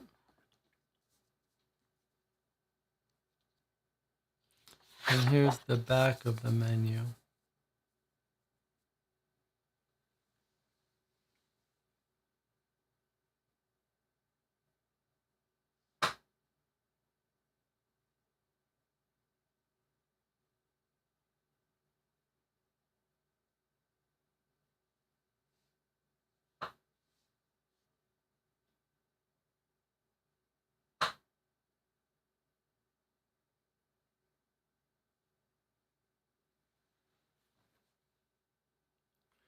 She likes puzzles where you rearrange letters.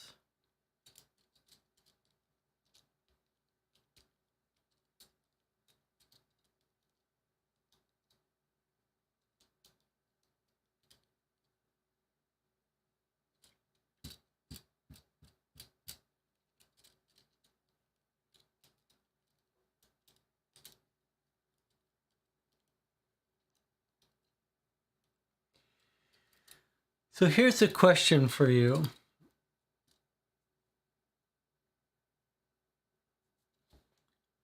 What do you make of this? It seems to me there's only two possibilities. Possibility one is it's a typo. That Lackland Avenue is an unintentional typo. That it's spelled Lakeland everywhere else, but Lackland here is a typo. That's one possibility. If that's wrong, if it's not a typo, if we have faith that this game has been proofed well enough that we've seen almost no other typos, and that's on purpose, then that's got to be key.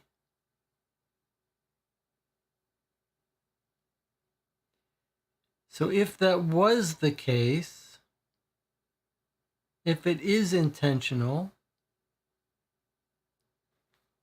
how could we possibly use that information?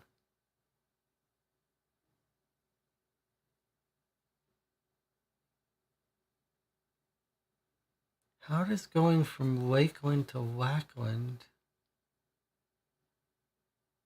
help us solve the password?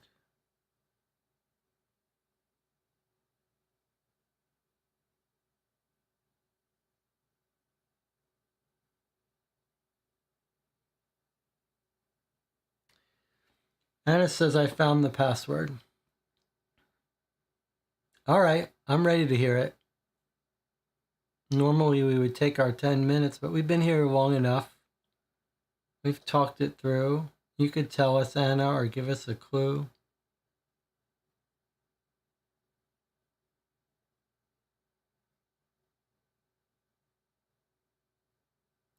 Anna says it was the two puzzles.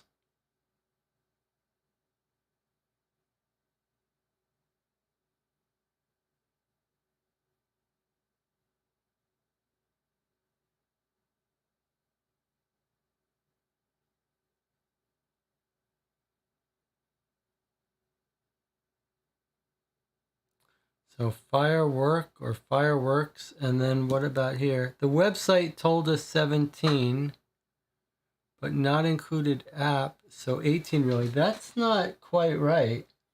The website told us 6 plus 9, 15. Sorry, don't include the 2-letter words. So the website told us 16.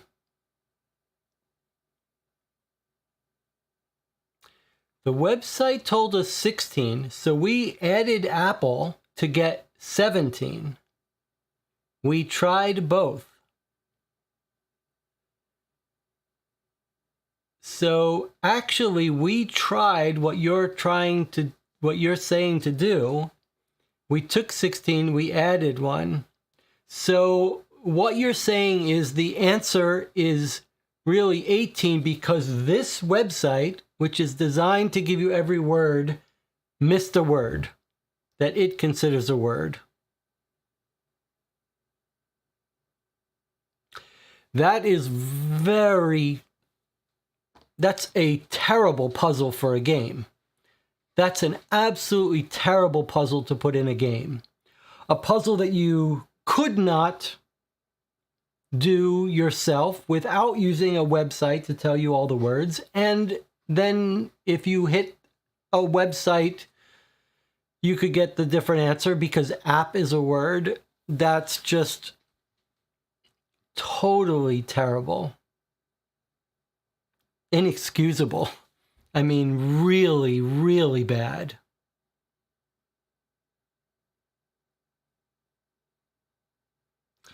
Terrible. Absolutely terrible. And it means the typos were not intentional and had nothing to do with it. This is exactly what this is when I talk about losing trust in a designer. This is when you get frustrated. You're like looking at this typo. Is it significant or is it just sloppiness? Boy, this is just, of all the puzzles in this game, this is the one that makes me the least happy. This one we just encountered. All right, well, at least Anna figured it out.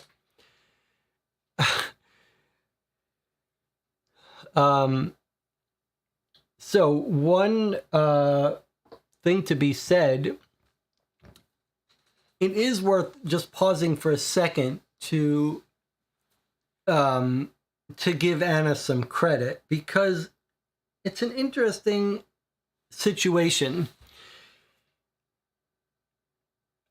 My intuition told me it was the differences between the website and the printed version, because that's what it seems like the note was alluding to. So because that was my intuition, I was more willing to experiment with there. And one of the reasons Anna got this right, I guess, is that her intuition was that it was going to be related to these two puzzles, 1 and 2, in this order. And because that was her intuition, she was more willing to experiment with wrong answers for this. And that's how she got it. And it's an interesting phenomena that happens if you're like, it's exactly what happened and what helped us get the desktop password. Because we were so sure we were on the right trail, we were willing to experiment more with this trail. So because Anna had the correct intuition, she was more willing to experiment here. But that is a completely unacceptable puzzle. Totally terrible. Irresponsible. All right, well, let's put in our password here. So we got this puzzle right. So that was, I don't know, fireworks or firework. And then here, instead of the 16 plus 1 that the website gave us, it's going to be 17 plus 1 because they're considering AppleWord to make it 18. So fireworks 18 I'm trying. And here we go. All right. That's a rare miss in this game. But here we go. And let's see if our intuition was right that we're going to discover when they got hired. And there we have it. Mandy Moret. There she is. Mandy Moret.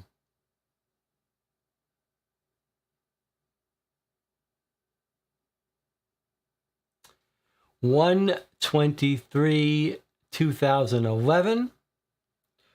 All we care about for our password is the day of the month, which is the 23rd. Okay. That's all we need here. And that's the only thing that's available at that website. Okay, so now we can go back to the USB files.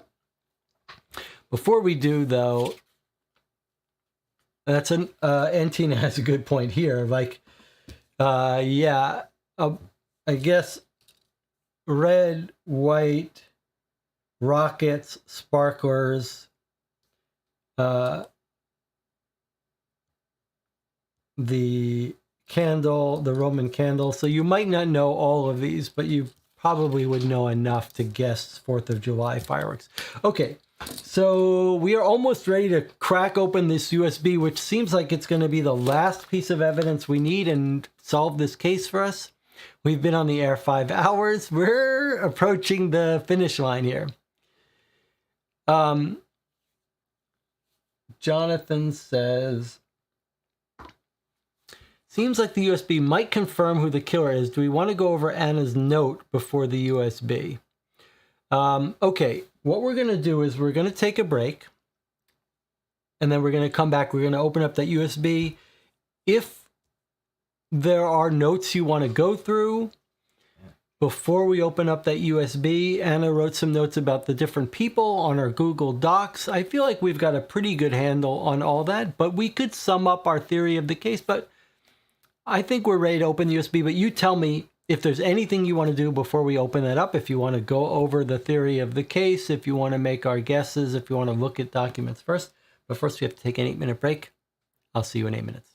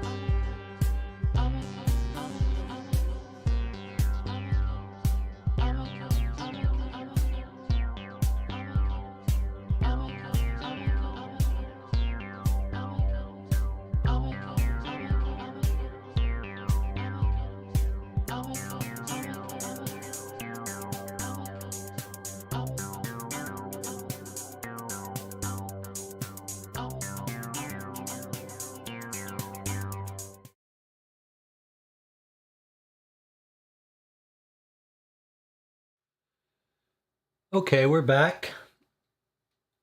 We are definitely in the home stretch here.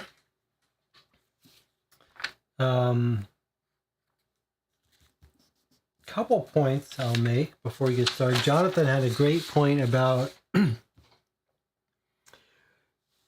we think the answer to the dosage is the number 2, and Jonathan pointed out Boy, that would be a bad choice if that's right, which we think it is, because you could have gotten that 2 by misunderstanding. If you had to guess at anything, you would guess at 2 because the note from her said 2. That would be a bad choice. In fact, it's a bad choice to use a single-digit answer. If it's discoverable by us in the records,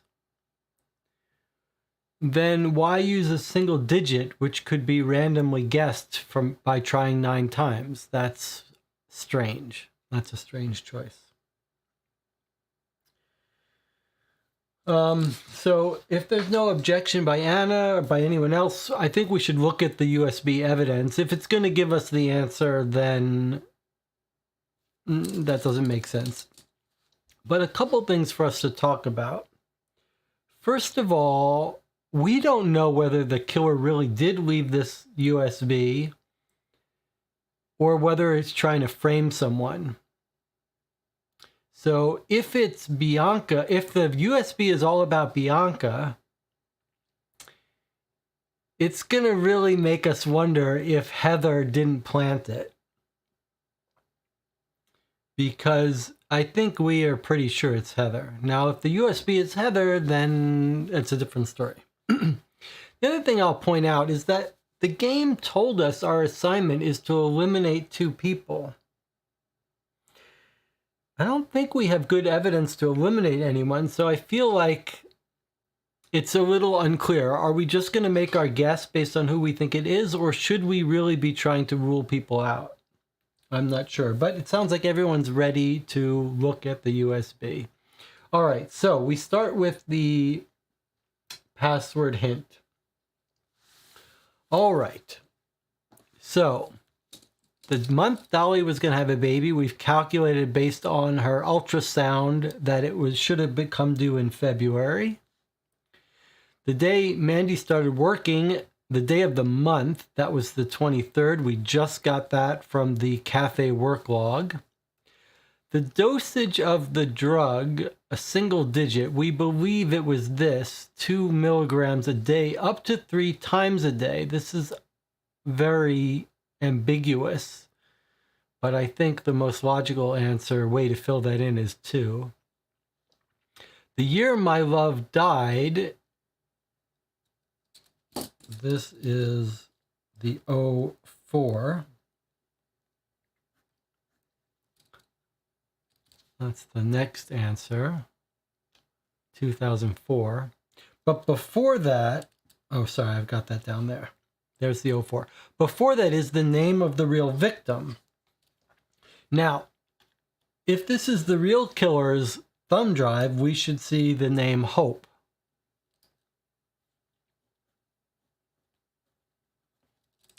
If it's framing Bianca, then it'll be Steve, right? Is that how we're thinking about it?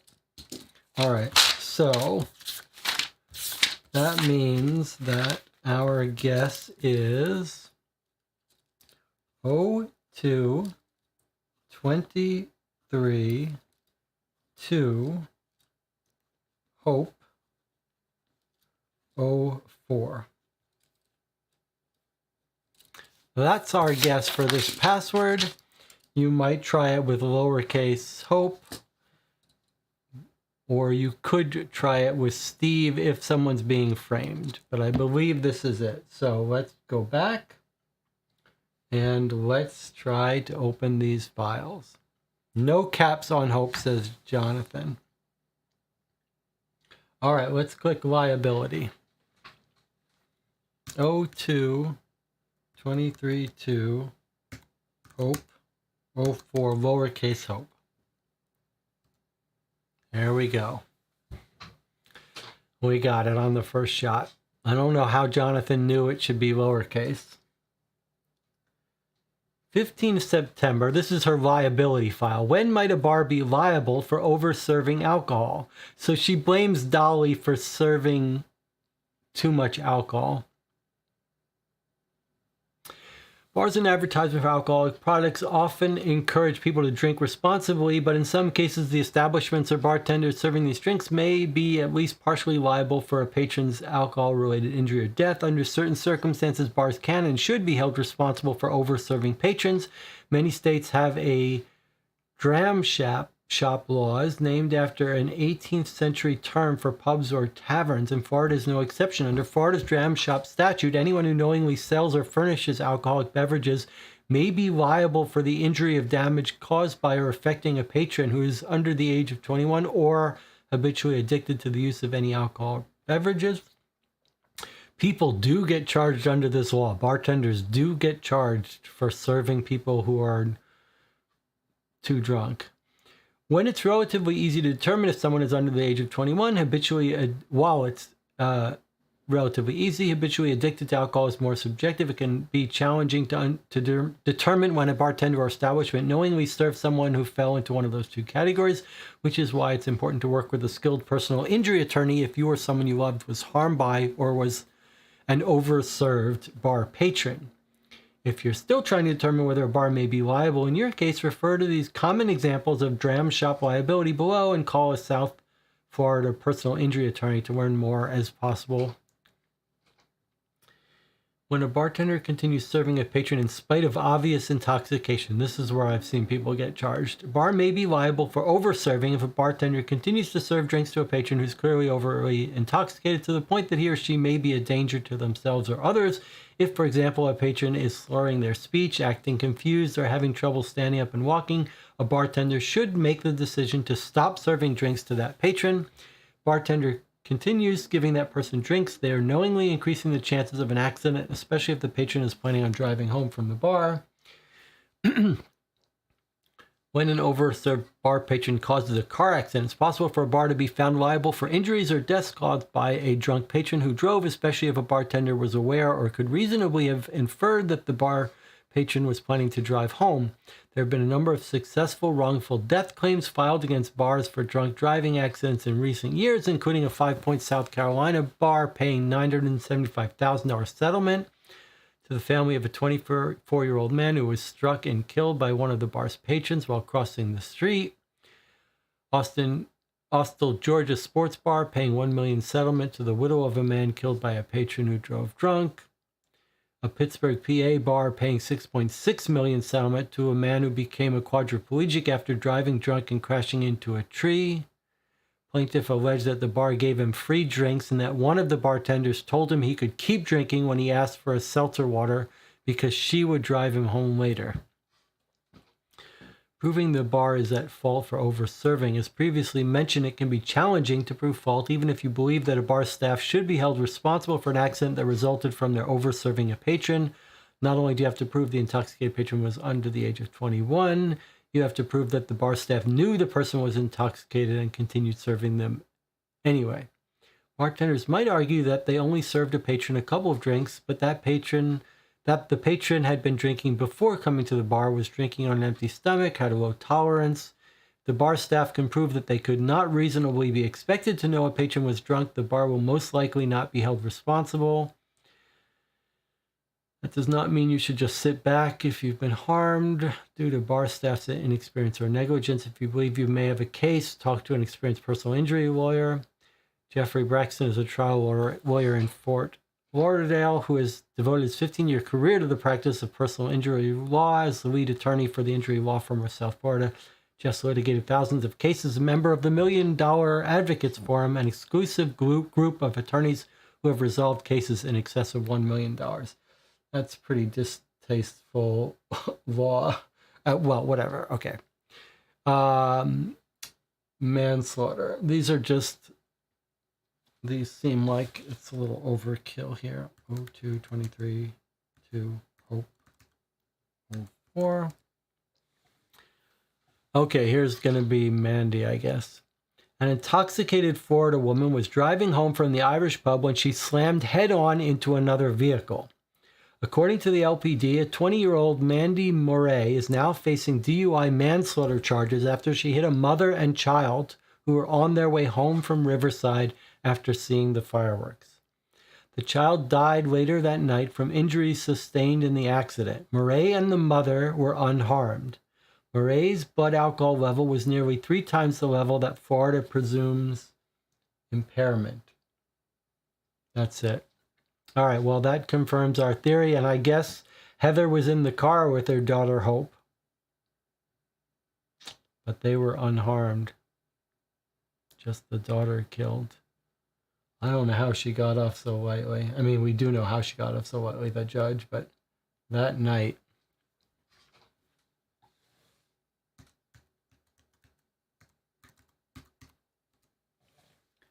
Okay, it's just a photo of the car. Nothing to see there. No license plate of importance. It's only a single page. All right.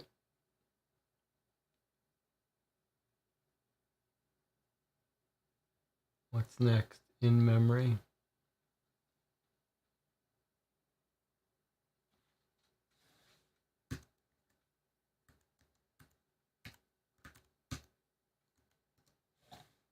Have I been on this face down screen the whole time instead of this screen? Instead of this screen? I'm not sure why. Sorry about that. In loving memory, the ones we love never go away. They walk beside us every day, unseen, unheard, yet always near, still loved, still missed, and very dear. In memory of Hope Hitchcock, R.I.P. July 4th, 2004, survived by her mother, Heather Hitchcock. There's Heather and Hope.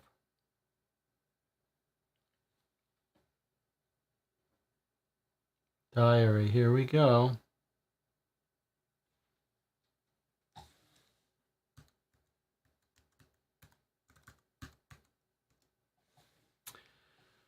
R.I.P. Hope Hitchcock, 03/03/96-744. Okay.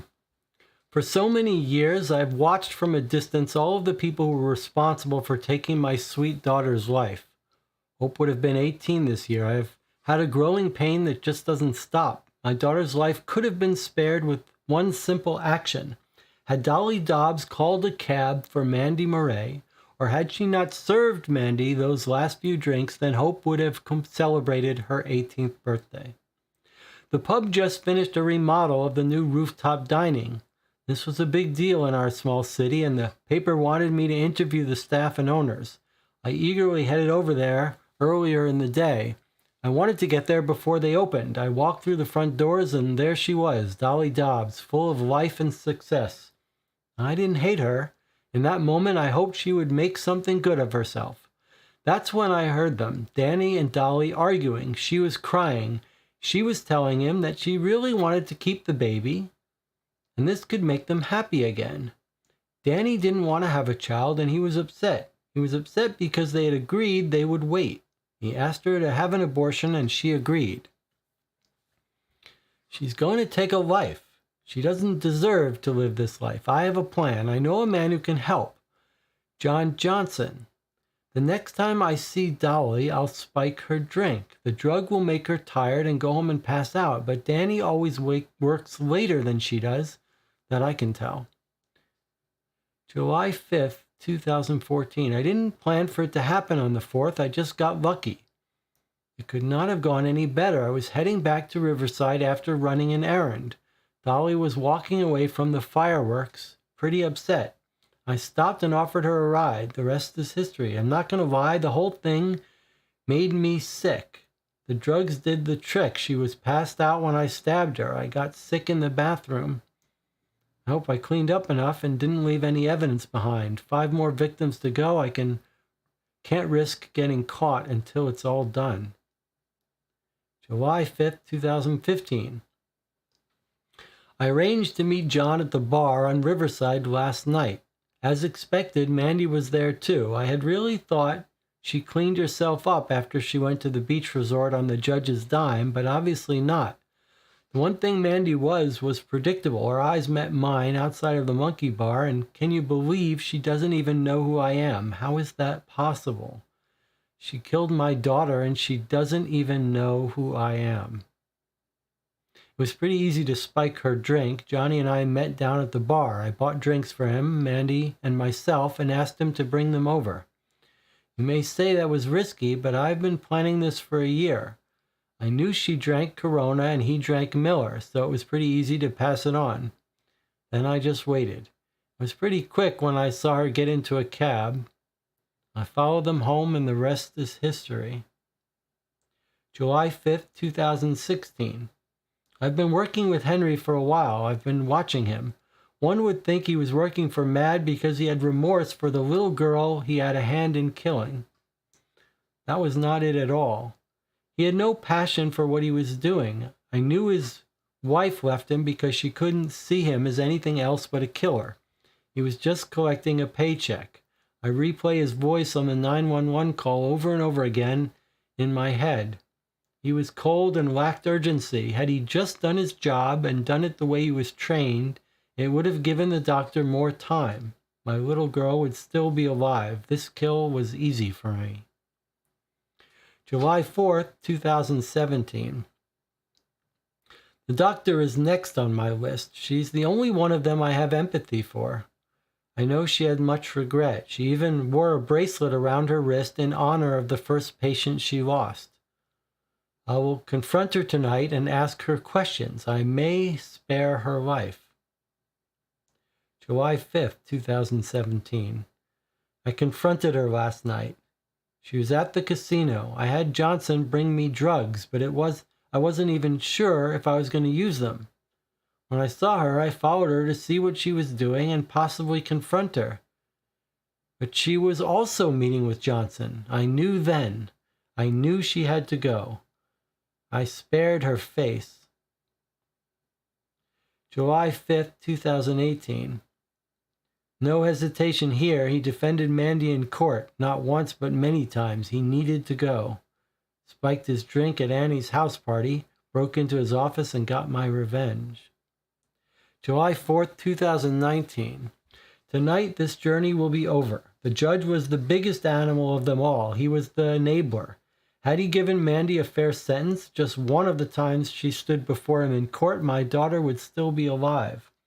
And to sweep it under the rug, to take advantage of young women over and over again,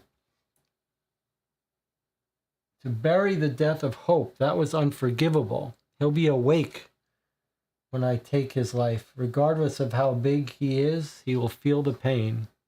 She purposely didn't knock him out completely. All right, well, that's it. Full confession from Heather. We're ready to go to the end. That was interesting how the game told us we're trying to rule out two people, but really, we've got the document. Because we were able to decode it, we know exactly who the killer is. Sounds like Anna doesn't like the confession. Let's check in here.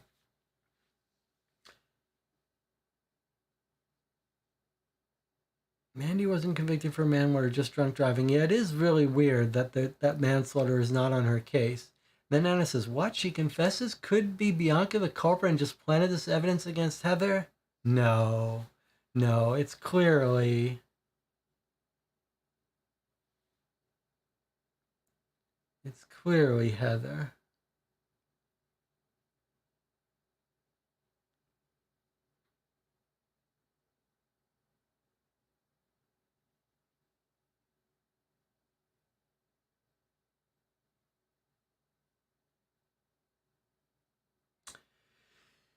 Yeah, I mean, it's worth thinking about. Could you make the case? So our theory was all along that Heather did it for Hope. That's why the killer is leaving these notes about Hope.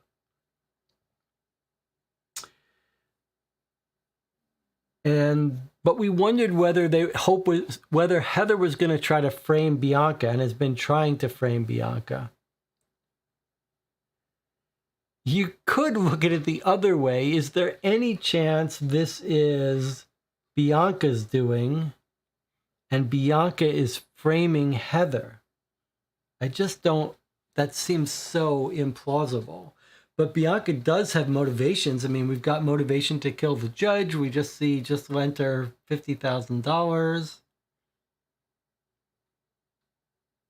She blames the wife for Steve. She blames Dolly.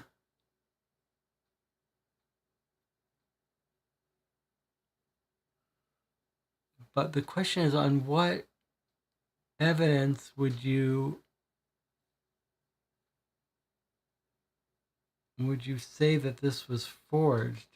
What about the handwriting? Is it handwritten?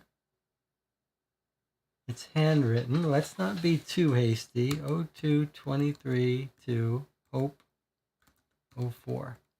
So let's not get overly cocky. Here's handwriting of the killer. Of the diary. Is it handwriting? No, because it's on a USB.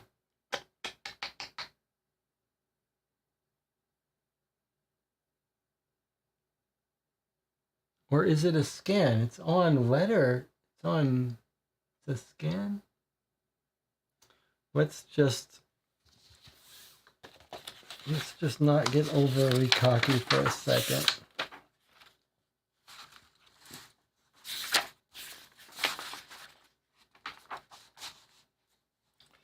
So there's Heather's handwriting, or at least her signature.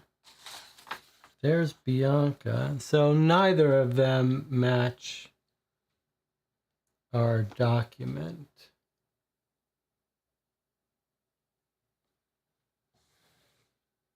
But surely this is a real confession. I mean, it felt real.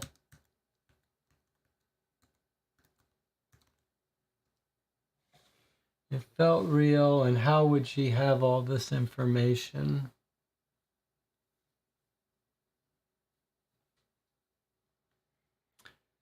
Surely it is Hope. All right, let's go to the game end and see what it looks like.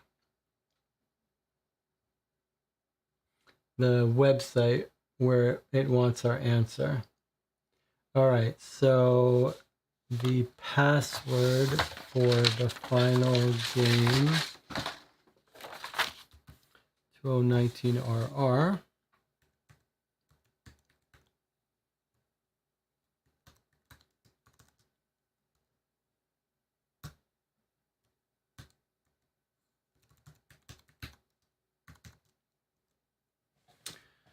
All right, so this is different. Okay, ready to make an arrest. Submit your results to the local police.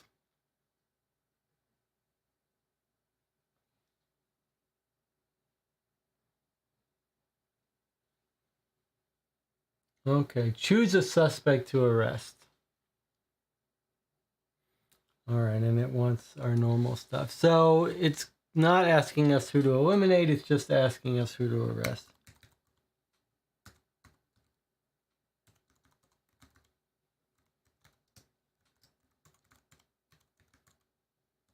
All right, now I'm not going to submit this yet. I'm going to give it a rating of 3 again. It could be higher. We're going to talk about this for a second. All right. So Annis doesn't like this anticlimactic part about the confession.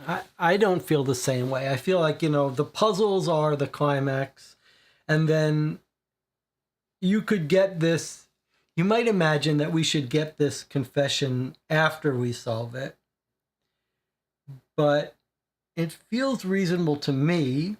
And this killer it's not it's not unreasonable to say that Heather Hitchcock is not concerned about getting caught.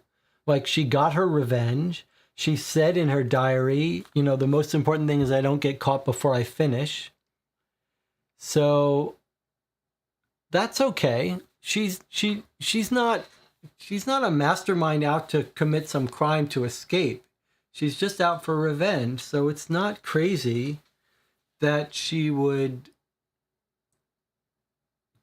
admit it. Also, these keys were left by her by accident.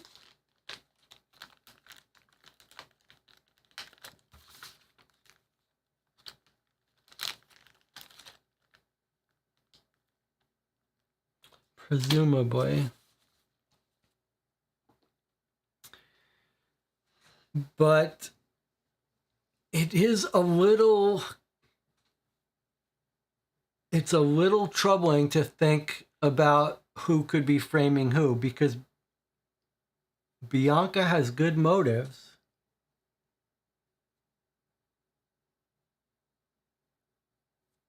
Does she, though?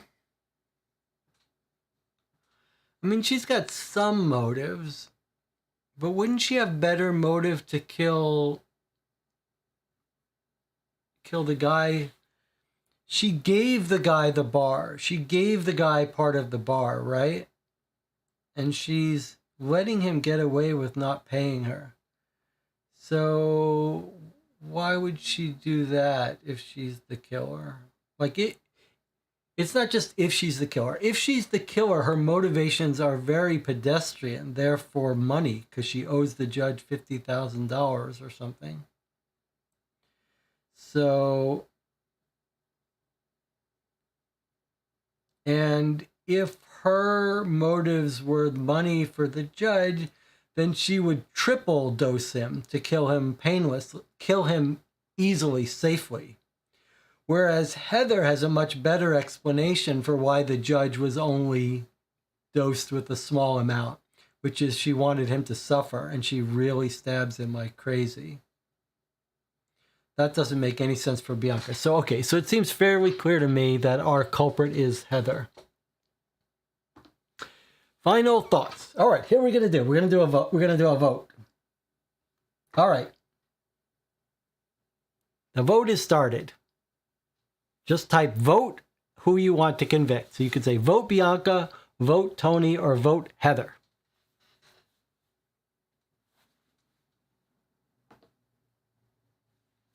Let's see if the votes work. 1 vote for Heather from Antina. Jonathan Warner also votes for Heather. Nicola also votes for Heather. Anna votes for... I don't know why it didn't capture the Tony. Okay, I know why it didn't capture the Tony. I got to fix that. Anna's just a protest vote. Ginny also voted for Heather. Anna, is that just a protest vote?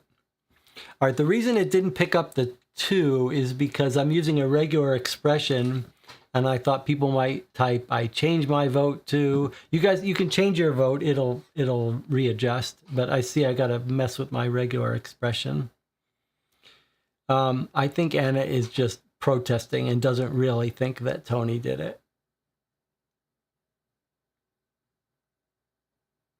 All right, final chance to do any changing of votes. If anyone is in the channel and has never talked, now is your time. Get on the record. Anna says, yes, I'm protesting.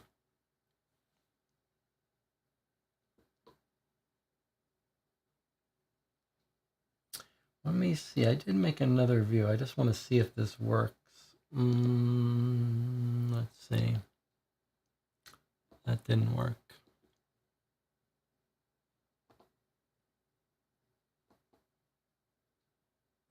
I wonder why that didn't work. All right. Let's end the vote. Vote is now closed. And it's official.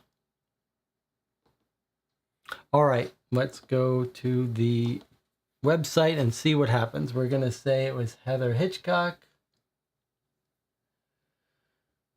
I mean, well, let's arrest it. Ready? Here we go.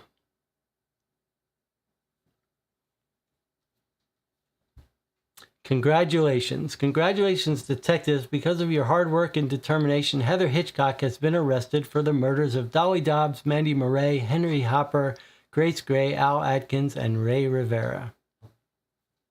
Ready for your next case? Playing with fire. That sounds like that was the arsonist. And then there's a recap. Let's see. What if we click there? Okay, let's see what we got here. Did you know Everybody Note had faded logo on the bottom of it? This logo is the same logo that's on Hopper's 4th of July giveaways and all the flyers that Hitchcock handed out. No, we didn't really notice that. Okay.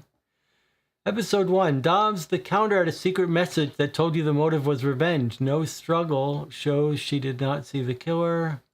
Bryce talks about Dolly as a bartender and how Mandy had an accent. The crossword puzzle shows the street names of all the victims. It's interesting. We knew it had street names, but not the street names of the victims. That might have been a clue for us.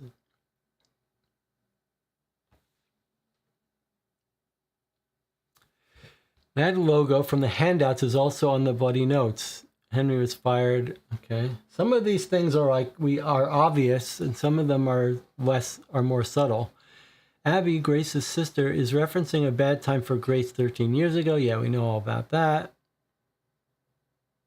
We know all about that.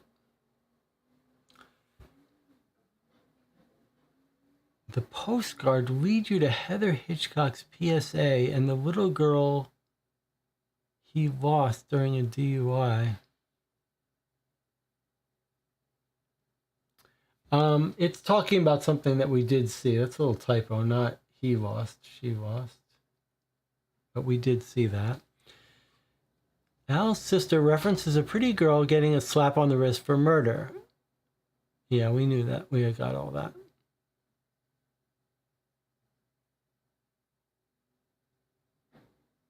Yeah, we got all that. Okay.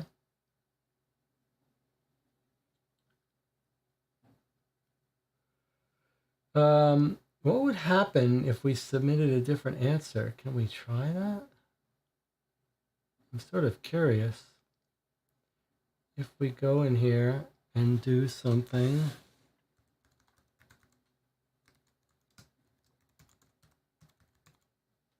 If we try to arrest Bianca, what is it going to say?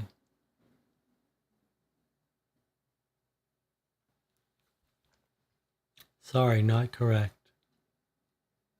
Okay. Could we see the logo? Sure. Let's just find one of the bloody notes.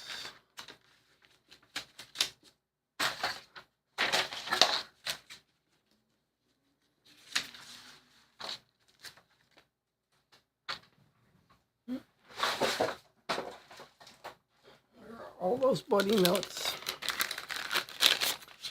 So apparently on this somewhere is the logo.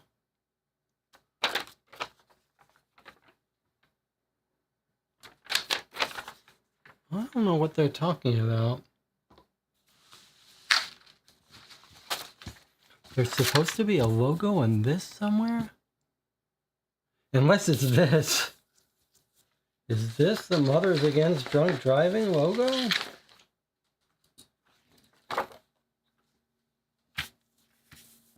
No, that's the blood spatter. Where's the logo? Is it some watermark?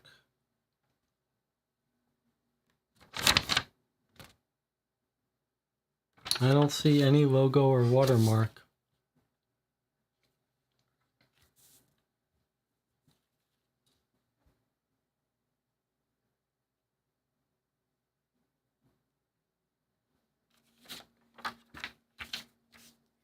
Maybe it was something they had planned and they removed it because it gave away too much. I mean, it would have given away a lot, wouldn't it? It's best that they didn't do that. A little weird. Or am I misunderstanding what they're talking about? All right, so here's what we're going to do. We're going to take a 5-minute quick break, and then we're going to come back and talk about the case. I would love to hear your thoughts on it. I hope you can hang around for a couple more minutes to talk about the game. I'll see you in 5 minutes.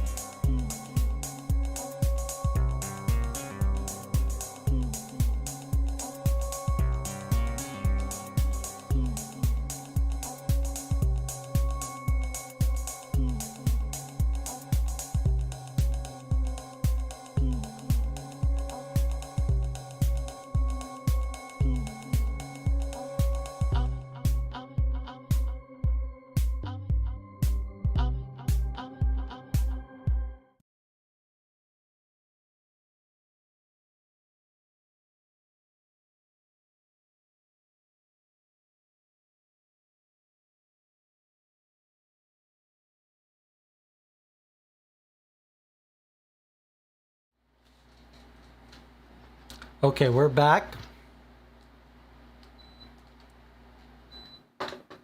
You're watching Co-op for Two. We've finished playing the Independence Day Killer from A Killing Affair, the 5-episode season 1 series in the Lovely City collection. These are all games set in Lovely, Florida, a fictional city, I believe. We've played season 1. You could see from the website there's another 5-box season 2, a 5-box season 3, and then a smaller season 4 and season 5. And it took us about 6 hours, a little more than 6 hours per session. So that's 30 hours of gameplay we've gotten out of this. And we're going to talk about your thoughts on it here. Let's see. Let me get to the chat and we'll catch up with some of this. Let's see if I can bring some of these comments on the screen. Whoops. Okay, that's problematic. Okay, let's go through some of this. And it says, I'm disappointed that they went with these illiterate names. When we spotted that hope is a common thread in the notes, thought it could be a name. It seemed an obvious connection to Heather Hitchcock, but I was like, no way, it would be too close on the nose. So I liked that Bianca was implicated. I agree with you. The alliterated names seemed a weird choice. Jonathan says, overall mixed, leaning towards positive feelings. Mix of puzzle, campaign, and document dump. Game, I think it succeeds more than failed, but it did seem we enjoyed the later boxes less. Probably could have come up with a lot of nitpicks the more I thought about it. And it says, that's why it felt downhill for me. I liked the boxes less and less. Puzzles were more and more tedious. No new explanations for the details. Lots of questions left. Jonathan says, I'm with JW on this. I enjoyed the first 2 boxes a lot. Last 3 boxes, too many puzzles that felt disconnected. There were a lot of puzzles that were for puzzle's sake. Nicholas says, I only skimmed through the stream. Several of the puzzles seemed quite bad and arbitrary. I compare this experience a lot to Hunt a Killer. Hunt a Killer are generally lighter on the puzzles, more heavy on the ciphers. AKA did make me realize there is such a thing as too much puzzle. Jonathan Jang says, I guess my main gripe is there are a lot of very time-consuming puzzles. They don't feel very well connected to the story. John says, did feel to me like these puzzles lasted longer than the ones in Deadbolt and Sleuth Kings. I could see some enjoying that as a solo experience, especially if you got 1 box a month. John Janks says, I've had a lot more time to think through my feelings. Anna says, for me, the story is the most important part, and it could have been a good one, just not with this ridiculously dumb police and no chance to really eliminate the last 2 suspects. Okay, well, let me give you my thoughts a little bit. I think I agree to a large part, but I disagree in some areas. First of all, let's talk about the overall experience. This really did feel like a long, epic, serious case. The closest comparison I have is the Hunt a Killer boxes, the big seasons of Hunt a Killer. There's the Blair Witch that we played here. I don't have a lot of experience with the rest of them. But the Blair Witch season felt like almost like a different genre. And to me, this felt like a long, epic case closer to a genre that's closer to my heart. This really did feel like one of those cold case document dump games, but super long and epic. And I think when we opened it, I expected it to be a puzzle game, like an escape room game. And it really wasn't. It really had much, much more of the flavor of a traditional cold case game. That makes this the longest, biggest, most deluxe cold case game that we've played together on this stream. To me, that is very enjoyable. That is a huge win. And despite all of the negatives that we might talk about, as a totality of experience, I find this very, like, this is the kind of game I want. This was a cold case game that spanned many years, right? It went 2014, 15, 16, 17, 18, 19. We got 5 each time was a span of a year. And its origins traced back a decade. And you can see each box centers around this cold case police report, which had these very realistic, beautiful documents with the autopsy scenes. Every episode had scene of the crime. It felt like real police reports we were looking at. And then a big chunk of each one was the interviews. And for me, it really succeeded in giving me the epic feel of a cold case game. And that's very different. We play these cold case mystery suspect games all the time, and they're all wrap up in a night. And to have one that extended for so long was a real treat and very enjoyable. And I love how sort of like it was a more adult thing. People were getting stabbed in the eye, and it was realistically people were having affairs and marriage problems. And so for me, like all of the setting, the context, the framing, the structure, that each box is essentially this dossier, is all a huge win. So there's that. Then there's the human element that I'm sort of separating the experience and narrative from the puzzle part for a minute. Then there was the fact that we talk about some of these games you don't feel connected to because the people aren't fleshed out or they don't feel real. Here, we got, in the first case, this sets of photographs for our people involved. And then each box we got, each box we got some more photographs of new people that got introduced. And we got to talk to them over and over and over again, and they talked about each other over and over again. And that's one of those things that really works in these games. We've seen them in the old 1930s crime dossiers. It's a very effective way of making you attach and feel like you're dealing with real people. And here we were dealing with really interesting people. Their personalities were painted very well. They were all distinctive. We got a very different feel for each of these people, for the judge, for Dolly, for Mandy, for all the people who died and their relatives. Really well done characters drawn out. So I think on a huge range of things, this was a home run. And then talk about the sort of deluxe nature. Now, I'm on record as being not as interested in the prop stuff. This had some very high quality props. Some were just to be there, weren't very useful, but some were. There were some oddities with some prop decisions, like there was 2 places you used the black light. It was sort of, that felt like a little bit of a miss, but the soap was wrapped and there were things hidden in places that looked like it would have to have been hand done with quite a bit of work. There was one ripped up thing, and I was really wondering I felt it seemed like it would be hard to automate it. Like everything was high production. All of the writing from each of the witnesses, they all had their different handwriting. It was a font, but they put in the work here.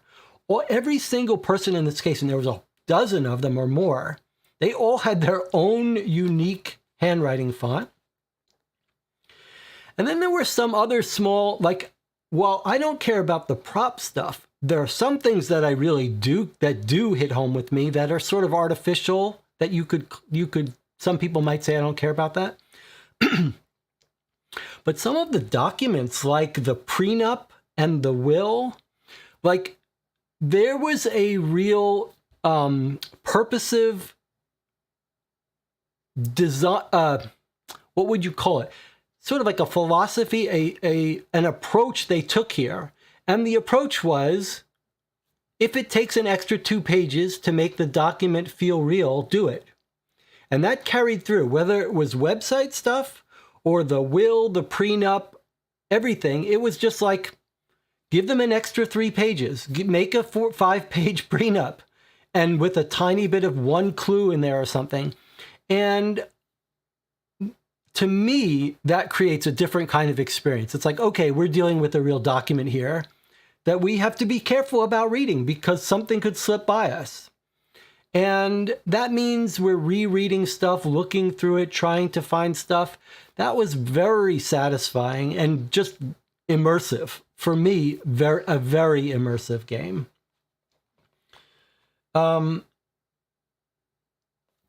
Then there is all the online stuff that I think needs to be acknowledged. In this game, we made phone calls. We got encrypted PDFs. We got websites that were interactive, like a really substantial variety of online stuff. Mostly had a real auxiliary feel. Like, we didn't spend too much time. We didn't spend the whole game on the web. It was mostly like, go for a dedicated thing to look at. And I think for the most part, that worked well. Leaving some complaints about the puzzle part aside, but I think for the most part, felt very realistic, like some huge amount of work got put in. Think about that website with all those photographs from the 4 different events. And we've talked about this with Adventure, the Adventure series. There's a qualitative thing that happens when a company is willing to create lots of content that's not relevant for the puzzles, for the mysteries.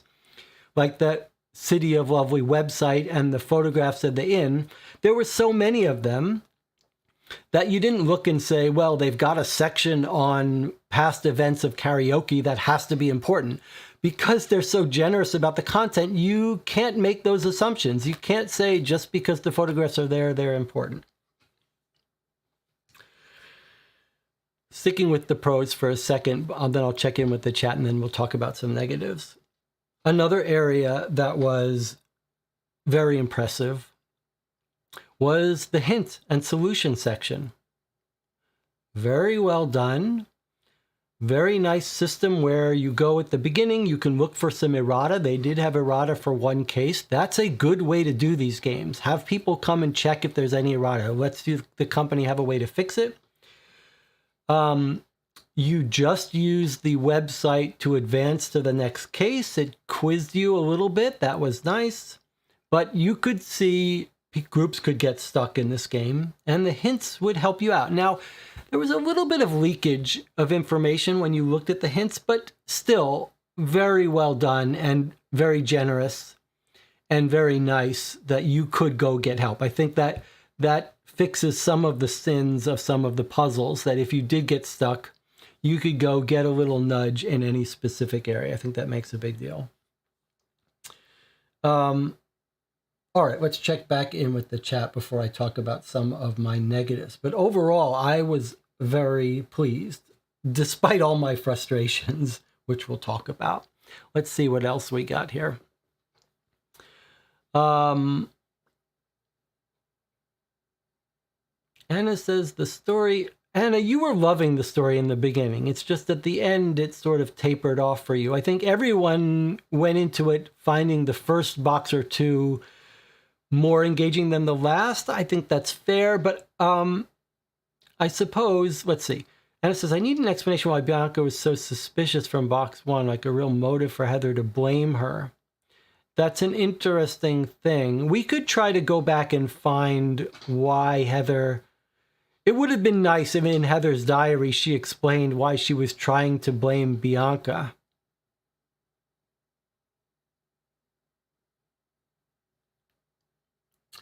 Yes. Okay, so a couple more things. Sticking with the positive for a second. I did think, look, you can't expect miracles. It's a game where we're supposed to figure it out. And I think they did a reasonably good job and quite successful at keeping us always guessing. Like even at the end, after Heather confessed in her diary that we found, we were still hesitating to arrest Heather because we were still considering the possibility that Bianca could be framing her. And that's a tricky thing to balance. And I think they pulled it off in the sense that we were talking from start to finish, from case 1 to case 5, even though we had very strong suspicions of Heather very early and the motive for this as a drunk driving revenge. The fact that we chewed over it over and over, and the fact that then at some point there was a little bit of a change in pace where we thought, well, maybe we've got it wrong. Maybe someone's trying to frame that. That's a very clever design decision too. I mean, it's a good lesson as a game designer for these cases that if you throw in the possibility of someone being framed, all of a sudden it calls all the evidence into question. And that actually worked here quite well because like all the evidence lined up against Heather. Well, how do you get around that as a game designer and still offer some doubt? Well, you offer the possibility that someone's framing someone else. Then all of a sudden, everything goes up in the air. But I do agree with Anna that what might have made that work a little better is if we had a better reason why Heather might be framing Bianca or vice versa. Although I think we might have skimmed by that part. I think that might have been there a little bit. It is interesting who wrote that note pointing suspicion at Bianca. I guess it was Heather, but it would have been nice to have a little bit more explanation for that.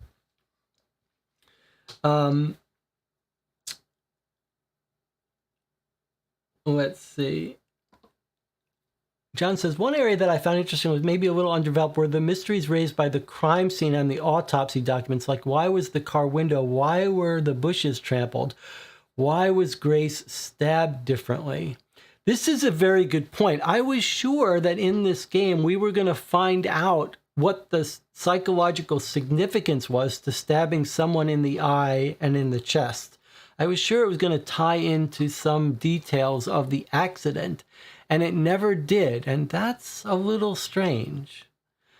Although you could argue realistic and fair play for the designers to be like, look, Heather was driven crazy by her daughter getting killed, and, she had anger. Maybe she stabs him in the eye for a certain reason. She does explain why she doesn't stab Grace in the eye and ruin her face. She does say, like, she was the one person she had some sympathy for, and so she didn't stab her in the face. So they actually explained that a little, but it was interesting. Anna says, I like the story most of the time. A lot depends on the ending. Like in literature, a weak ending could ruin the whole experience. Well,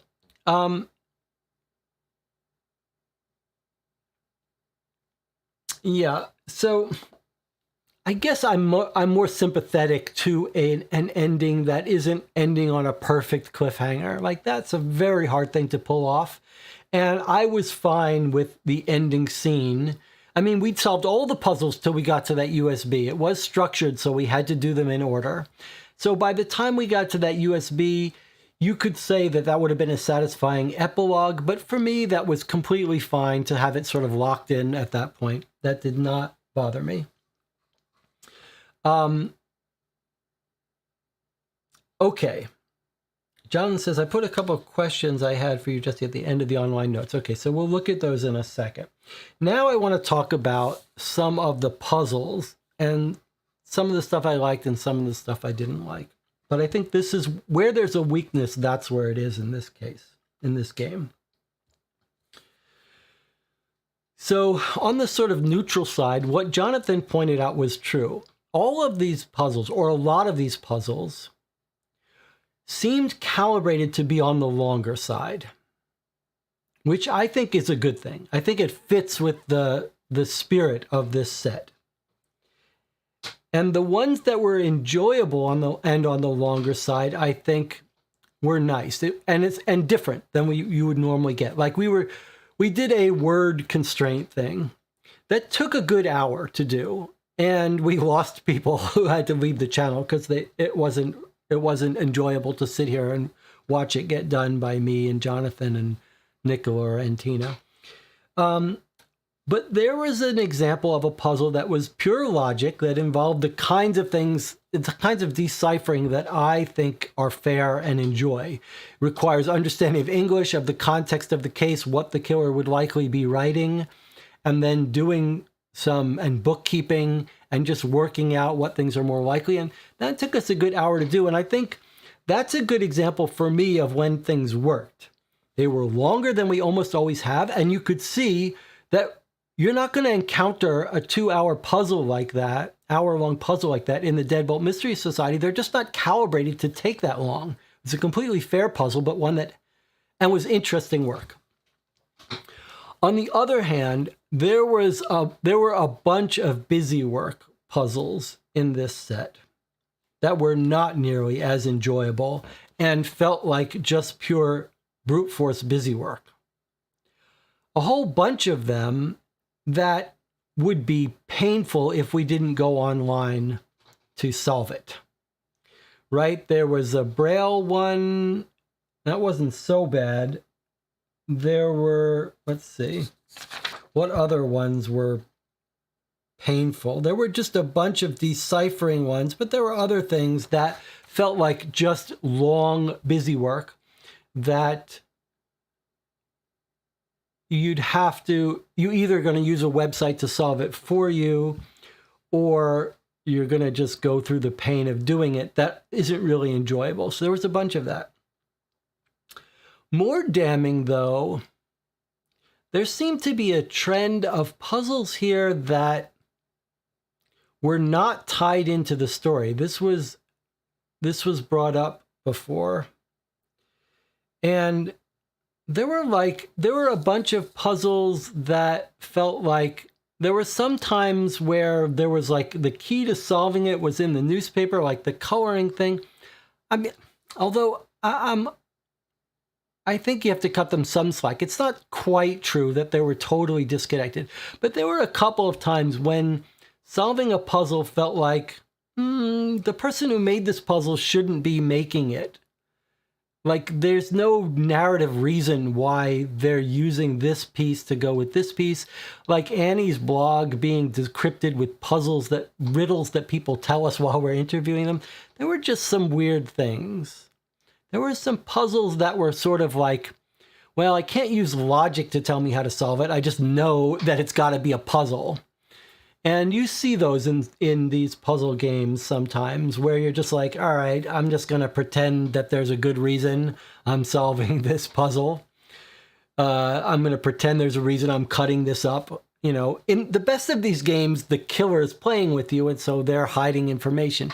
But here, a bunch of times we got people hiding information for no good reason.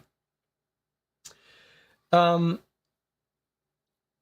there was this other very weird choice of this game that I think I don't quite know how to explain it.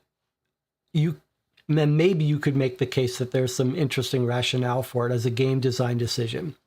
And that is that each of these episodes starts by telling us exactly how many people it wants to eliminate. That's a little weird. It's artificial, but okay. Sometimes those things work in these games. But then a very odd thing in this game is that it would be very easy to advance through the boxes without having solved stuff. You could advance through this whole game without ever figuring out the alphabet for the killer's note. It wouldn't stop you from solving it and getting things right. In fact, you could basically go through this game and not solve half of the stuff that is very important for you understanding what's going on and getting a flavor for it. But it's not part of the quiz at the end of the game. And in fact, for a bunch of episodes, especially the first couple, it was this rich documents we went through, And then it was like, eliminate these suspects. We had all this rich documents with all this interesting stuff. And then we just found the first 2 episodes were both like photos. Like, oh, the photo has the date, so obviously they couldn't be there. Move along. You could get those right and move along without having understood anything. That was very weird to me. Normally these games are built with sort of gates so that you can't get to the end and answer it until you've found all the things that you're meant to find. But on the other hand, because this is a 5-part thing, I feel like this game might be designed for expecting that some people won't solve it all. But that was a very weird thing, I thought.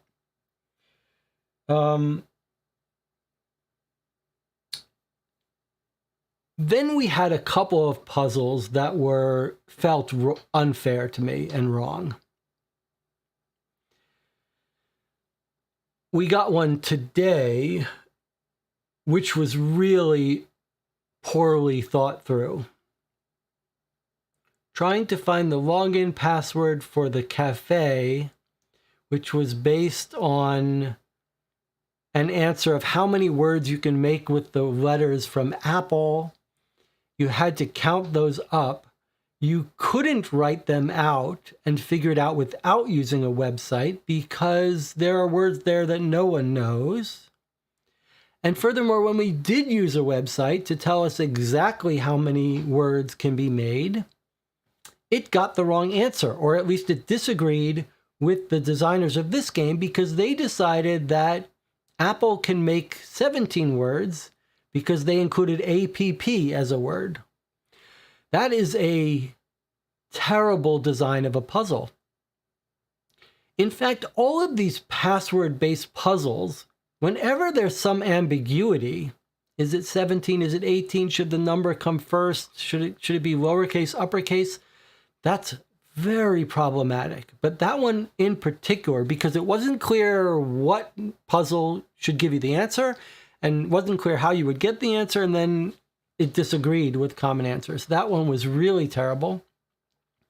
There was another similar one with the postcard where the postcard said Disney World is my favorite spot. We looked on the postcard, we could see on Disney World's location was Donald Duck. So we tried all kinds of different passwords to get in, including Donald Duck, including Donald Duck spelled with capital D, lowercase d, space, Donald space Duck, Donald Duck, all one line. Eventually, we spent an hour, we went to break, we came back, someone said try it again, we tried Donald by itself, and that was the password. That's no good. You can't make a game like that. I mean, in my opinion, you can't make a game like that. There has to be a better way to do that. You could see Deadbolt Mystery Society takes a little bit, they fix that a little bit by saying every time we ever ask you for a password, it's always going to be all lowercase, it's always going to be no spaces. At least that gets rid of some of the ambiguity. Now, the only part that I have to give them, cut them a little bit slack for, was that computer password puzzle example. Because there's a case where you might argue, all right, you should expect to have to try multiple things to stumble on the password. And that was the case where actually it was quite clever about giving us enough contextual information that we could figure it out. Like we did figure out this is where he would store a password. It's in his handwriting, so the killer didn't leave it. It looks like a password. Still, then you had to go on the internet and translate it back, and then you had to add the 69. But then there was another example. If that 69 was written in blacklight, that makes no sense. He should not be writing in blacklight. Only the killer has ever written in blacklight in this game. So that was not right either. But at least it was a little more... You have to give them some credit for trying to push you in the right direction to experiment. And there were a couple times where I failed to intuit what we should be experimenting on, and Anna and the other people did know.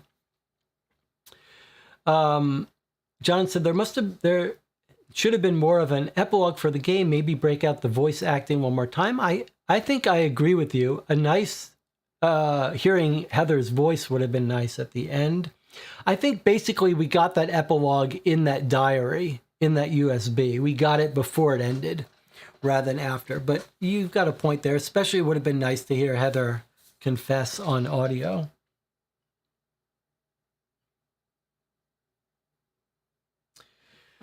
In general, another thing that really needs to be said was if you got stuck, you could use the hints. But I think one person could really struggle this. There were lots of points in lots of puzzles, more than maybe any other game we've played, where we needed someone else. We benefited from having 4 or 5 good people in the channel. Jonathan Warner one day really solved a bunch of it. Anna always comes through, and Tina and Nicola both helped. So I think you would get stuck. If you weren't playing with a group, a good group, you would absolutely get stuck on puzzles. But then you could look at the hints, so not the worst thing in the world.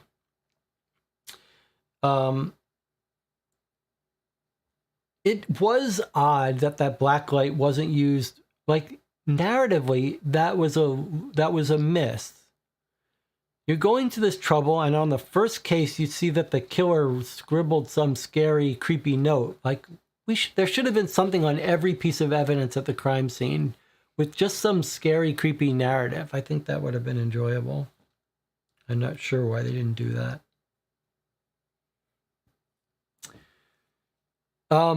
Maybe it pays to talk about the price of this game. So this is selling, I think new, they want you to pay like $180, $200.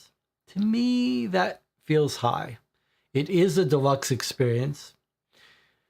Obviously, whenever it comes to money, you have to decide for yourself. But we got 6 hours to 30 hours out of it. You know, that's 15 movies. So that puts you in that ballpark of $180. If you could get it at half price on a sale or buy it used, now we got lucky that Jonathan Jang reset it for us, but had to do some real work to reset it. There are pieces you have to fold here. There were pieces that were glued together that Jonathan really did a nice job of resetting, and would be very easy to misorder some piece of evidence. So it's a little scary to think about buying this used, but I would absolutely buy it on sale. I would absolutely play the other seasons from this, season 2, season 3, season 4 in this series. I'm very curious to see their new Kickstarter. We talked about one of the reasons we played this now is because their new Kickstarter for Blind Faith is due out any day now. It's supposed to be even longer. I am very positively inclined towards backing it. So we'll see when it comes out what the price is and what it includes. I understand it's actually got a unrealistic gimmick. It's not going to be pure cold case. It's something about you're speaking to the victim from beyond the grave. I'm a little suspicious of that, but we'll see. All right, let's check in with the chat while I look at Jonathan said he added some questions to the notes. Let's see if we can bring those up.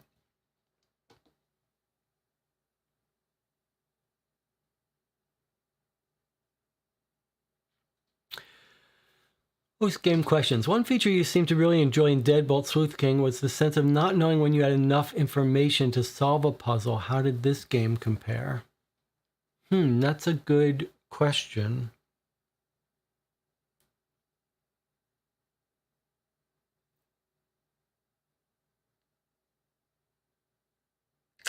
That's a good question. I'm not sure there was that much of it, at least with regard to the puzzles. Now, there were documents that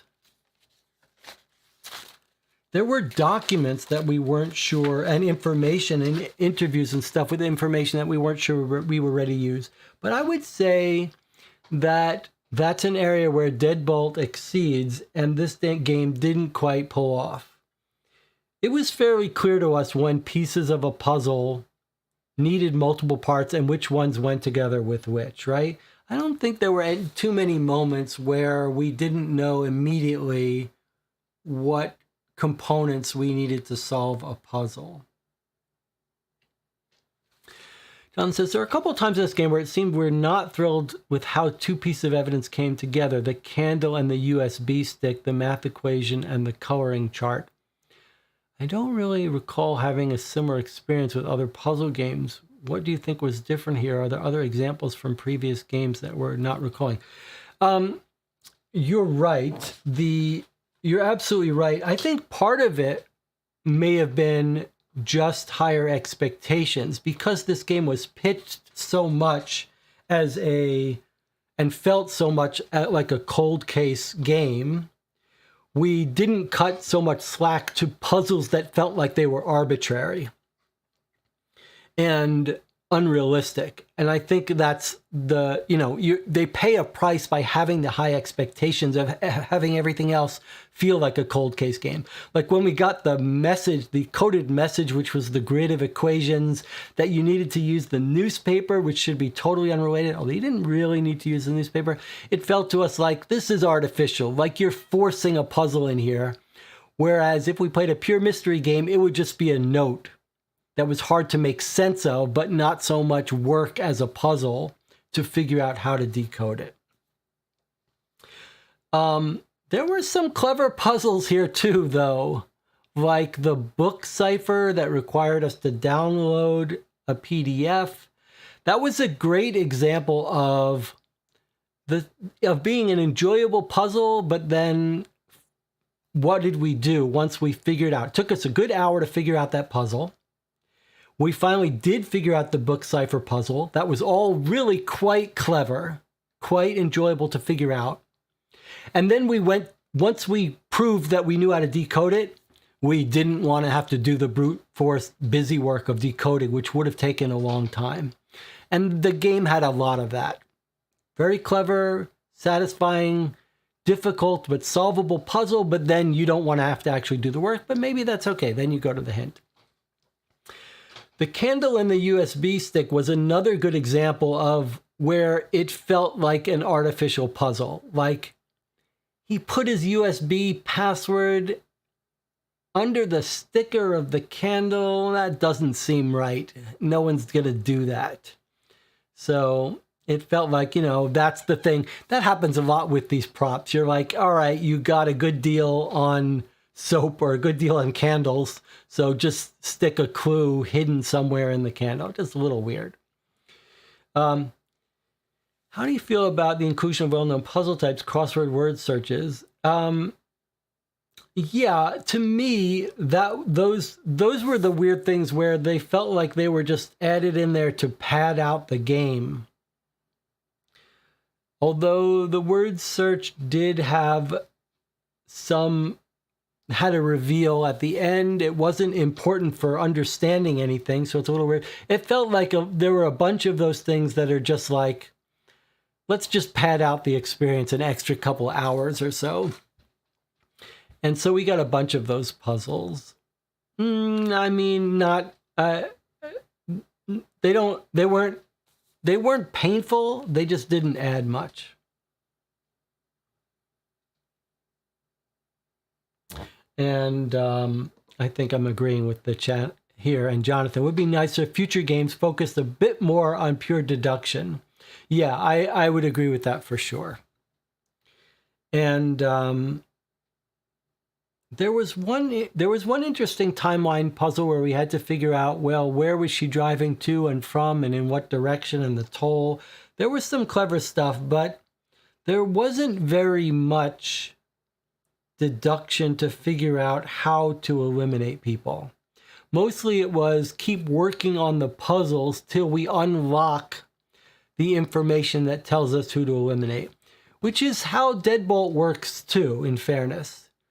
In Deadbolt Mystery Society, most of those games, you don't use deduction to figure out who's eliminated. You use puzzle solving and logic to unlock the puzzles which tell you who in this puzzle is guaranteed to be excluded. And that's what we got in this box too. Almost everyone was excluded once we found that information. It just came straight out and said, this person's basically not going to do it. So Once you uncover enough puzzles, you're told basically they've got their alibi for sure. They didn't do it. And I think we enjoy more when we have to put together the puzzles of the crime, the criminal aspect of the case to say, oh, this proves we've concluded, we've figured out, we're clever enough to figure out the implication of this means they couldn't have been at the scene of the crime. And those are more enjoyable. There weren't that many of those here. That would have been nice. But we did get a couple of them, like, oh, security shows her entering this door, so she couldn't have done it. That kind of stuff. All right, any final thoughts? This was a 7-hour session almost. I appreciate everyone here. I appreciate all the help, but I appreciate also all the comments about the game. It sounds like you guys were hot on it, got a little cold on it. I think this is one of those games where I had real moments of frustration, but the epic nature of it really, for me, goes a long way. And I can see that when I look back on this, it'll be looking back with positive memories. John says, interesting how the puzzles from Deadbolt Sleuth King, I think, worked a bit better for stream. Some of those felt like you really needed a copy in front of you to work on. Yeah, I think that's true. And also just the length of them and the busy work required made them a little bit hard to stream. You can see how this is going to be a harder to find an audience for such a big, long, complicated case in terms of so many details and so many puzzles. Although they did a pretty good job of compartmentalizing things, so you didn't have to spend too much time going back through older stuff. And it says another good teamwork experience. That aspect is always good. Well, this was, if ever a game needed real teamwork, boy, this was really one of them.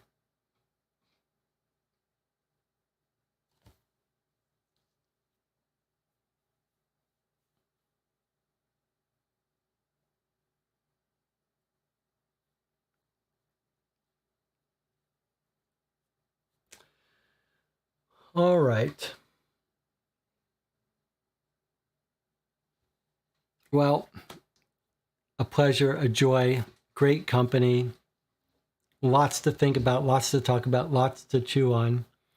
Thanks to Jonathan Jang for trading us for this.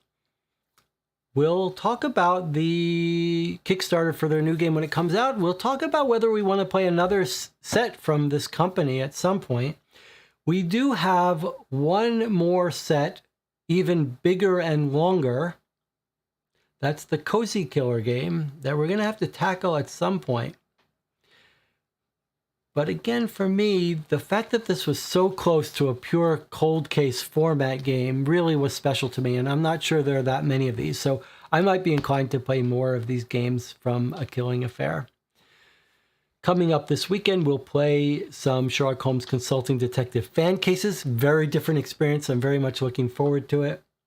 I'll see you on Friday. Have a great week. Thanks for joining me. See you next time.